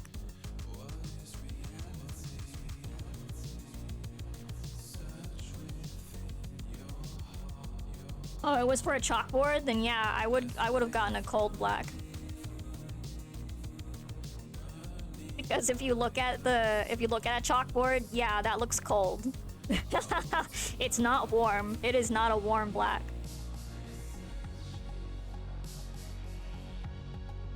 It's a reflective black because, you know, you use white chalk on it.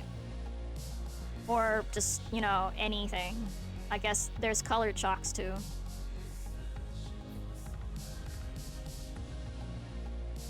There's a house down the street that is like raven black. It's so neat. Yeah.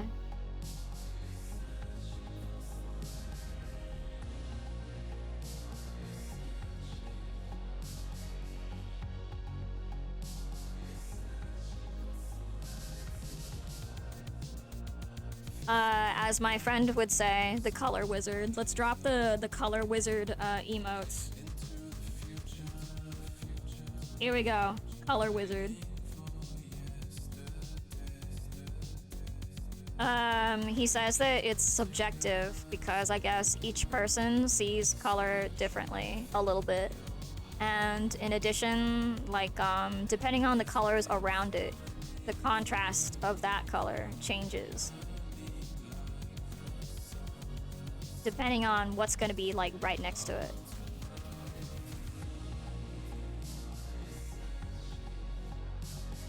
Because we rarely ever use colors alone.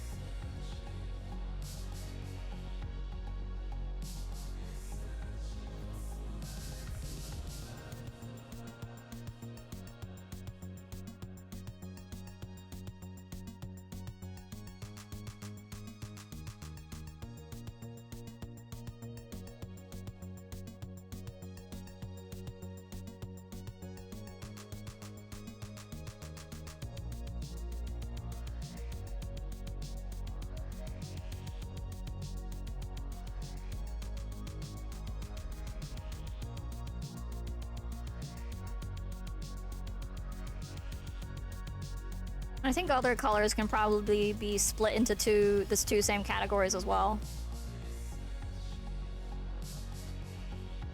There's like a cold yellow, and then there's like a warm yellow.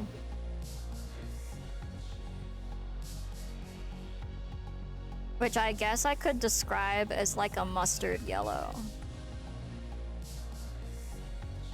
Or a school bus yellow, which is primary yellow.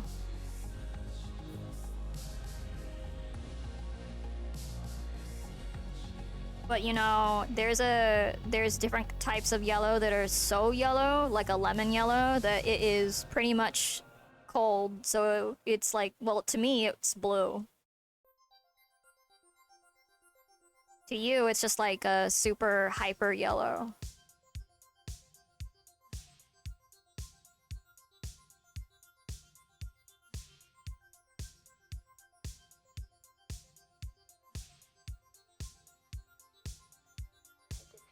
So yeah, I think things can be split into warm green or cold green. Warm blue, cold blue, most likely.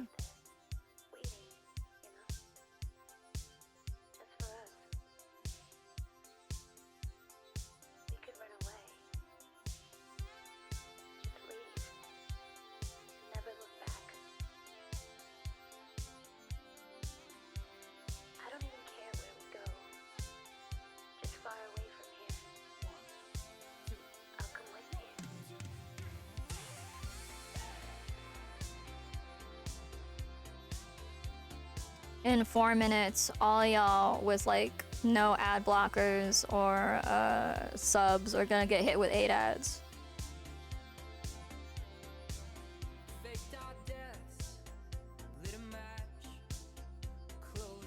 If you watch it, I make anywhere between 60 cents to $1. Because Twitch is very, very greedy.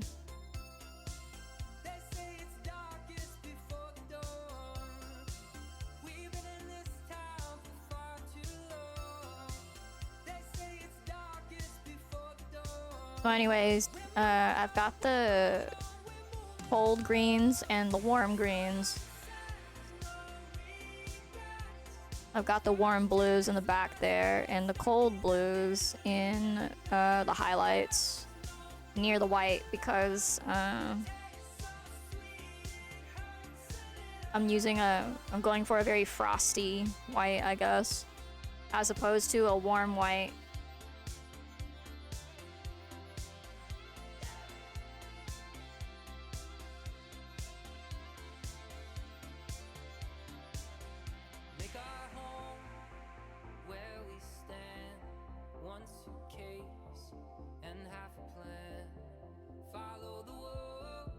I'm not 100% sure how often Bob Ross ever went over that.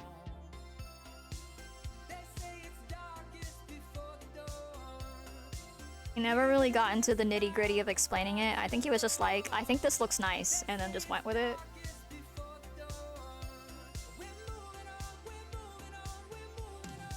Although he did use a very specific blue, like only one kind.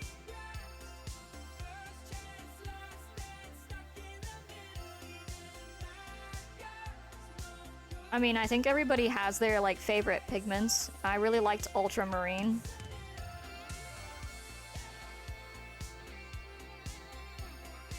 I don't even fully understand what color ultramarine is supposed to be. I just know it's ultra, and it has marine in it, so it's like super ocean.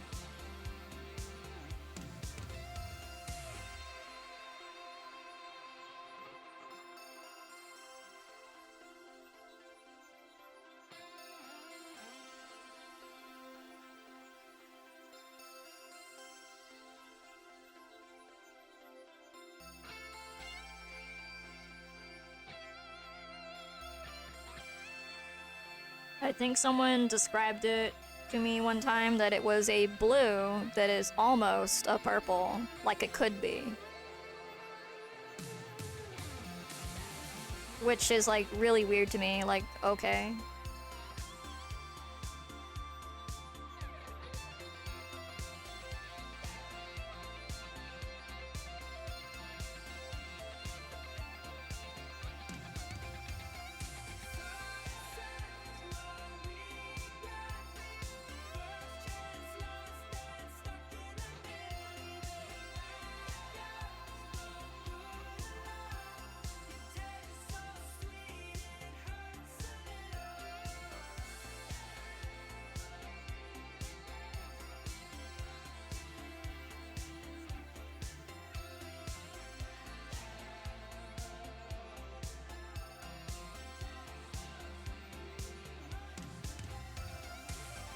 You know, I think violet is another controversial color, quote, quote. Because, you know, there's already, like, indigo. What do you mean indigo and violet? Don't you mean pink? You mean pink, right? You mean pink and purple. Like, do we? Do we mean that? What about magenta? What's magenta? Is that purple? Is that pink? What are you talking about? That's why color is subjective.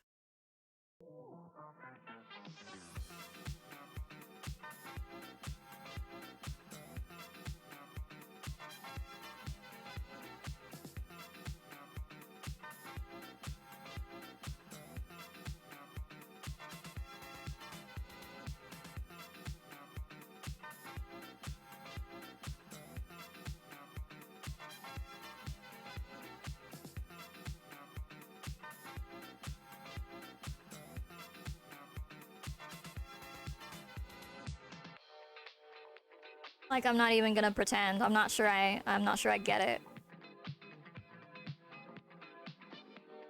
Maybe I get them mixed up. So, indigo, violet, magenta, pink.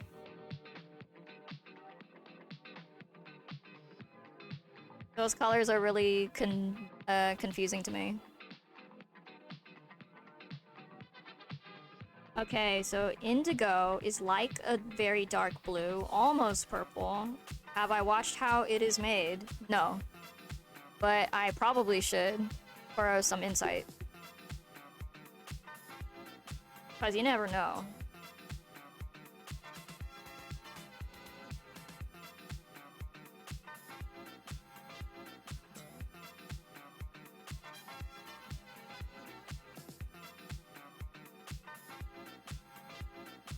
It's kind of like thinking about the color cobalt.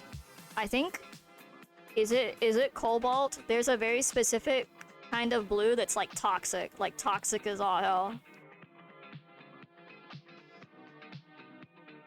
There's a special kind of blue that will just go to your brain and kill you or something. It's kind of like the same as the specific kind of yellow.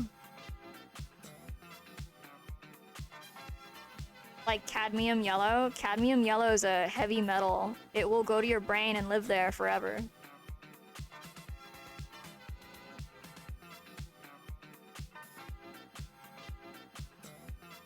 It's kind of like lead will enter your bones and make your teeth green. I may or may not have made that up. I'm not 100% sure.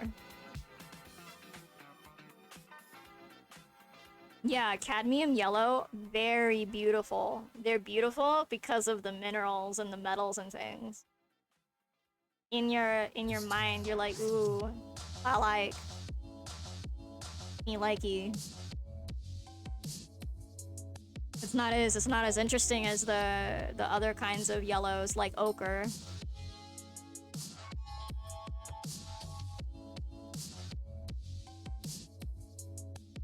And they're from the 50s. Nice.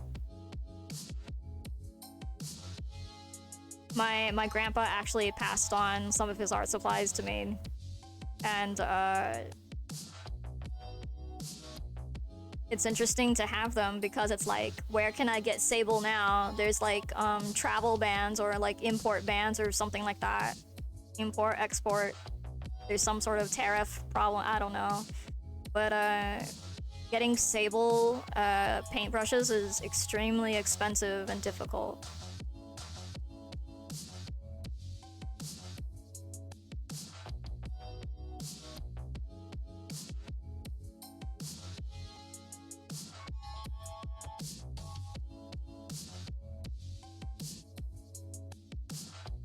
Did you know that for a real hair paintbrush, there's a person who has to make it by hand and turn each hair by hand? That's why they're so expensive. The real natural hair brushes that come to a point, the reason why they come to a point is like each and one of those hairs has a slight curve.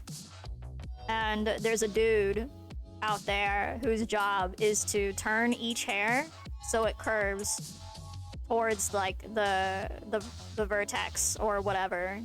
I don't know what I would call that. And then like, I don't know, put the ferrule on and all that business. The ferrule is the name of the metal part on a paintbrush. The closed captioning could not spell it correctly. It's Ferrule, I think. Ferrule.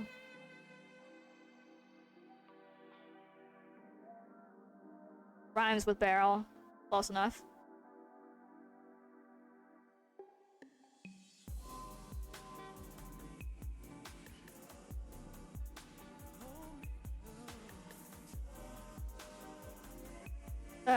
But yeah, so all the squirrel hair brushes and the possum and raccoon brushes or whatever it is that they make, you know, like sable and whatnot, each of those little hairs is curved. It curves to a point. Some guy out there, his whole thing is rotating those hairs so that they all come to the point on the paintbrush. And that's why sometimes a natural hairbrush will, like, it will come... A natural hair paintbrush, it'll be like $25 for the dinkiest looking thing you've ever seen.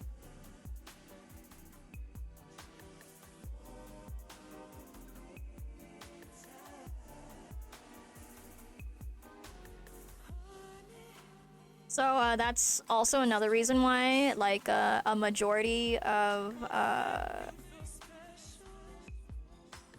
oil and acrylic painters will probably use like hog bristle.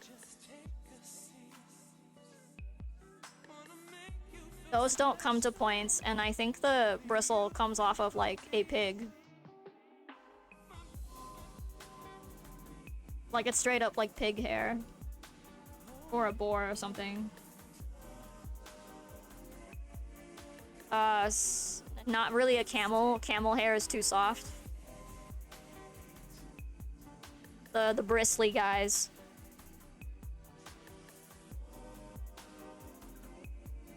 But watercolor paint, however, oh, you can get away with so much. Like, the watercolor paint is not necessarily going to destroy your paintbrush. If you don't let your paintbrush properly dry, though, eventually the moisture will crack the wooden barrel of the paintbrush.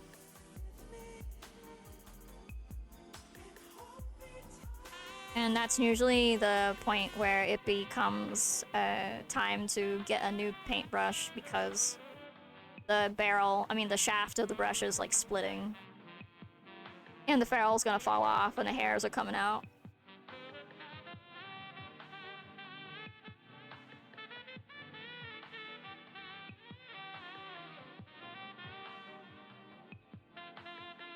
So if I was going to get into like acrylic or oil, which gets really super duper crusty and you can't like just remove that from a brush once it's dried on, I would just do it with like palette knives because, you know, I couldn't clean the stainless steel easy peasy. Just scrape, scrape.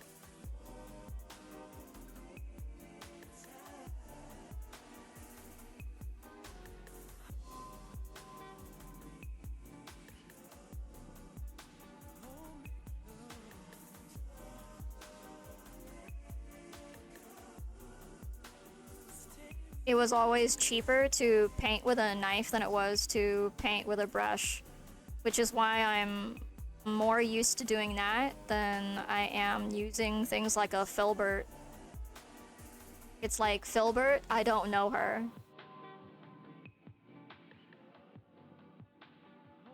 A filbert is supposed to be the super bestest goodest brush or whatever, but I just can't use it. Admittedly, it's better than a round brush, however, but I need to get used to using other kinds of brushes. So, I struggle with that these days.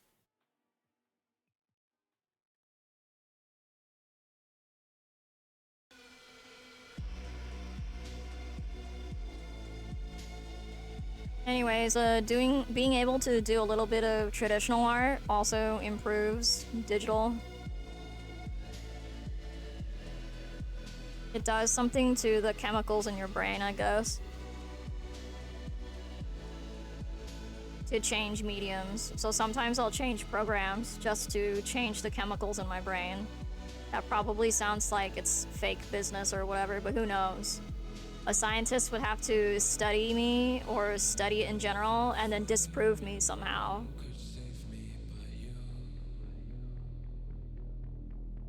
You're telling me it doesn't make a difference to change the program or change the medium, but I think it does. They say, oh, it doesn't matter. The tools don't matter. Only you matter. You make the art. Yeah, but the art comes out of this tool that I'm using.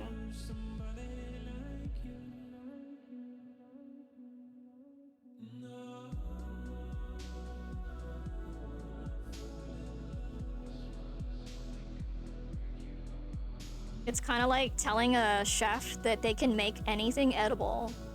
And then they go, well, yeah, anything is food, but is it good food? What do I make? And they're like, oh, make anything, you're a chef. Like, that's crazy talk. I need a plan. I need to know what I'm doing exactly. You give me bread, I can make croutons or a bread pudding, for example. So that's why knowing tools, knowing the medium matters.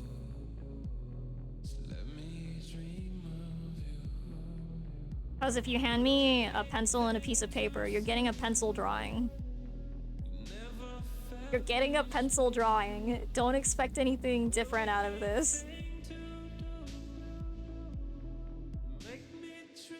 Like, what if I want to do something that is not a pencil drawing? So that's why I think those people who say it's not about the tools and it's not about the brushes, I think they're a hot load of garbage. Opinions, just kidding. All opinions are kind of valid. Some are just more valid than others. And mine is super duper valid, okay? And you can trust me. Don't trust those randos over there that I'm imagining. They don't exist, probably. But no, I've actually seen true discourse on the matter. Like, oh, it doesn't matter. The tools don't matter. You make the art. You can make art with anything.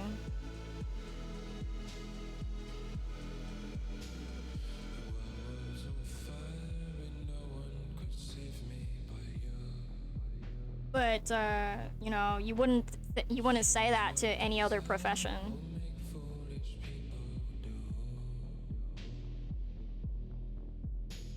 You wouldn't say to a dentist, oh, you're a professional, you could just fix my teeth without any tools. You would just be able to, like, jerry-rig some sort of treatment. Well, it's not gonna be very good if I have to pull out your broken tooth with my bare hands. If you want me to do it, like, using a spoon, I'm very sorry, but it's gonna be bad.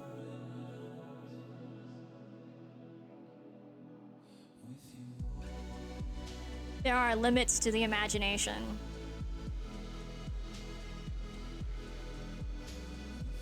A rusty spoon, right? That's how I feel about people who say, you don't need a tablet, you don't need a program, you just need this mechanical pencil and some computer paper, it's fine. Like, fool. There's only so much a person can do with this. And then that's it, that's the limit. And even if the limit's very high, like say you make a super realistic pencil drawing, it's the best pencil drawing of all time, it is still just a pencil drawing.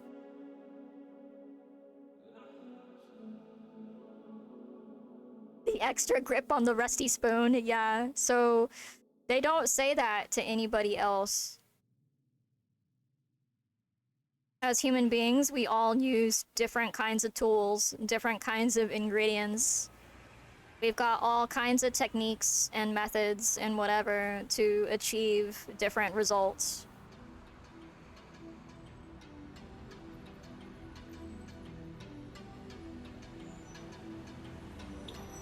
Personally, I think a lot of people have been brainwashed by their parents who didn't want to buy them anything to do stuff with.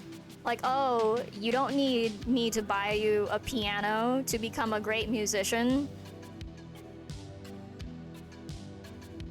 Here, you can just play the drums on these margarine tubs. And then they'll grow up thinking, well, I make great music sampling recordings from my margarine tub tapping. You can do it too. Like, bro, your parents should have bought you an instrument. Think about how much farther you would be now if you had more to start with. You are super tired, got passed out now. Have the knots hard, looking amazing, blown away. Thank you so much for this. Sleep well, sleep well. You have stayed up too late, in my opinion. It is like the sun is setting.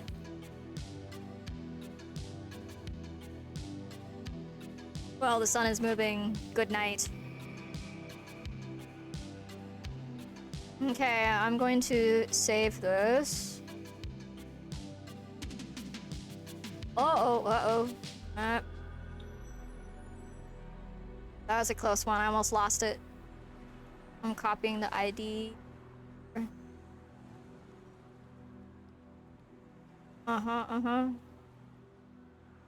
Alright, you guys, I'm gonna zoom into 100%. Here's your trait. Whoa.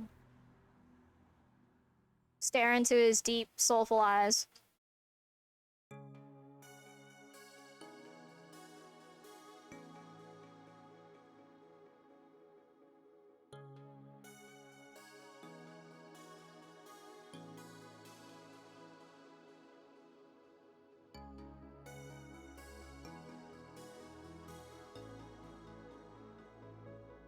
Yeah, schedule has been weird for me too. Although I try to get up at the normal time.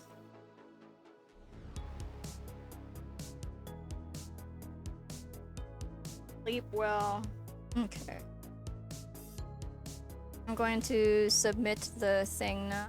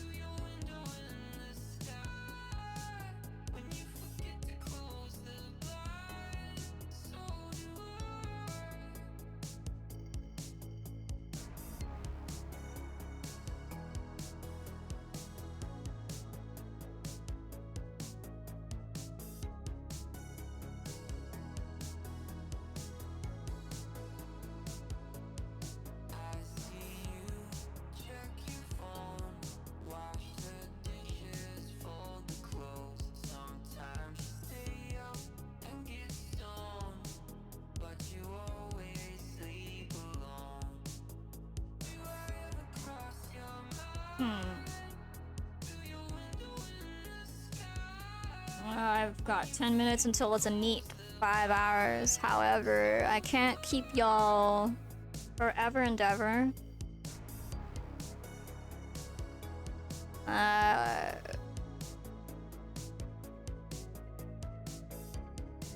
Okay, calculated points of friendly fire, 18.5. Very nice, very nice.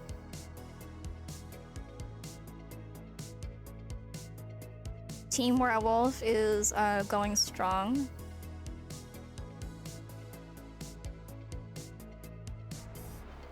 I'm gonna heat up some falafel as soon as this successfully sends, and it has successfully sent.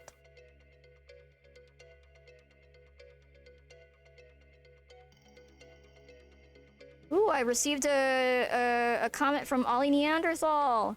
Wow, I like how sludgy you made him. Thanks very much. Oh, that's so nice. I'm very happy. Okay, well anyways, happy ending everybody.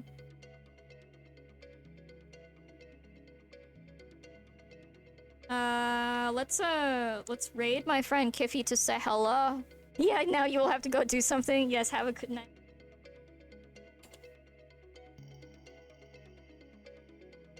Anybody who is still here, we are off to getting. Let's see. Have a great day, y'all. Whoa, Herb! Herb, take it easy, okay?